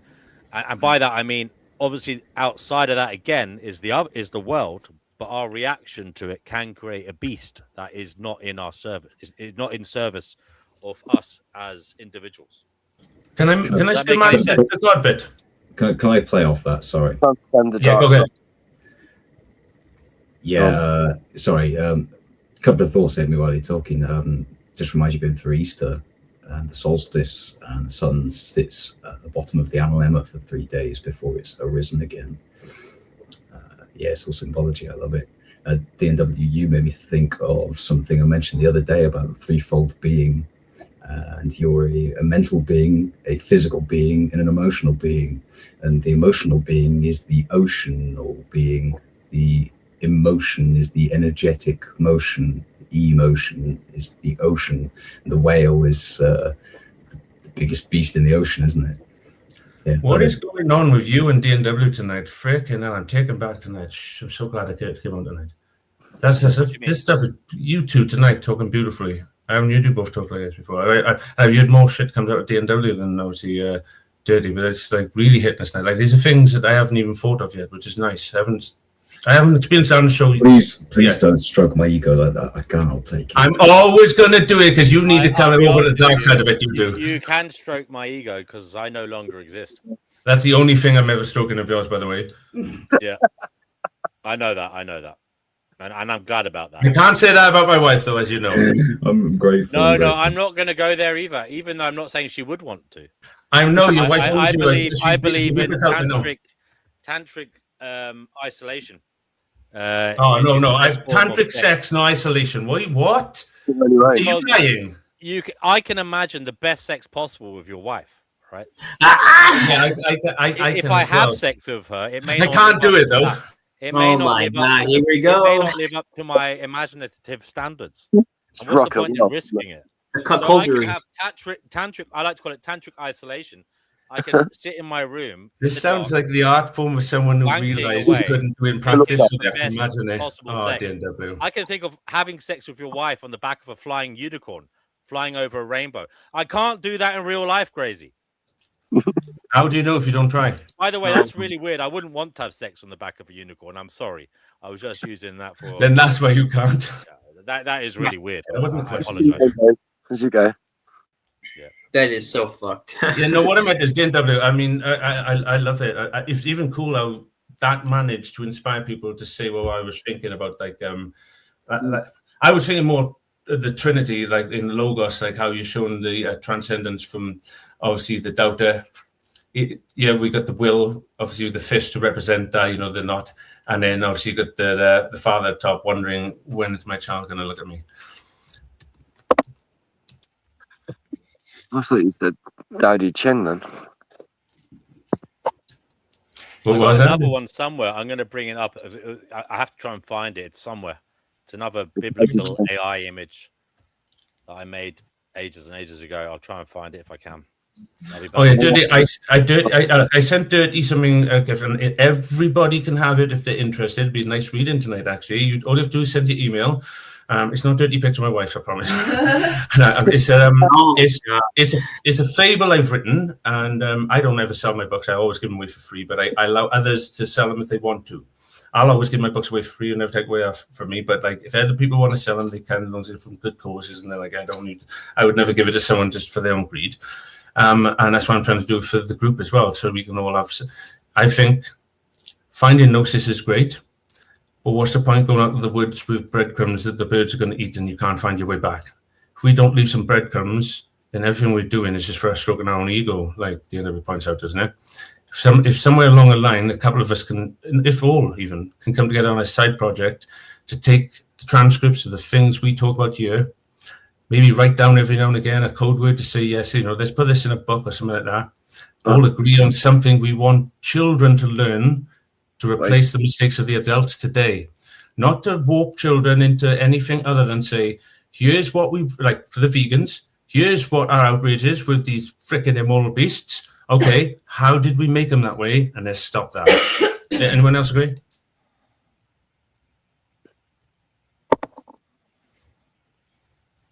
I don't know. I can tell you already, the reason I went ahead and did this one without you is because I already told you all about it. And while you weren't on, I said I was going to do it, pretending you all agreed. Right? It just went against you, so I'm sorry about that. Dirty was in the room; he could have stopped me. Right? I do want to jump in real quick because I was trying to share a video about 30 minutes ago, and I kept on getting cut off. So I'm going to just do this now. MW, do you mind playing the video I put in the back chat? This is the. Can you do it? Can you do it? Let me Share your see. screen. Is this your video response to the Jordan Peterson one? No, it's not. It's not a video response. This is a dream I just had last night. It's audio. It's just audio of a dream I had. So I wrote down the words. Okay, all right, I'll play it. No problem. Nice. Oh, sorry, guys. Before I do that, there's another image. Now, tell me what that says to you, Gracie. You know what story that is, right? I'd say Noah, but like you guys don't understand Noah like I do. I'd say Adam and Eve. Noah. And he was actually saving himself. Do you know what? I do like that image, but not for the reasons you probably think. Well, why is he tell me too what it said soft? to you. And if anybody else wants to comment on it, please do. I love this image only simply because, and I gotta admit, I don't fully understand your thing here, only because I'm locked between two stories, and this story is a very important story to me, and I think Judeans, as I see, no, don't say that. The Christians, I'll be right back. I'm listening. Wait. Are you going to play the video or not? DMW. They all look very unhappy, or quite unhappy. In a few minutes, they're all the same person, right? All the same face, right? You know. I said they're all the same person, first in different animals. I thought it was meant to be, but then I see too many sheep, so I'm like, is it? No, I don't get the message. But my point is because it's not like what the Judeans tell us, and it's something different. That's why I like it. But it's I very don't fully understand it. I'd love to hear about it. It's veering on the horror genre. Oh shit, my battery's low. I'll be back. I'll be back. I'll be back. Like That's from what he... I like that movie. What does everybody think of the story of Noah? Anybody passionate about that story at all? Noah's Ark. I thought it was interesting when I first read it, when I first learned about it when I was a kid. Yeah. What if I said this is a story of how you transcend to heaven, and if you don't do it, you're going back to start again? Never heard that interpretation before. That's because the Christians are all fucked. Don't be nasty, Carl. Yeah, Sorry about that. I forget when people say Christian. I don't know how rude I'm being, but I'm playing, yeah, and trying to communicate. I just have a different view on it. I don't actually think this. I think I judge a human by his heart. I think ego's an idiot if you believe all them stories, but because you're here, you're clearly not, and I'm just being a character. No. Yeah, no, I mean, I'm very cool with being attacked as a Christian. Pretty used to it, especially in the YouTube universe. I once joined a panel, and they're like, "Tell us your religion and your are you left or right?" And the first thing I said was, it was an atheist show, and I said, "Well, I figured I'd show up here because just like every white guy needs a black guy, every atheist needs a Christian guy, right?" And they're like, "Okay, let's start with that. Why are Christians so racist?" They're like the most racist people I ever met. So, I can lied. take it. You are Christian to me, but not for the reason you probably think. For what you Okay, just guys. said, Okay, I can accept you're a Christian. Okay, the video. Oh shit. The video is ready, so I just want to reiterate again. This is dialogue from a dream that I had, so I just had to put it in ChatGPT and have it retell my dream because I thought it was pretty funny. Okay, I'll press play. Thinker's revolutionary invention. A guy bursts into a coffee shop, eyes wild, hair looking like it lost a fight with static electricity. He slams a cardboard box on the table like he's unveiling cold fusion. Everyone stares. He whispers dramatically, "I've done it, ladies and gentlemen, scholars, visionaries. Today I unveil a discovery that will redefine spatial philosophy as we know it." He opens the box and pulls out a completely normal book. Then he grabs a belt and wraps it around the box like he's securing a nuclear warhead. He clears his throat. "Ladies and gentlemen, I present to you the containment-bound knowledge preservation modular transport system." Someone blinks. "You mean a book in a box?" He scoffs. No. This is a paradigm shift, a philosophical reimagining of the relationship between literature and rectangular objects. This is Integrated literary spatial optimization. Another person. Isn't that just storage? He gasps like he's been personally offended by the universe. Storage? This is a symbiotic ecosystem where the box protects the book gives the box purpose, and the belt symbolizes the eternal tension between chaos and order. A third person raises a hand. Why the belt? He closes his eyes, pained. The belt represents the sacred union of stability and potential. It prevents overflow. Overflow of what? Ideas. He nods solemnly. To keep the lid from falling off. The room goes quiet. He continues like a prophet. This invention will revolutionize how humanity interacts with books, notes, boxes, belts, and possibly gravity itself. Someone finally asks, what problem does it solve? He holds up the belted box like the Ark of the Covenant. I have seen beyond the veil. He opens it. Inside, still just a book. You see this? This is not merely a book. This is a dimensional anchor, a fixed point in the chaos of existence. And this box, not a box, a finite container negotiating with infinity. And this belt, the boundary, the limit, the line between what fits and what refuses to be contained. A student raises a hand. Sir, are you just talking about storage? He lets out a long, unhinged laugh. Storage? I have transcended storage. I have broken the tyranny of spatial expectation. By placing a book inside a box, I have proven that constraints are illusions, that boundaries are negotiable, that the universe can be folded, compressed, and reimagined. The professor, who has clearly suffered enough, finally asks, what practical use does this have? The inventor smiles like he's seen the face of God, leaps onto a chair, and holds the belted box high, like Simba on Pride Rock. Professor, glorious doubter of divine cardboard, this sacred apparatus proves beyond all shadow of a doubt that God is good. Look at the box. So humble, so brown, so containery. And let's be real, that rich, warm brown tone kind of makes you wonder, maybe God's brown? Maybe a little Mexican? Who knows? The Lord works in mysterious complexions. It simply opens its flaps in perfect, unconditional welcome. If God weren't good, he would have made the universe with round boxes that never quite fit anything. But no, perfect squares and rectangles everywhere. There's about 2 minutes left. I'll play it just for you. Oh no, it's come to the best part. 90-degree mercy. God is good, and he clearly prefers right angles. He spins the box like a pizza guy on bath salts. And this belt, this sweet synthetic strap of salvation, proves that veganism... He swings the box like a pizza boy. You're a twat, dear W. Is that the metaphor? Bad. Everybody. Watch the tension.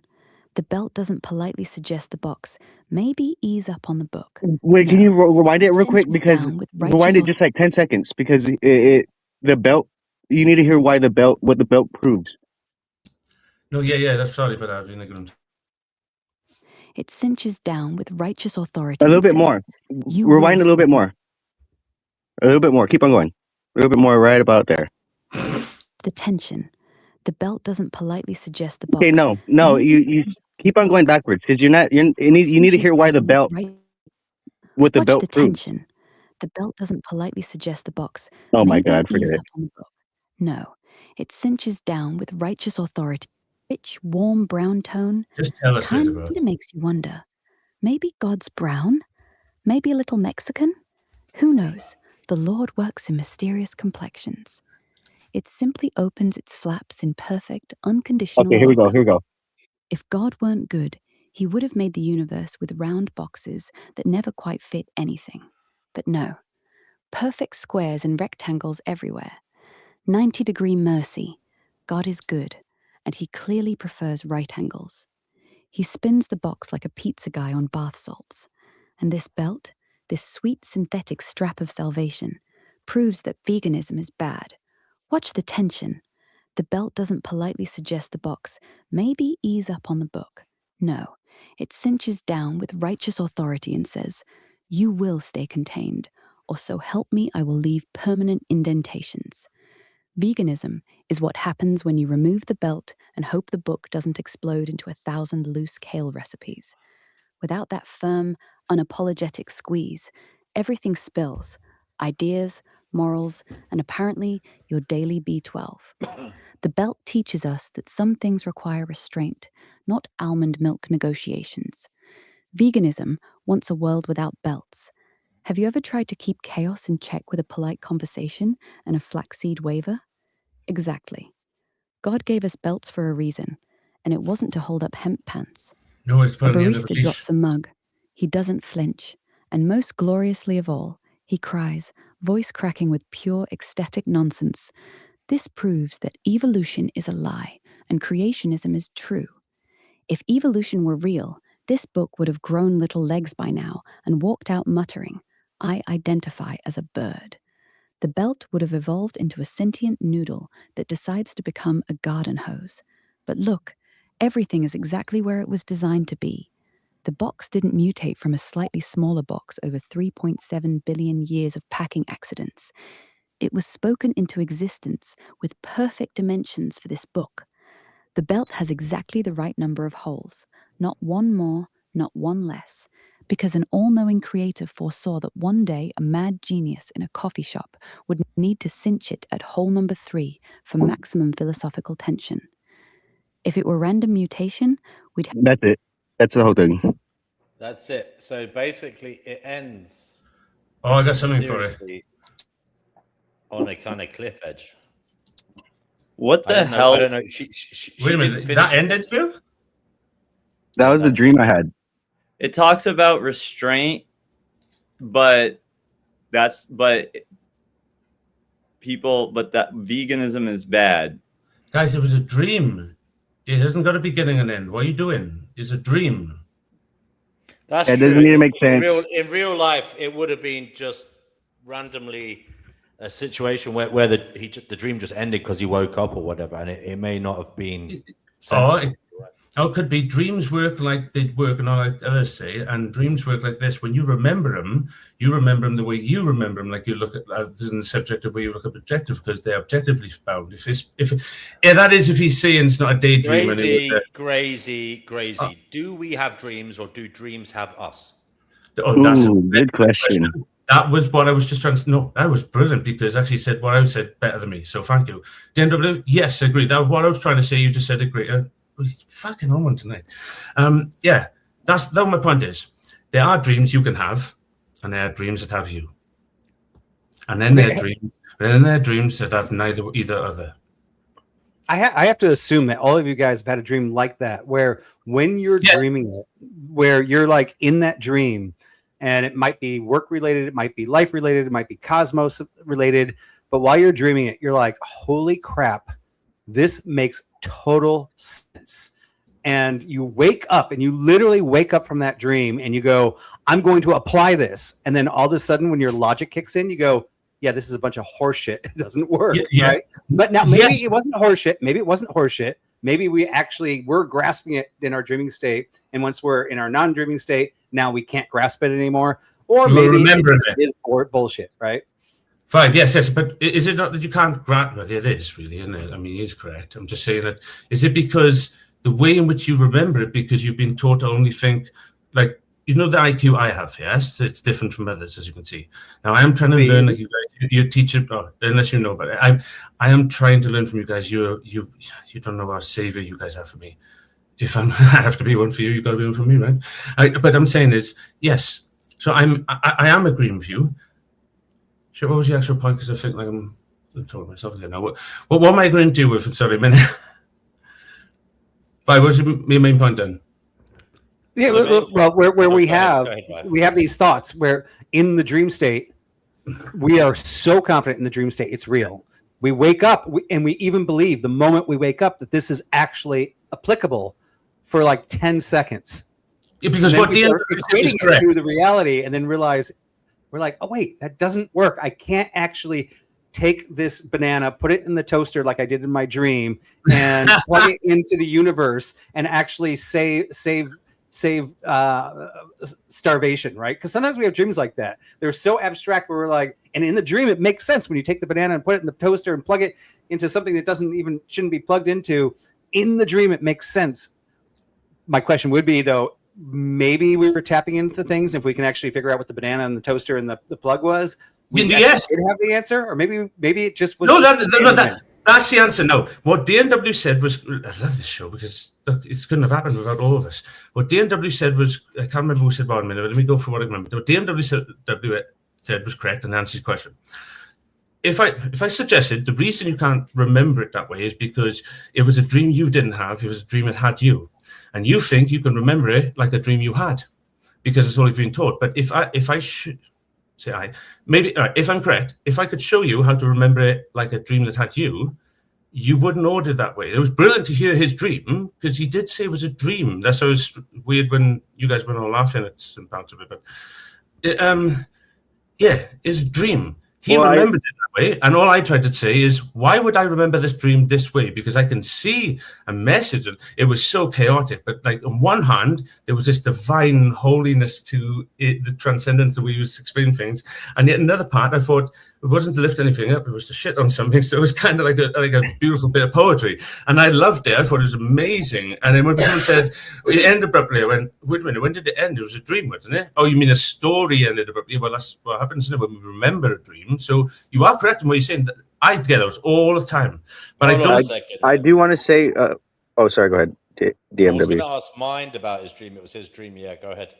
I was going to say, for in my defense, I was pretty lucid in the dream while I was having it, and I literally was laughing. I was laughing in the dream while the guy was telling the story, to the point where I woke up laughing, and I had to write the dream down right when I woke up because it was so funny.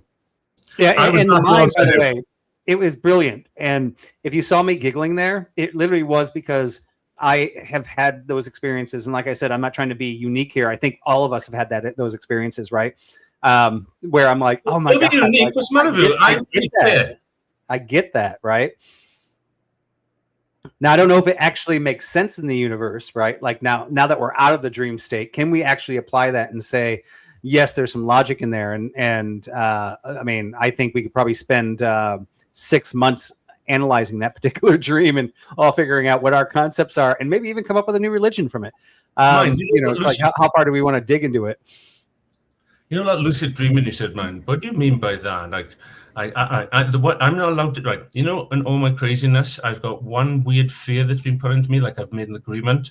I want to do it so much. It's my biggest thing. I even want to talk about it, but I've been told it's the one thing I'm not allowed to do. Maybe I'll figure out that it's in my head as a delusion, but right now it feels real to me, just in the sim with this. So I'm just not going to cross that bridge just in case I'm correct. It says, you're not allowed to lucid dream. You can talk about anything. You can teach others to do it, and they can tell you. You're not allowed to come back here. I don't know. Just a question. Sorry, are you conflating lucid dreaming with out-of-body experience? Yeah, that's what I was going to say. Yeah. No, I am, but I was. I don't know if Mark was. I was. Yeah, that's what I meant. I'm not allowed. Right, sure. I'm not allowed to go back at the moment until I'm done here. Otherwise, I've left something there. I've been looking into lucid dreaming a bit as I've had a few weird. I've had an out-of-body experience. I've lucid dreamed a bit, and I've had out-of-body dream state things. And then like sleep paralysis. I had a lot of sleep paralysis as a child that I forgot about until about 5-10 years ago. The sleep paralysis always comes with it. But forgive me, I forget my point.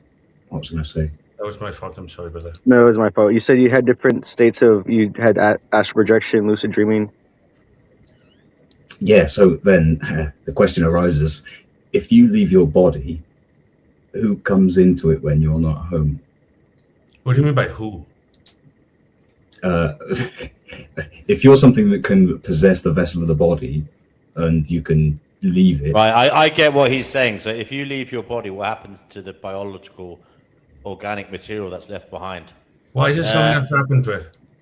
It could be just empty.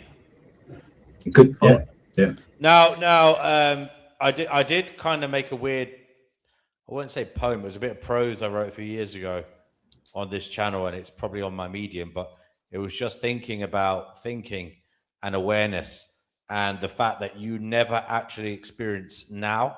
Yeah.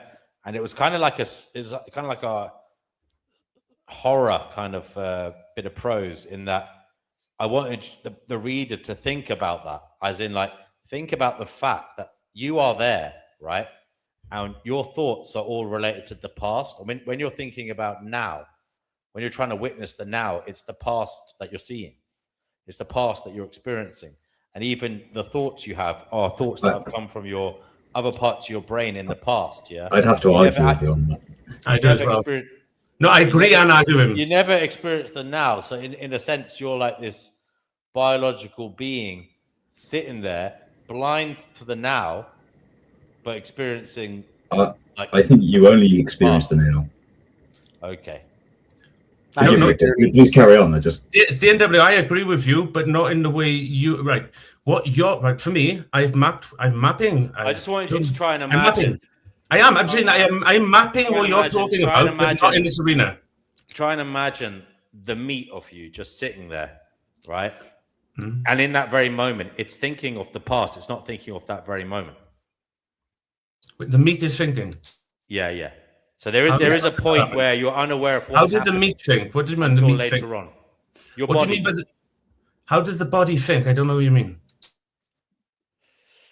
Oh, you're going off on a tangent here. No, my intellect thinks, my body doesn't. Oh, well, actually, so if we go back to primitive life forms like the jellyfish doesn't have a brain. Every one of its cells actually has little spears in it that will sting you. When the right side of a jellyfish hits something, jellyfish is a brain. And the left side has no idea that even happened, right? Now, the jellyfish is a brain. It doesn't need to have one. It is one. But the left side doesn't know about the right side, right? And it's not going on experience. It just works differently, like me. Yes, right. So we all work differently. And we could even go, like, if I ask you a question and say, I'm going to give you 10 seconds to answer this question, and it's going to be a really tough question. Now you're going to start accessing all your. Do you want to add something? I'm sorry. You said if you asked me a question in 10 seconds. Yeah, if I asked you a question, it's I'm going to give you 10 seconds, and this is the most important question you're going to answer in your life. You're going to start going through your past, your experiences. This is where I agree with you. However, if I swing a bat at you all of a sudden, showed up behind you, right? Like, is your past experience working there, or are you kind of acting like a jellyfish at that point, where these are not neurons that are connected in your past? These are neurons connecting based on how you're going to behave in that moment. I was obviously employing some, I wouldn't say exaggeration, because it's literally true, but it may be a point that doesn't matter, because it's like it can be nanoseconds. You know what I mean? It could be half a nanosecond. It could be, the smallest amount of time, but there's still a bit of time, a delay between what was and what is. Yeah, and I would say our past does dictate what we do, but I also agree with Dirty that we live in the now, and even if it's milliseconds, the amount of milliseconds in between what we do in that time determines on how much past actions we can actually access to determine what we're doing, right?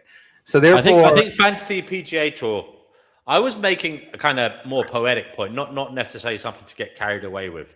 It was just a fun. You got what I was saying, didn't you, Fantasy PGA Tour? Yeah, I got what you're saying. Sorry, yeah. Basically, yeah, all your thoughts are derived from past experiences or stimuli. But it's still the now. Never truly experience the now. The now is never truly experienced. There's always a delay, even if it's only a nanosecond or whatever it may be. There's no such thing I'll as grant now. that, but that's all I was talking about. And I was trying to get everybody just to imagine you sitting there, like there isn't, like, even if it's only for a briefest of moments, like a nanosecond or less than a nano, whatever the hell it is. There's this constant moment of this being there, unaware of what is actually happening. Yeah. So what I'm seeing is always happening before what I'm hearing, right? Because there is physics. But is that really a debate to whether we're actually living in the now, even if the now that we're perceiving is milliseconds away, right? You live in the now, the tomorrow, and the yesterday all at the same time. I'm going to shut up only now. have to live in one. Or was it then? I don't know. Because what I'm finding out is you all premising this, like, for example, you can only live in one of them, and it must be one. It can't possibly be that we live in all of them at the same time. Well, we can actually live in our minds in the past. That's not my question. Can we? We live here now, and we can't see the future. We can only fear the future. Another way of looking at this is there is only the past. There is never the now. The now is an illusion, and the future will never be for us. Yeah, I want to jump in here. Milliseconds ago. I would like to jump in here real fast with this whole now concept, because I do think I'll be back in a minute. I do think when we start talking about like the speeding up of time and atoms and stuff, the time perception gets very distorted because, yeah. So I don't know. I do think if you move fast enough, supposedly, like you can slow down in time, and I think what we don't speed up, we slow down. Yes. Yeah, that's what I would say. You slow down. So I think their perception of now would be kind of, in a sense, extended or elongated or something, as opposed to our version of what now would be. That would be our perceived notion of their now, but their perceived notion of their now will be different than our perceived notion of their now. We're talking about our minds, which is always going to be, no matter how we're perceiving it, going to be their now. What does everybody mean by the word now? Okay, yeah, I don't know. What are we all talking about now? Everybody's talking about now, like you all understand what we're talking about, and it's making me uncomfortable. What do you all mean by the word now? Yeah, no, and tell me different, because I am literally coming off of this. For me, now is like the Holy Spirit. So if no, God, just that, like Dirty said, I wasn't the first one God. to actually say, I believe we're only living in now. I said, I agree. Yeah. I feel like we own, and I feel like is not science and it's not a fact. I know that, right? Yeah. I feel like the only thing we ever really do live in is now. Then you can't know it, then, can you? Tell me how you think that is incorrect, because I'm willing to listen. Like I'm really not actually arguing or debating it. Wait, I'll tell you in two ways. Ready? Back and forth. Ready? First of all, I can tell you how what you said was illogical. Yeah, because if you only live in the now, if you only like the only thing you do is now is all I live in. Which is already gone. It's already gone. If that's where you I think you live in the now, but I don't think it's already gone. Yeah, but that's it. Right. What if I said, you know, the now as a structure, it's not structured like the Father or the Son. It's structured like the Holy Spirit. It means it has a center and a perimeter like an orb or a circle. It's not structured like a line. Wait. Let me get to it. I'm trying to build the structure is what I'm trying to say. So when I look at it now, I look at it as the neutral part, which rightfully so, spiritually, that is all it is. But I'm not just a spiritual being. But if I was, I'd absolutely agree with you. And I can explain what I mean by that. Just let me finish. I said that now then has two components, which I find people get really confused about, but they're not two different components. They're just the corresponding points of each other, and people get lost in this. And it's a weird thing. And maybe this is what you guys can help me. Am I getting this correctly?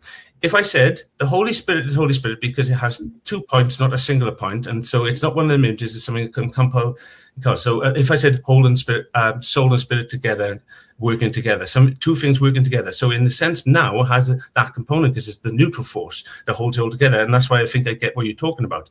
The one of it is called the moment, which one of you was talking about, I think Vibe.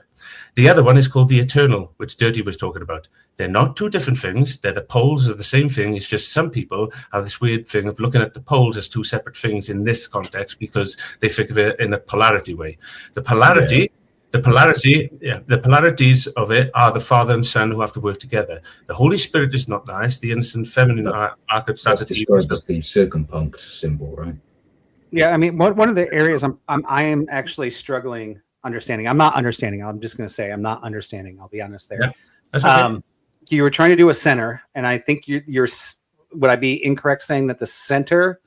because if you saw me putting my hands up, I was like, okay, wait. I feel like I was saying, if I said the now is not a point. Is now. No, I'm saying the now is not a point. The future and the past, that's why I said I get you. The future and past are points. The now is not a point. It is the point that encompasses all points. So in other words, it's like a core, an orb. It's the all. So in other words, if I took an orb, how is it an orb? Can I try and interject a breach of language, if I may, just to give you my please, I'm sorry. Please. To my mind, it's simplest that if you have the past in mind, that image of the past is imagined in the present moment, and if you're projecting and imagining a future, the imaging is in the present moment.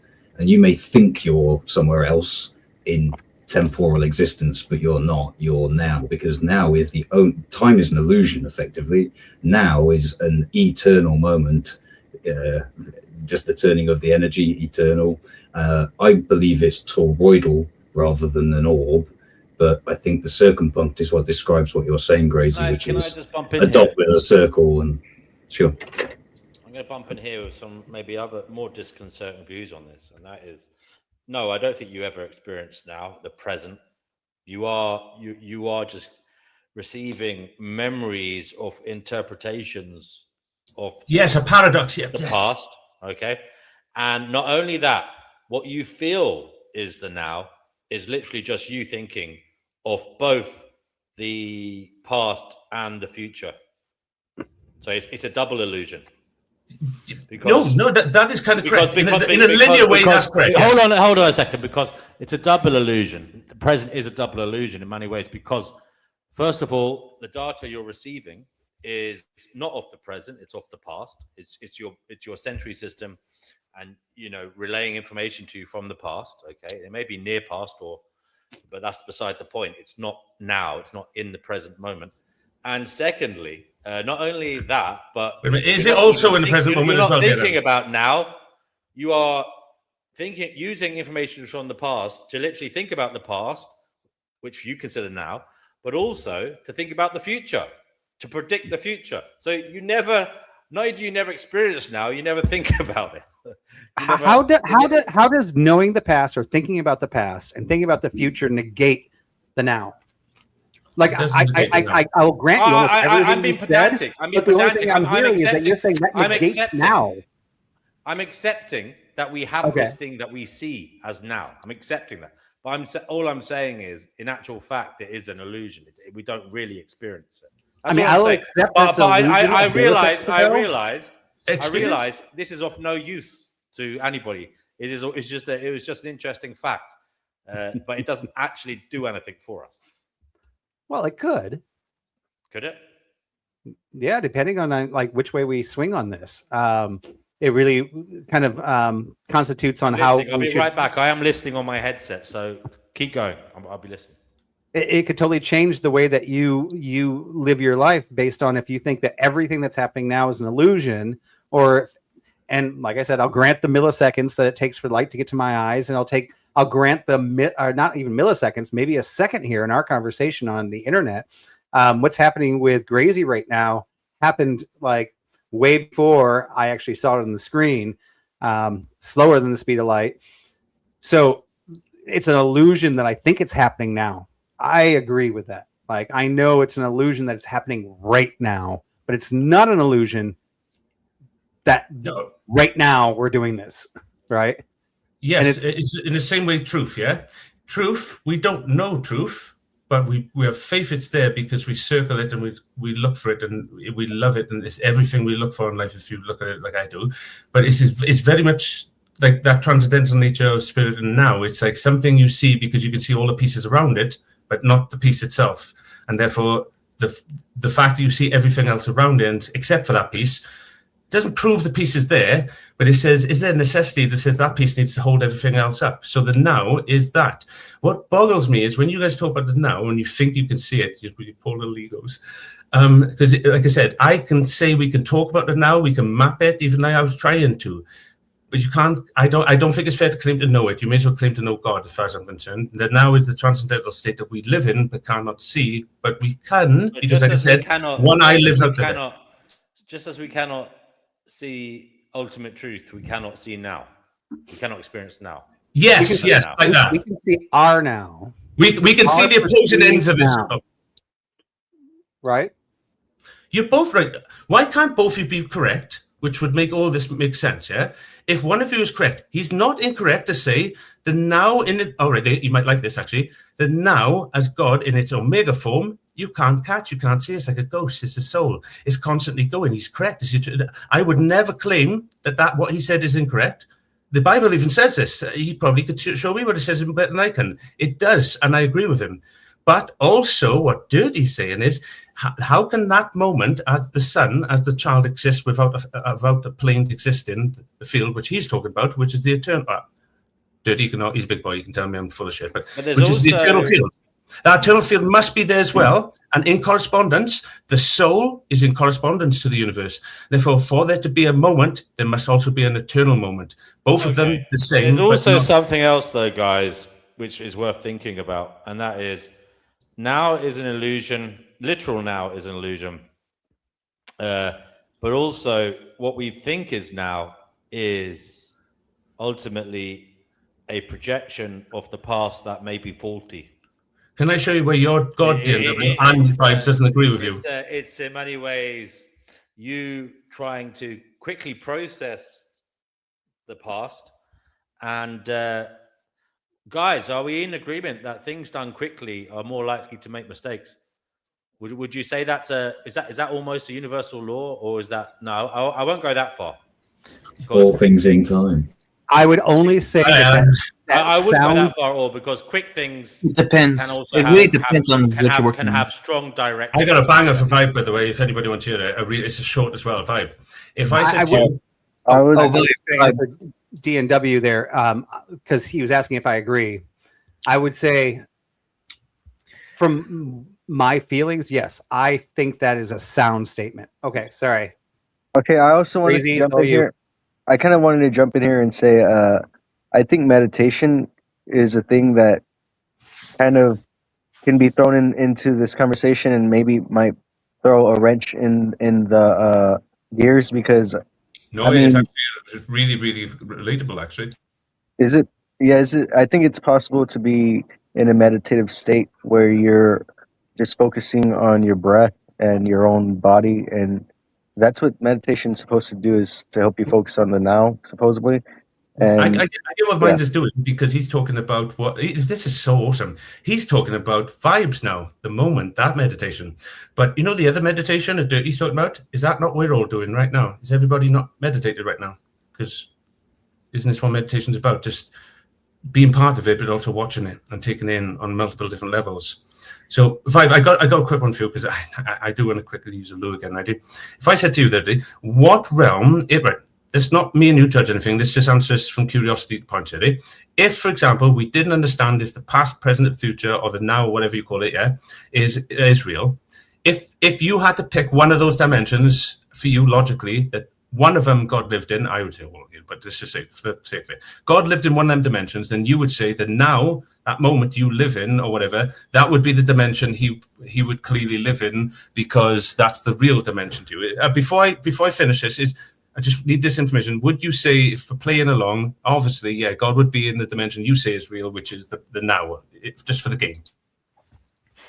Yeah, so I don't agree with that, and I think this is where I was losing you, because you kept on bringing in the God, the Holy Spirit, and the Trinity, and things like that, where like that's not my reality.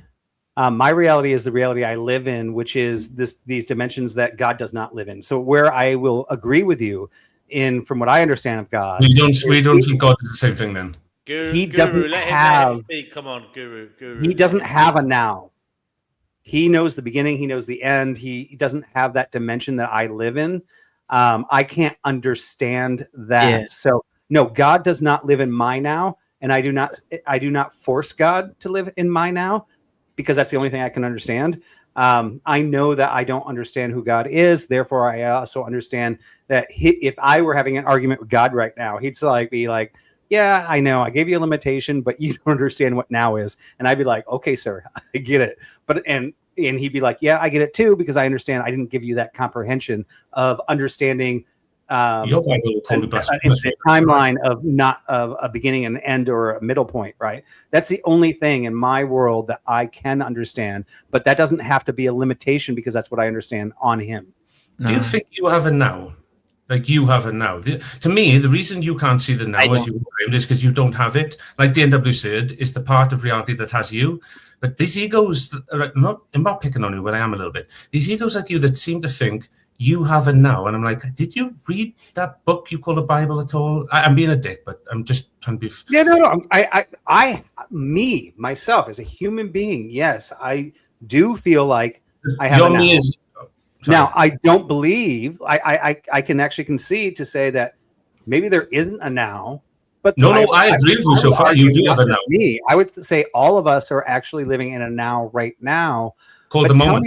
Tell me how I'm wrong. I'm not. I'm saying that you have a another, point. he raises another point. Of our minds. That's all it is. I'm not saying that people can live outside of a now. I'm just saying that I think we live in a now. Listen.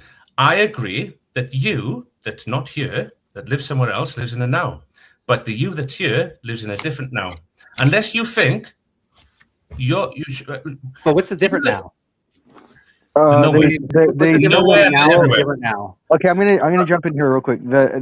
I think there is a different now, and that would be what MD was kind of saying, EANDMW, and what the other crazy guy is greasy, or I keep on thinking it's crazy. It doesn't matter. Okay, our guru, yeah, he's saying there's this eternal now, and I do believe if we were to know everything, we would be in this now, the sense of actual now, because we're actually aware of everything that's happening in the actual moment. But because we're limited, like DMW was saying, by our senses, there's like this lag because we have biological bodies. We can't really know. That's good. And let me finish my point because I'm going to go vibe. I'll do this because I'm going to do it a different way because that way was my fault. It didn't work. That wasn't my point, but I like to answer you anyway, Ryan. So to put this, I'm just going to play with something and tell me what you think of this. I'm not saying this is what it is. What do you think of this? Ready? And God said, I am the now, the all, the everything. I am both Alpha, the future. Masculine man, yeah? Masculine, the future, the order. I am both, because it's how you would see it. It's the only way you can see it, yeah? He said, I am the feminine, the emotional past and everything, yeah? The past, as we understand, these are the gifts he gave us. They're not real, but they're real for us because they're our gifts to see the all. But I am the now, the omega moment, which you're talking about, and the alpha. They're eternal. You cannot have a moment without something by which to put it in, a universe by which to put that moment in to even see it. How are you seeing them? From what position are you seeing the moment? So, who is that you were just talking about? No, that was me making something up from the Bible. I barely know ignorantly. I just wanted to line it. But who was that was saying that me? They live in all those existences. No, who are you reading about? The Logos. The Logos. So when the idea is in Gnostic texts from which we believe you Christians stole our book. I'm claiming anyway. I know the Gnostics. I know the Gnostics. We would never write a book claiming to be of the Word of God and then write it in a subjective language. That'd be blasphemy from us. But who were you telling me about the now, the past, the present? Who was that was saying that? You were saying it was the Logos was saying it about itself. Well, the Logos is the self saying it about the soul. Now I know Gnostics and Gnostic Christians and me on my side of the Christianity, we definitely have different views on this because the Gnostic side is more like there's this secret message from Jesus that I'm not one of them Gnostics, by the way. I don't agree with them, but I will listen to you. So, I mean, their thought is that through that secret knowledge, right, then you can be God yourself, right? Because God created us in his image. We don't believe that we are God. We believe that God created us in his image, but not all powerful like he is. The person that you're describing and the counter you're doing to my now was basically telling me what God's now is, and basically saying, what it was to well, me, that's you're failing your now because I just defined to you, reading text that I don't understand, that God is actually saying you're wrong. Yes, that is from God's perception, not my perception, and I am not God. And if I were perceived to say I am equal, then I would be saying I am God. Can you see God? Oh, I got better. So this is idiotic, actually. My mind is going to stop, Carl. Me and you don't see the word God as a label for the same thing. What do you attach the label God to, sir? Well, so I it can understand what depends, you're right? I actually think we No, do. it doesn't. No, it doesn't. You're talking about God, sir. Don't be blasphemous. There's only one God, and if you can't point at it, you're full of shit. Okay, so as a secularist and as a scientist, I would go, okay, there's some things we don't understand in the universe. We call that X, and we're going to do everything we can do to solve. What do you mean for by you X. don't understand it? Because you've just told me your God tells you there's things in the universe that doesn't exist, and then tell me God doesn't exist. Is that the argument? No, I did not say that. I'm saying that all of us have gods, no matter how we define them. Even as a secularist who does not believe in a God, No, we all have actually words has a God that which is X, represent right? something. It's the things that we don't understand. Now, even as Christians, we say, hey, God did it. We don't understand it, but we still strive in science, and we still go we try to figure things out. We figure out molecules. We figure out quirks. We get things down to quantum mechanics. You're right? speaking for every Christian right now. Just curious. I'm actually speaking across the board that everybody has some sort of God in a definition of there is something that we don't understand. Yeah, the word God. I don't know what you mean when you say that. Or something that we worship or bow down to. If I kept saying, it's always the unknown, right? If I kept saying everybody worships Flob, and I don't understand why you don't understand Flob is this way, and I kept saying the word Flob, and you just didn't understand what the word Flob was, would my explanation of everything make sense to you? Or would you be like, this guy keeps using this word Flob and thinking I'm supposed to understand him? You keep using the word God, and I've said, before we get any explanation, surely as adults and as scientists, we should logically say, I think if we all tell what we mean by the word God, this conversation would go a lot smoother. And I don't mind going first if you want me to tell you what I mean by God. Well, I actually think it's kind of irrelevant to the now. Then you're a logical idiot. How are you a scientist? If you think because I'm just playing, if you feel that it's irrelevant for us to define the word we're all talking about, when it's clearly we all don't agree on it, so we can first have clarity. My point is clarity needed first? Into this philosophical question on whether we're living in the now, and then you just quoted off a book that you don't believe in about how this God exists in all these different areas. Off a book My that God. I don't believe your interpretation of. You see what I mean? You keep saying things as if you understand me without asking questions. Some good news, guys. Okay, Some good okay, news. okay. Breaking news. Yeah. Good news. Apparently, Trump yes, thank you. ceasefire with Iran. So this is on his Truth Social. He says, "This is him writing this. Based on conversations with Prime Minister Shehbaz Sharif and Yes, Field I'm getting Marshal lost in the Qasim ego, but Munir of thank fuck. Pakistan. Will you be quiet, please? Sorry, I'm sorry. Guru. Based on conversations with Prime Minister Shehbaz Sharif and Field Marshal Qasim Munir of Pakistan, and wherein they requested that I hold off the destructive force being sent tonight to Iran, and subject to the Islamic Republic of Iran agreeing to the complete, immediate, and safe opening of the Strait of Hormuz, I agreed to suspend the bombing and attack of Iran for a period of 2 weeks. This will be a double-sided ceasefire. The reason for doing so is that we have already met and exceeded all military objectives and are very far along with a definitive agreement concerning long-term peace with Iran and peace in the Middle East. We received a 10-point proposal from Iran and believe it is a workable basis on which to negotiate.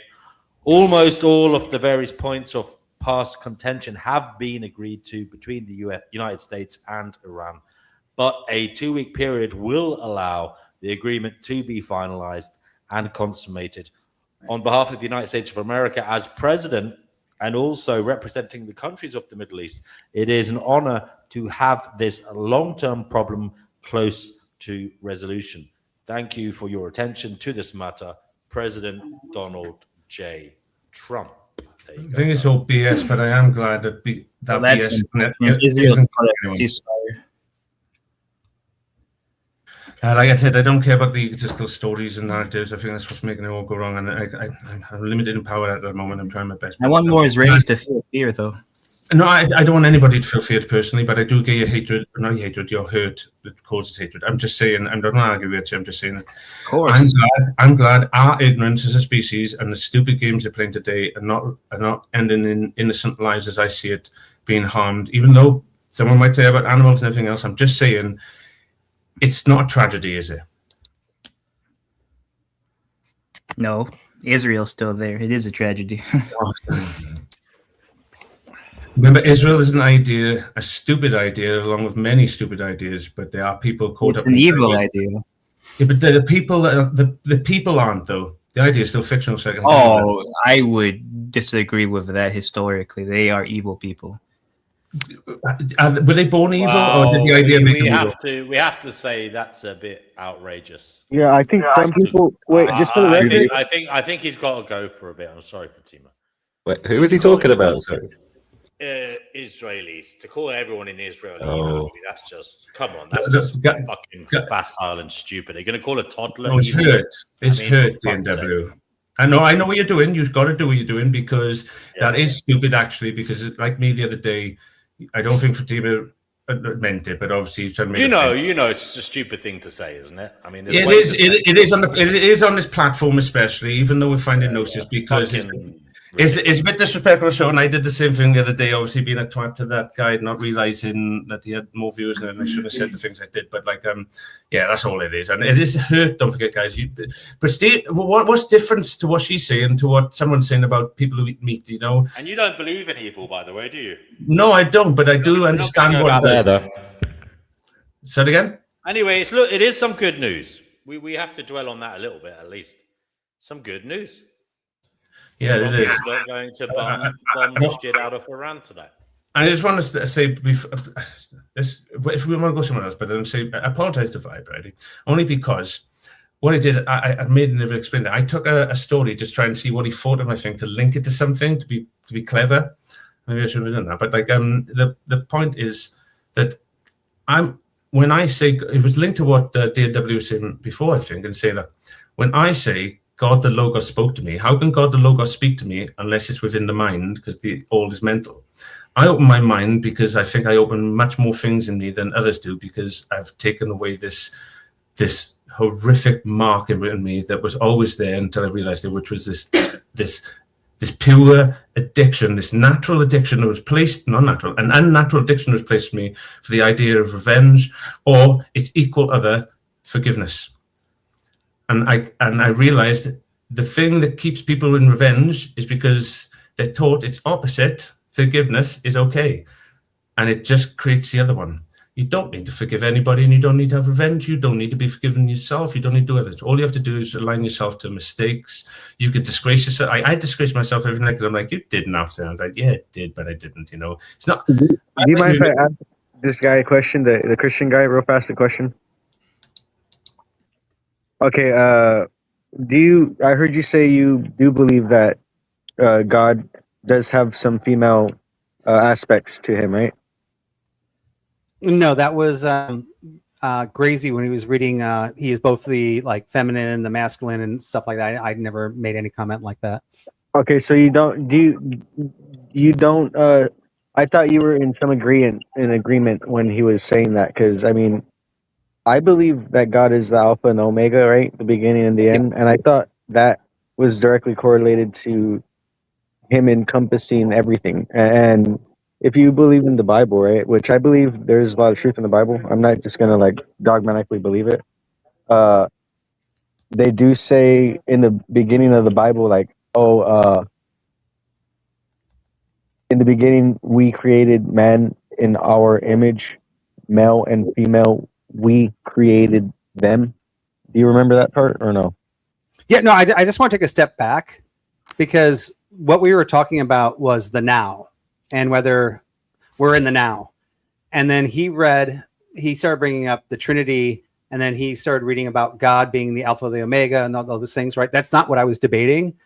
And my point of trying to remove that from the conversation was, and I'm willing, by the way, still, I actually wanted to unwind it a little bit to go back to the now, because he doesn't even believe it. He was reading he's like, I don't even know this text. He's just reading out something to try to prove that my now is wrong. But I want to know why my now is wrong based on what he thinks is now. I'm not really getting into the theology of if God is the, and I agree with what you're saying, right? It was just like, we're totally changing debates from the now and to I was just basically going, what does that have to do with everybody on the panel here, who some are Christians, some are not, of whether we're actually in the now. I think D&W and I came the closest of conceding that there is something that you're experiencing, I'm experiencing, Dirty's experiencing, right? That isn't exactly now. It may be a little bit delayed. I think we can all concede on that. And we all go, yes, we live in our brains, and we do look at the past. And yes, we make decisions in the now based on things that happened in the past. Yes, we think about the future, but I still think we're only living in the now. And I don't need somebody who doesn't know scripture reading me scripture to tell me that we're not living in the now. So it just didn't make sense to me. Yeah, I get that. I did hear him start talking about the divine feminine, and I was wanting to get your take on it because I do feel like there is some truth in there, even if that's the thing that happens with I think everything we run across, whether we know it or not.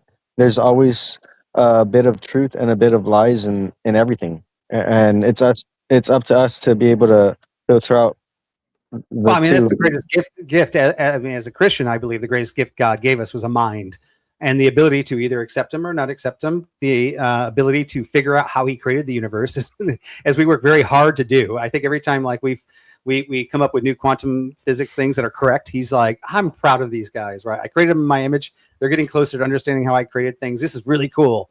I think he likes to see us do those things.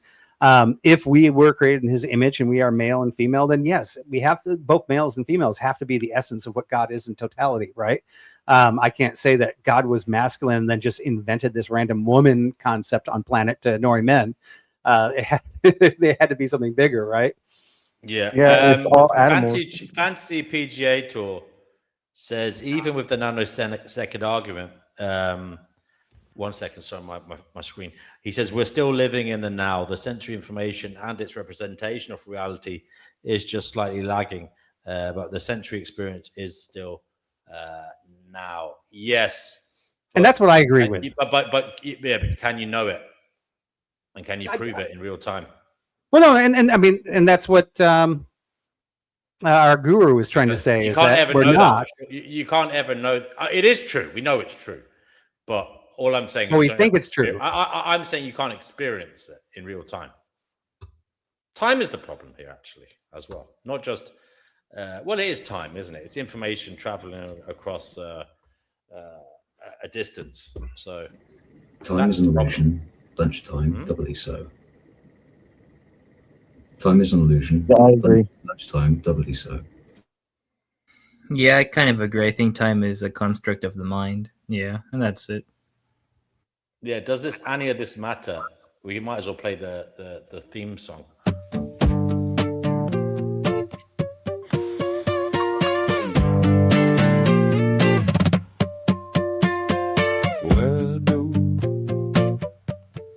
Where do you go to? Where do you go to? Where do you go to? Where do you go to? Where do you go to? I can't hear anything. I believe will come back. Where do you go to? Where do you go to? Oh my God, it's my crap. Where do you go to? Where do you go to? When you leave my mind's eye. When you leave my mind's eye. Let's get past it. Yeah, where do I you don't. go Easy past it. to? Where do you go to? actually, we'll It's leave about- that for now. It's too long. The song is too long to play too many times. Let me just see the banners here. Oh, sorry, the chat. Fantasy says PGA Tour.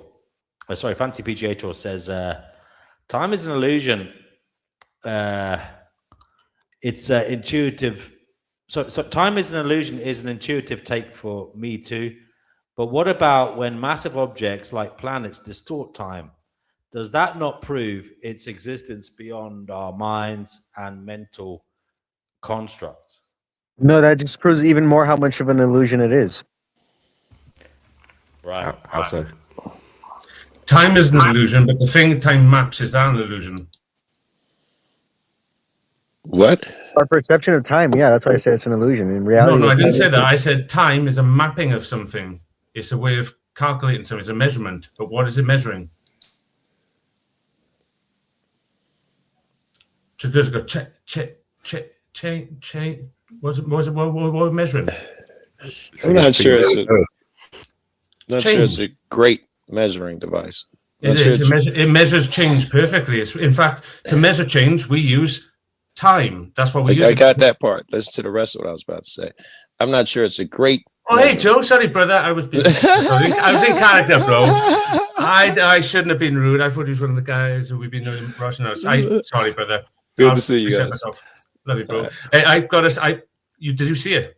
Sorry, guys. I've been waiting to speak to her. Sorry. I was just gonna say that it won't be the greatest measuring stick because it is pliable. With speed or gravity, the tape measure would change. It's malleable, so it might not be the perfect measuring instrument. That's what I was going. And yet, all things like speed and all that all need time, but time doesn't need any of that. Well, actually, it's not true, really. I'm trying to show you something. If you know what I'm really saying, you realize, wait, how come one not in here? Sharp, dirty, don't do it. I'm just trying to get him to see something. Ready? All right, just change the question, Colin. Joe, is there measuring tool that we've created formally in our mind that does not use time as its meta base? Or Go ahead. I was going to say, or vice versa, if it's easier. Does time need anything else other than time is source principle to be itself? Like it's the one that all other numbers need to be. In our life, as you were talking, I find it hard to anything to pop in my head that doesn't have time built in some way. Does that tell you anything, Joe? I guess it tells me something. Nothing permanent like you're thinking, though. It doesn't. I don't even think it's real. That's where you're going. It's just some guy created. No, I'm not going to. Don't do this to me, Joe. Okay. I know what you're doing. I love you, brother. You play your tricks on these, brother, right? It's not what I'm asking you, right? I get where you're going. I'm asking a simple. No, don't say that. You don't like it. I'm asking what I'm claiming to be a simple question. Yeah. And I'm saying to you, I'm not saying time is real. I agree with it. It's illusion. We created this. Then it is what you said it is. I'll give you that too. Yeah, but like God being a word, a mapping we created to map something. The thing we're mapping, though, time. What is it mapping? Now, the phenomena I was trying to is change, but I've been waiting for something smart. I'm going to say time is measuring movement or distance. Oh, yes. Keep going. Change is better. Yeah, but they're not better. They're both the same, and they're both pointing to something else. Even though technically, you can decide if I'm correct here because this would help me. What they sorry, just answer. Does anyone ever go? If not, flux. Anybody? All right. Dirty. Can you talk to them about flux? Am I putting you on the spot? Yeah, flux is change. Delta. Yeah. Like I said, hysteresis. Yeah. Which is motion, which is all these things are the same. That word is dirty. If I said flux is not change, flux and change just are the same thing in different ways of perceiving it. So in one perception sees the same thing. Each perception sees the same thing, but they all call it something different, and that's why you're getting confused. It's like when someone asks me, "What is the eye?" I said, "Don't do this question. You'll lose. I have many eyes." And I'll win that's why they call it the universe, right? Because ultimately we're all. I like that. Yes, do that. Ultimately, everything in the universe is the same, but it's just kind of different, and that we're always talking about the same thing. According to Hermes' principles, what does the universe need to be a necessity to be?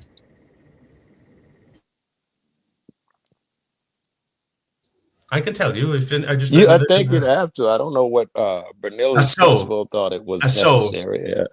The universe is a point, like not a point, sorry, like I was trying to say before, it's not a point.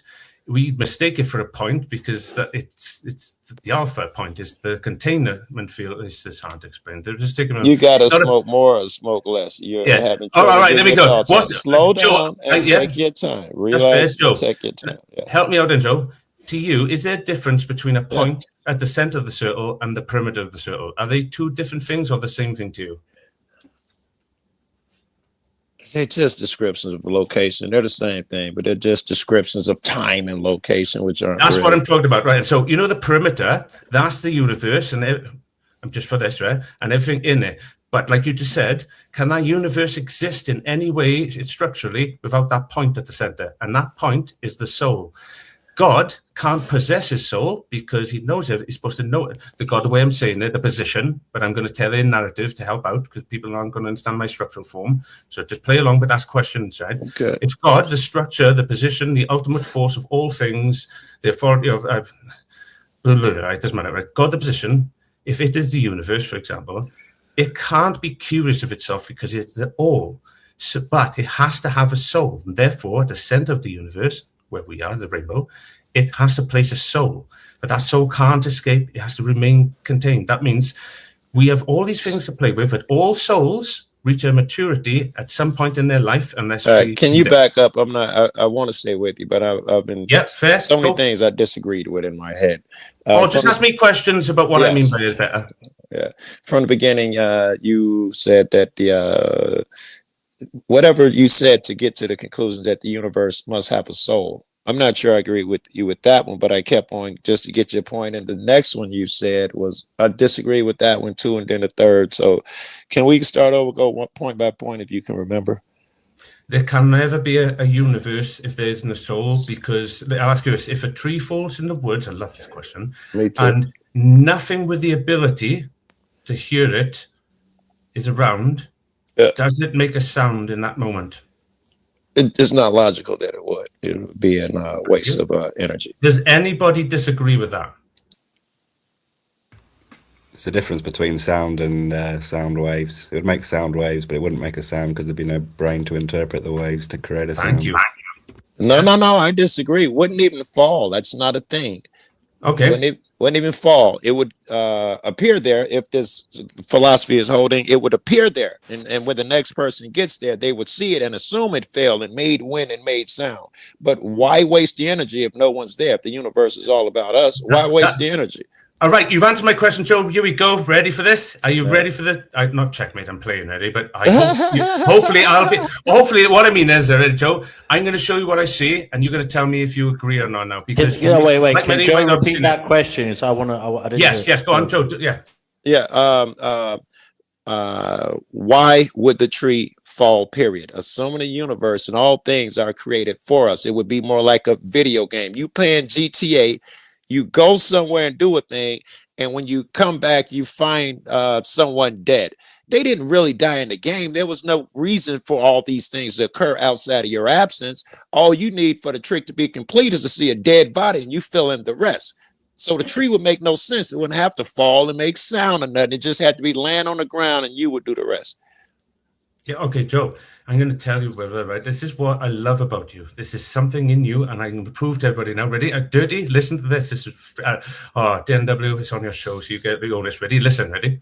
I love what he said so much, and so you did in a different way, that I thought, Joe, that is an actual amazing thing to do, that we can turn that. I've never heard this. Tell me if you've heard this, ready? What if I told it in the way Joe just said in a different, ready? What if I said this, ready? If a tree was standing one moment and nothing was around to see it fall, did it fall when it was lying on the ground the next day? At what point did it fall? If nothing saw it fall, did it ever fall? I told you it's not logical to me that it would fall. The Yeah, energy, no, the universe I was does not listening. like to waste energy. That would. I waste was energy. asking the others if they were listening, Joe, and I think Dirty understands that. Dirty, answer that. I want to know what you think. I really do. If nothing saw the tree fall, as we all saying it, did it really fall? If one moment it was up and at another moment it was down, but nothing saw it fall. Nothing could perceive it. Shut up. You know You're what I mean. asking me that question. I don't mind I think actually, but he's I was asking asking Dirty. I don't all of mind. Dirty actually answered it. Go on, Dirty. I believe go ahead. I don't have this view that humans are the center of it all, you know? I think evidence shows us that things happened before we were here, you know? Yeah. And therefore, that is evidence enough for me to say things can happen without us looking at it. Very good. I like that. Would you say consciousness? Yes, even whilst we're here, why would that change? He is saying the tree would absolutely fall. Would you not say consciousness is the center of everything, if not humans? There's some places without consciousness in other planets, right? Okay, I need to jump in here because I've been wanting to say this. I think technically everything that exists in reality, down to like the subatomic particles, is directly experiencing reality.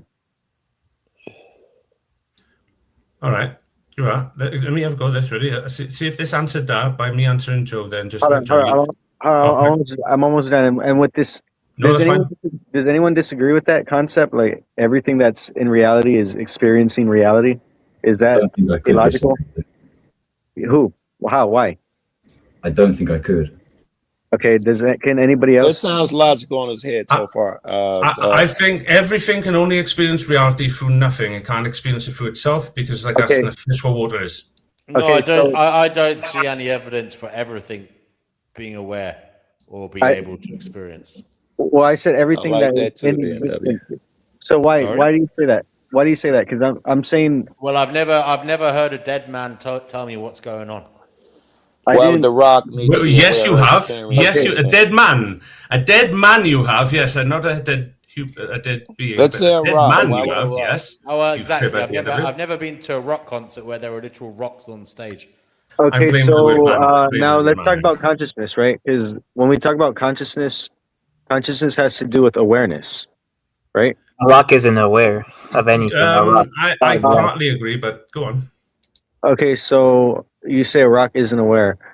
The things that the rock is made up of is having this having an interaction with reality. But it's not experiencing it. It's not thinking about anything. It doesn't have a mind. According to you, it's interacting with reality in a state of awareness, and that's because what you're doing is you are putting your ways on it.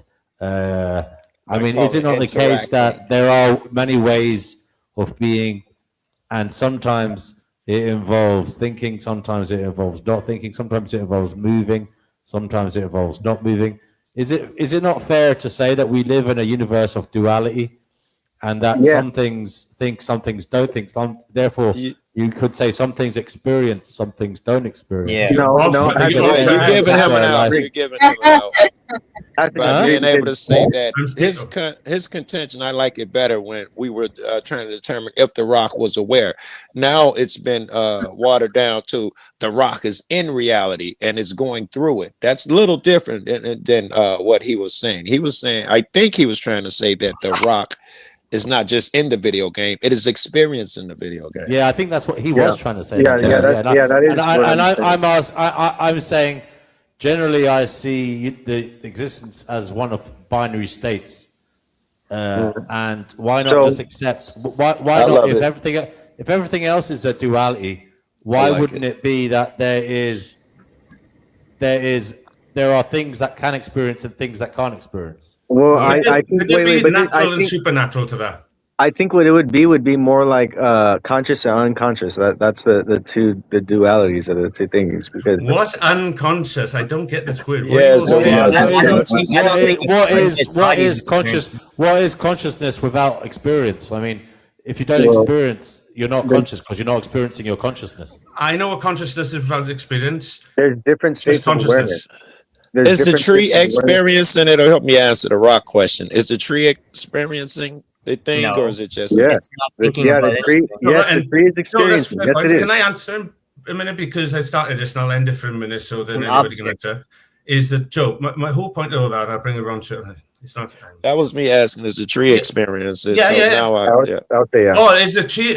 I thought you was asking about the tree falling. If it really fell. No. Is apologize. it My experience? apologies. Like we're trying to figure out if the rock can experience a thing. Well, can a tree? Because at least there's an argument that the tree's alive. There's one that the rock alive is a little more distant. There's a better argument the tree's alive. Is it an experience? And it experiences a thing. It can get burned Okay, or wait. whatever and have to fight for its life because it's infected. It's experiencing things. Rocks can grow. it just That's be a all thing I want without to say is experiencing it? minerals grow. Minerals can reproduce. Minerals can break down, and It's minerals. because of external factors. It's not because they can Okay, do it can I themselves. ask Yeah, well, a guess slightly what? different You question? are alive right now because of external factors. You wouldn't be alive if the sun wasn't beaming down on you and you weren't eating some vegetables or some kind of external No, food no, supply. no Yeah, shit. No yeah. I'm one alive. thing. I'm No one Exactly. just So say- you're is it. part of your environment, you son of a bitch. Can I just say? Correct, Awareness seems to be What is awareness, something, DNW? something from evolution. Awareness of our environment. Awareness of what we need. You keep It using seems the it word to seems try and explain it. What do you mean by the seems word to be awareness? Can I just say something here? Our awareness, whether we like it or not, seems to serve a purpose, and that is our survival. And our survival is linked to evolution. Evolution favors those that survive, by definition. Survive until you can mate, at least, and obviously raise progeny if that's what your species does. But yeah, so awareness is just another tool to allow for a greater chance of survival. And what are you aware of? Well, it does seem, if you analyze what you're actually aware of, you're Okay. aware of things that favor your survival. So you're aware of threats, you're aware of things that you're attracted to, you're aware of hunger, you're aware of So the your tree is aware. your anxiety. Sorry? The No. tree is aware. The tree What experiences I'm thirst. arguing is Yeah. that's because evolutionarily we are animals, okay, and we move around. So our awareness is obviously very heightened because of that. So A tree far, doesn't- plants a are tree in your doesn't definition of necessar- a awareness. tree- All right, yeah, Sorry? Joe, okay. If I say I I almost said fully plants agree are with still you. in your definition. They fall firmly in your definition of awareness Well, so because far. you're saying They they're move aware of, around. They experience things. They get What is thirsty, hungry. DNW? What is they DNW die. describing, everyone? What else is he describing? What else in your existence did DNW mostly correctly describe there? If we stop polluting our mind with the word awareness, what else in physicality did he describe? Because he perfectly described something else that you have two of them physically. You have two of these physical things, and he described it to a freaking T, and he's correct, because that is really what awareness is internally, and you'll get it once you get this. What Go did ahead. DMW You say it. I think I got a word, but I don't want to poison it. An I. He defined an I. He defined, you can do it all again, you can listen for one. He defined what an I was, not a physical eye, but this function. I of what it does. understand. I am, or whatever. He just described the most important tool any single being That's not claiming all to be. I described Yeah, all right, your- yes, okay, you your did not. awareness of hunger, your awareness of being horny, your awareness of having an orgasm, your awareness of wanting something. These are all different. These are all to serve your survival, which is in my view evidence that, like everything else that favors survival, it's an evolutionary trait. What did your awareness do to give you that information? That came from evolution, in other words. Yeah, DNW, you talk about it, and let's see if DNW knows talk about it, because he's been on form tonight. Your awareness, as you said, going on your question, it did all this stuff for it there. How did it tell you it? In what form did it tell DWW? How did you hear it? Did you? What did it do? What was its job? How did it show you this? How did my awareness show me what? All the stuff you claimed. Yeah, all the stuff you claimed the awareness does. How did it do it? We all know DNW's awareness give him all this information, but how wasn't did my it give him- awareness. You said it my was. awareness. He was. No. Oh, I see what you mean. Sorry, I thought you meant how did I come to know? How did my awareness come to teach me these facts? Well, yeah, I kind of do mean that, but not as No. broad Well, as that. obviously, there's The delivery mechanic I want, but we live in a kind of hive mind. People influence each other through time and relay information. So it's not Boy, all he threw a down to monkey me. wrench in your plan with that one. No, I agree partly. In terms of how, I don't understand your question. How did it tell me what that my awareness is my I can explain it a my different way. awareness is aiding my survival? Is that what you're asking me? I tell you what, I can explain this in a different way, and I'm ready to do it. Because But I if think- you or I think- anybody wants to steal I think man me, it's I'll shout obvious. a minute. I think it's obvious. If I wasn't aware, yeah, if I wasn't aware, Which you haven't I told me what wouldn't you be mean, able by to the move away way. from danger. I wouldn't be able to use my instincts to survive. I wouldn't be able to feed myself. Yeah. Yep. I Yeah, I wouldn't agree. be able to, just In part, by the surmise way, I whether agree. I'm in danger. All these things. Yes. But, yes, right. And right. So let me tell you, you know, a knife. When you're out in the wild, a knife can help you survive. Yeah, but can a knife? Oh, no, don't ask that because it's stupid. Because it give you a great answer. React. How? I think What? is where this is going. Do you only need that knife to survive the night, or could a bunch of tools help you where the knife couldn't really? Other tools would work. I Other still don't tools know would what the hell work. you're on about because awareness is All right. just. Yeah. I'm not getting that it's yet. just- I'm going to link in a minute. I'll link in a minute. Just follow me a minute, please, Dina. Will help you. You've even criticized people on here saying we're not following Welsh's way because he does it differently. I'm not having to go. I'm just saying, try and help me then, right? I'm not saying anything is. These are no gotchas. I wouldn't do that to you, right? If I promise you now I'm not on a gotcha, I actually want to know this. This is interesting for me. If I said to you, all your tools, everything you need, there's a way around this, obviously, because we're great, yeah? But you need another tool to operate them all. This is kind of the same what I was saying before them tools, which is your eye, yes? And I'm saying to you that on one level, not every level, the eye is one of the most precious survival tools we need. And you can describe it in a spiritual way, like you was describing awareness. So what if I said to you, the eyes inside your awareness, they're the internal... It's easier to I'll try to make it quick. The consciousness, like you asked it. No, the mind is an eye, but that's a combination of all eyes working together to show you a greater field. The more eyes that work together within you to collect and make the mind's eye, the greater you will see of the objective reality, which is the mind. That hence the principles. Yeah, I can teach you guys how to do this from my point, but Okay. you've got to help me Tell reach you what, first. Don't tell them right now. We might package that. No, I won't. I can't. It's not We might fucking. package that into a course and sell it. I'm not that egotistical. I can tell you all today, guys. I don't mind saying I can want teach to you. bring Fantasy PGA Tour into the Fantasy. I'm stupid. I'm so dumb. I'm so stupid. I'll even go away. Can I just answer Joe's thing? And it's really quick because it will make Oh, all this for go away. fuck's And sake. it will end it, I promise. Because this was what I was saying to Take them. 5 hours. Joe, you know everything you said so far already? You know when you said there was a universe? Then surely by everything you've heard so far, that universe that's real must have something that's observing it that's real also to claim it to be real. If the thing claiming it to be real is not real, then the universe surely can't, because that's what you've all been defending all night. I wouldn't disagree with that. Right, quickly, guys. Fancy Yeah, PGA that's Tour while so- you still can. While you still can. Yeah. Wait. Fantasy before you go. I was in chat reading fantasy shit, right? I was like, fantasy, you're killing it. You should be on panel. He like, Joe, I'm on panel. He couldn't speak because Grazy, brother, with respect, there are people getting irate in the chat because you are talking over people, talking too much. Just remember that. Sometimes less is more. Sometimes. And I'm just going to say fuck off, and so you can kick me out and give them all a go. Kick me out. I dare you, you fucking prick. Go and listen to him. I bet you won't really, you pussy. Go on, kick me out.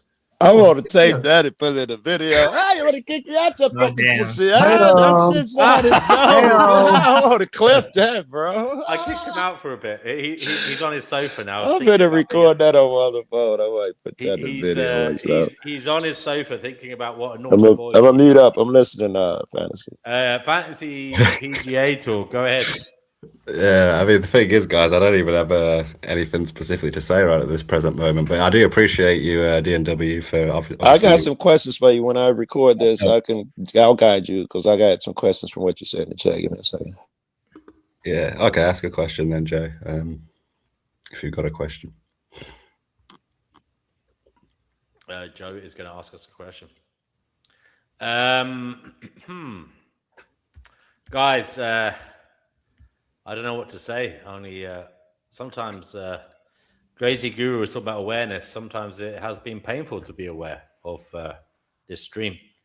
But it is what it is. Has anybody learned anything, or at least thought of something interesting that they might go away and think about a bit more?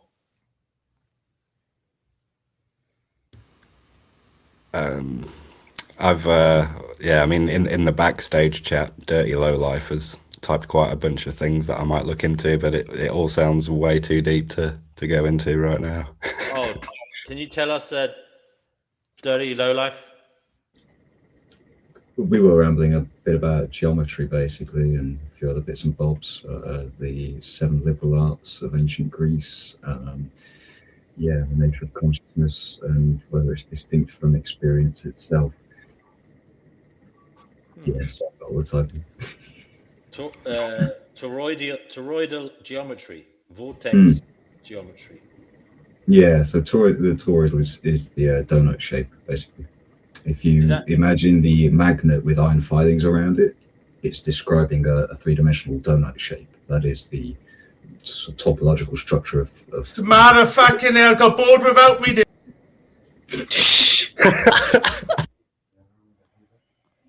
Sorry, go ahead.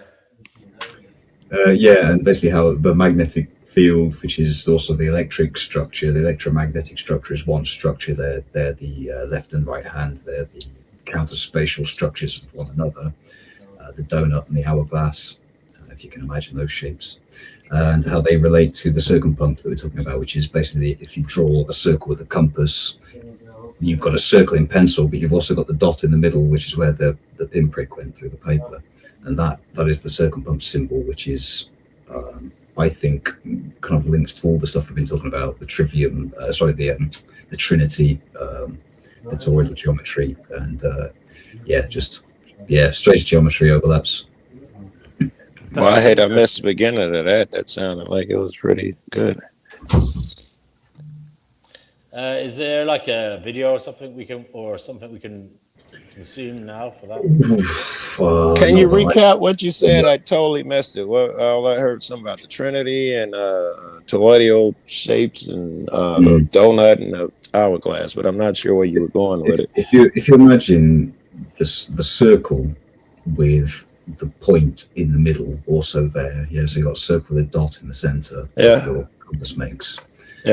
Now that structure is geometrically identical wherever it is in the universe, whatever orientation it's in, and whatever scale it's at.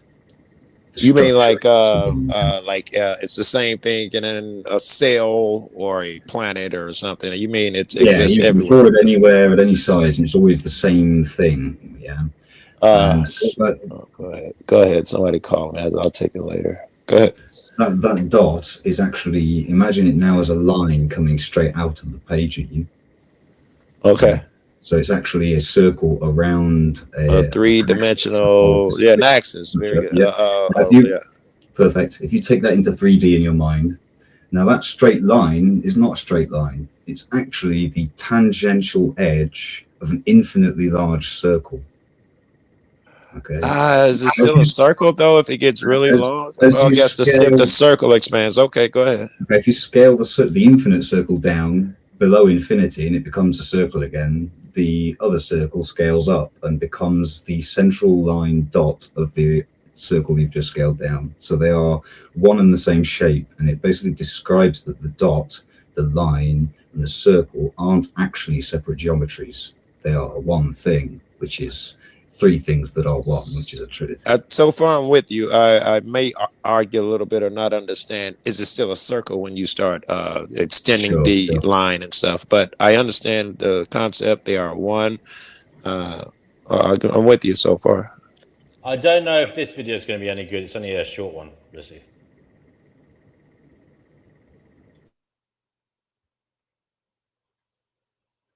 I was able to find this image, and it's actually a pretty good visual of what a toroidal universe might look like.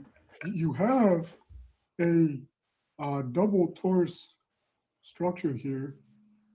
So you've got the expansion out from the disk, from the core, and actually what this particular one is showing is that at different stages along the torus, you're going to have different galactic structures.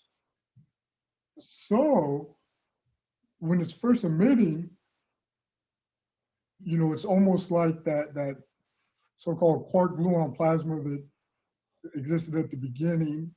And then as it's moving along this toroidal flow, because of like the energy dynamics of different locations along the toroidal structure, you get the formation of quasars.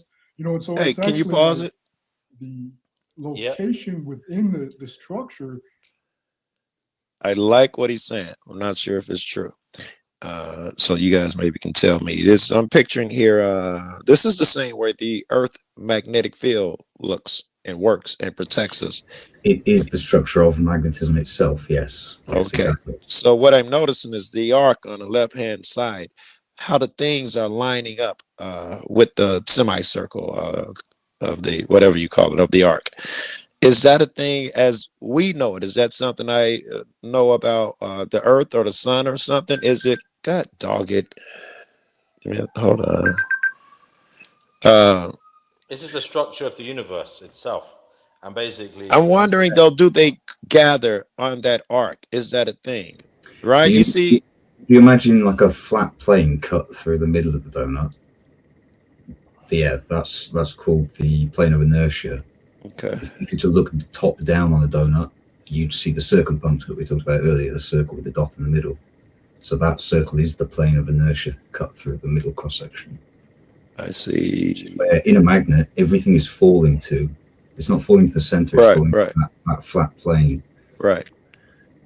And do I see that in the real existing universe? Do our planets do this? Is that a thing, or are they random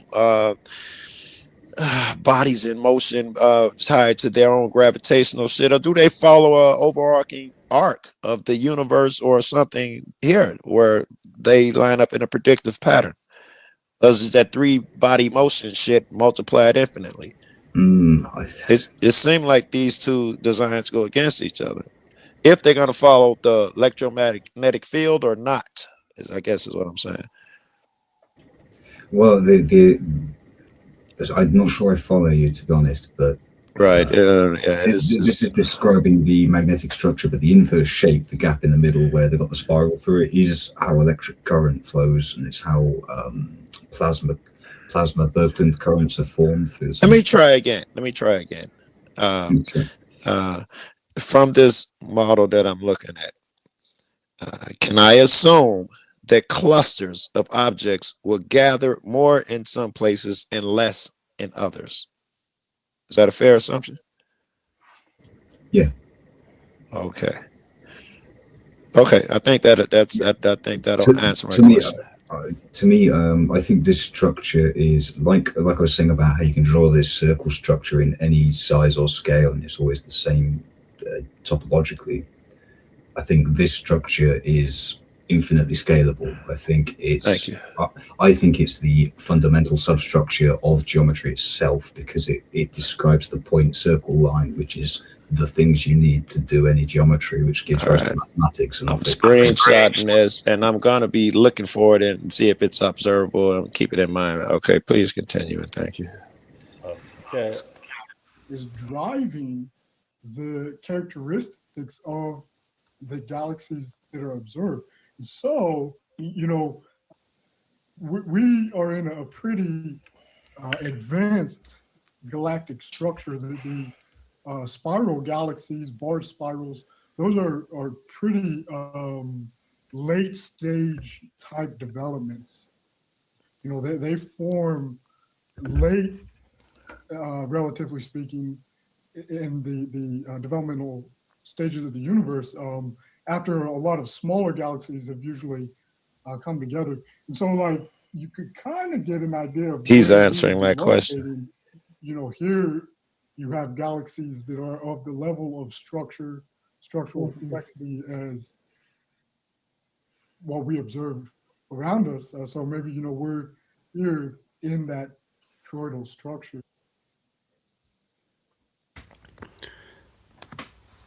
There's another interesting thing that you might like, Joe, as well. Just regards of how much this scales in the universe. I mentioned Yes. it to Dirty backstage. But yeah, we actually have an electromagnetic torus that emanates from, I think it's our heart. It creates this torus electromagnetic field from the heart, and the waves of that field actually align with our inner emotional states. So if we're happy and calm, the electromagnetic waves that we give off are actually stable and synchronized. But then when we're we're looking for that So everywhere, there's something bro. to that aura stuff the hippies talk about, or they used to talk about. I've had this weird idea for Heard that, I that was like, for a that's while. some crystal healing sort of stuff. But I actually looked into it, and it is a genuine, true thing. And even there are machines meters away that can actually detect these electromagnetic waves as well. So we actually. Well, I tell you what, guys, I don't think we'll go on much longer tonight, but we might go into this another night this week. Actually, it seems really interesting.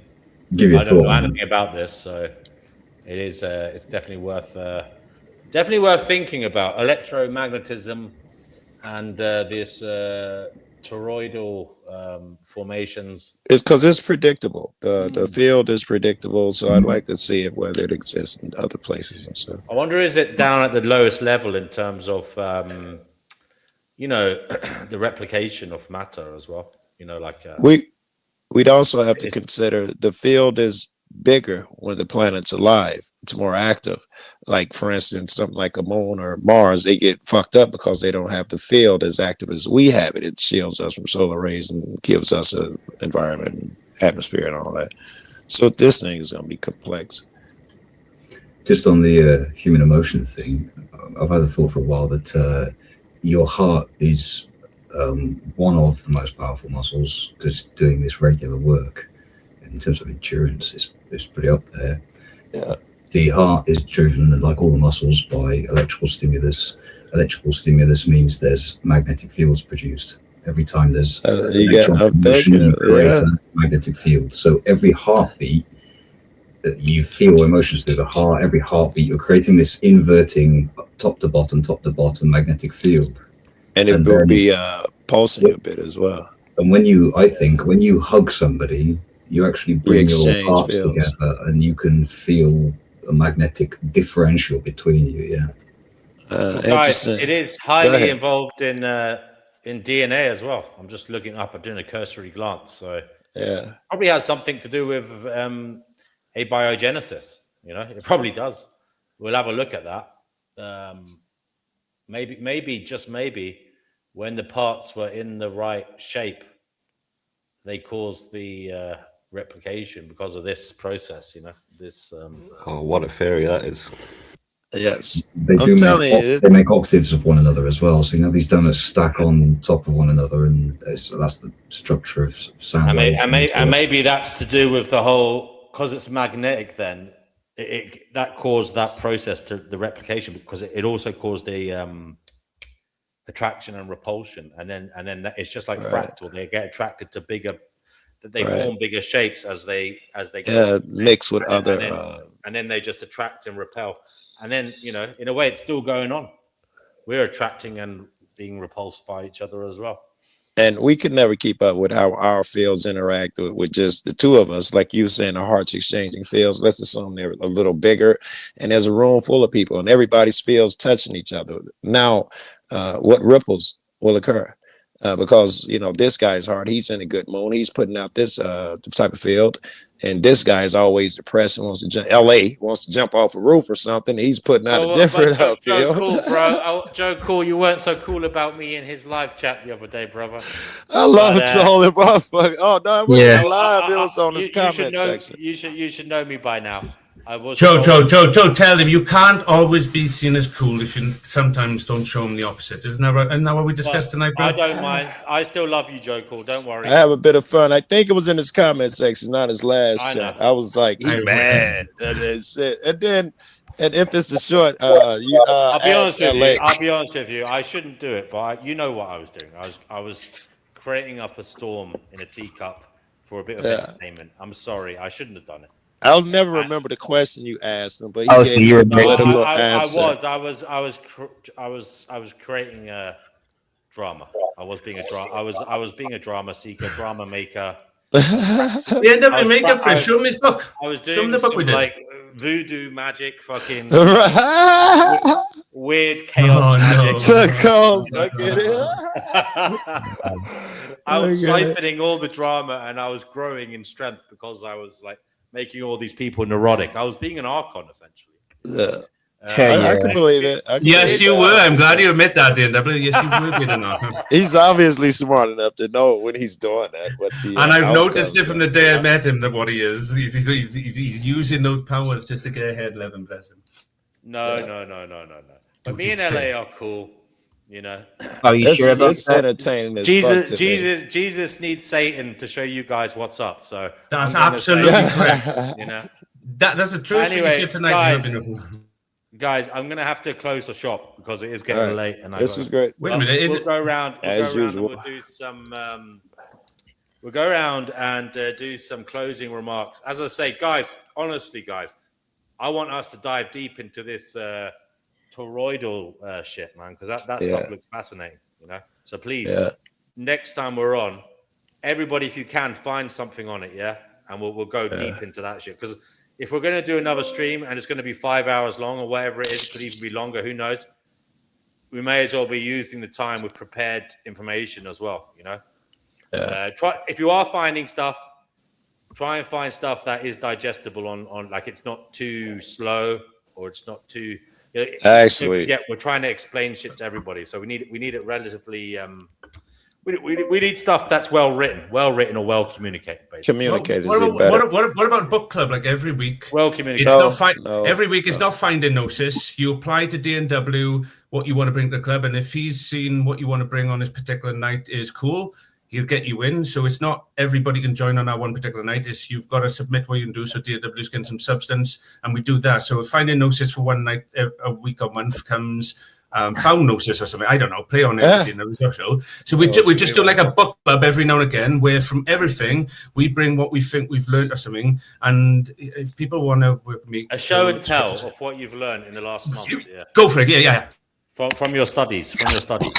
Yeah, and because we can keep it about that, we can. That would be good. I would like that, and like once a month. We do it once a month, or maybe once a month is enough. I think every full moon, baby, every full moon. So we don't like lunatics. The full moon loons. Is there a standard time you go on DNW? Because I be busy during most of the day. Not really. Okay, it's more conducive for me after this time. Before like 5 o'clock, I got to be in and out and always catch the NW. But like this, I'm freed up after 5. It might even be better, to run 1 or 2 of these to not miss out everybody. Because sometimes having all of us in, we can just make little groups. Exactly. This toroidal shit. It's not exactly stuff we're going to get in one go. So even if we do a few streams on it. It doesn't matter because even if we hear the same thing, it needs to go in before we understand what the hell it's all about, So, and I think we all got an understanding, but we do have to make it very communicative for other people listening as well. Exactly. Okay. Well, we'll go around then. Dirty Lowlife. Do you want to give your closing remarks? Yeah, man. Thanks, DNW. Good show. I think the answer to your question has been sci-fi here tonight. I'm very tired. It's been nearly 5.5 hours. But at the same time, I feel very energized by the conversation we've had. It's invigorating to have good discussion and actually roll some difficult topics around your head. and that gives you a different kind of food. So I think that is how you get on living in a world where nobody really agrees. Don't. As I say, guys, make sure you do other stuff as well. This isn't meant to be the be all and end all. This is only just a chilling out place.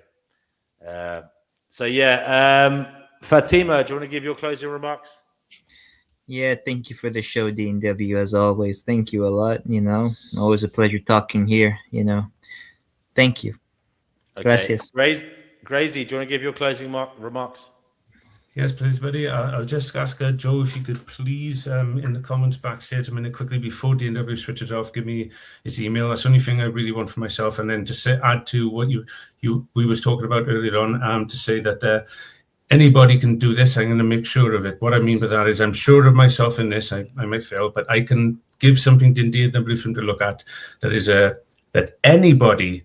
You don't have to be like me or anything, can do what DNW is suggesting we might do with joining and bringing a piece of work, because I can make a little, because then I'm loving the idea. I think I'm imagining, and you can look at it. I can choreograph to you what you can do, because there are some things when DNW releases his transcripts, he's trying to take it with me, because he's trying to get he must have turned them off because I can't get them at the moment, but there's other ways to get around that. But if you could take the transcript, I haven't turned them off. Yeah, whatever. I'll find out that. I might be incorrect. I haven't got all the evidence. It hasn't come in yet, but we're looking at that. Because I told him I use it. He's like, I have cut his legs off. He won't be able to learn it. I got ways around that as well, sir, right? I can teach him. But if you get the transcript of the show, which I recommend everybody does, even those on it, even I do it, and that's why I'm an egotistical prick, because I admit it. But if you take the transcript of the show, you can just listen to what everybody else is saying, and you can just talk to the AI and say, hey, I have this idea. It might be silly. Would these guys listen to it, and how can I present it? And everybody, when we do shows like this, should allow people, because it's not easy to do certain these things. I'm sure DNW will agree. We don't want to scare people off. You can read your works and everything, and in that night, arseholes like me won't be around. We will all be a lot more loving and caring, and we will answer your questions you have for us, which I think is a better way to do it, and then ask if we have some questions for you. Now, that's how I do things best for me. Other people not agree. Maybe DNW might find a way of finding a bunch of different things that work for everybody, so everybody's satisfied. All right, thank you, Gracie. Joe Cool, brother, do you want to give your closing remarks? Yeah, Guru, I put the email in the backstage. And again, as always, I really enjoy you guys. I never said it back for stay for long. And I'm going to give anyone the master class for anyone that's hanging around. We all are all one. You do exist in two states at one time, the I and the us, a real thing, and they make one, even though they seem like it's not a real thing. We are all each other's mirror. I am literally you, you are me. When I'm talking to you, I'm teaching myself, and vice versa. I'm helping myself. And the master class until you understand and love yourself, which means you got to love everyone else. Totally. This shit just goes around in a loop. And that's the master class. In 20 years, we'll still be around, and we're going to be like, damn it, Joe was right. He said that shit. Right. Amen to that. Okay. Thank you, Joe Cool. Good to have you here, brother. We have, then that means Fantasy PGA Tour. You're giving the last remarks this evening. Yep. Well, yeah, no, thank you, DNW, as always, for hosting. And yeah, thanks to everyone else as well for a good chat. Quite like Grazie's idea, actually, of like a show and tell episode of ideas. That could be quite a good way for everyone to get a distributed equal amount of talking time on some subjects also. And if we do the thyroidal geometry video, then we definitely need Dirty Lowlife here. Otherwise, it'll be a train wreck as well. You guys can teach me about it. I swore to God, DNW Club, we found this guy to bring in just to calm me, just for me to have someone to learn from, because I was bouncing off everybody. And obviously, since he's come in, I just feel so much calmer, because I'm like, okay, good. So yeah, thank you. Are you finished now, Fantasy? Yeah, I'm finished. Yeah, much love to all you guys. Yeah, good man. You too. You too. Okay, well look, Dirty Lowlife. I don't know if you're on Twitter or X. No. Oh, you got my email address. It's in the description if you want to email. Oh, right, okay. And we can set it up so that you're here to talk in depth about this toroidal formation stuff, because it just sounds fascinating. And then what we can also do is we'll have it so that when we're definitely going to do a late one, we can make sure we can do the show and tells, because the show and tells need to be open to everyone, even the people in America, you know, who want to come on. So maybe the weekend or something, we can do a show and tell. The first show and tell maybe this weekend. What do you think? Just bring an interesting point or an interesting fact or a series of facts or whatever. But yeah, because we are meant to be doing some work here. We used to do a bit more on this. We used to do like little mini lectures and just like explore topics. We don't really do that anymore. So maybe it would be good to go back to doing some of that. That'd be a good idea. Because at the moment, yeah, we're kind of like touchy, feelings and emotions and shit. But we used to look at other stuff as well. You know what I mean? Like bit of science and psychology and stuff. But so maybe it would be good to do some of that again, you know, more in depth. Okay, well, listen, keep your bell on. And yeah, Dirty Lowlife, email me then if you want, and we can arrange that. Yeah, sure. And thanks, everybody. We'll be back soon.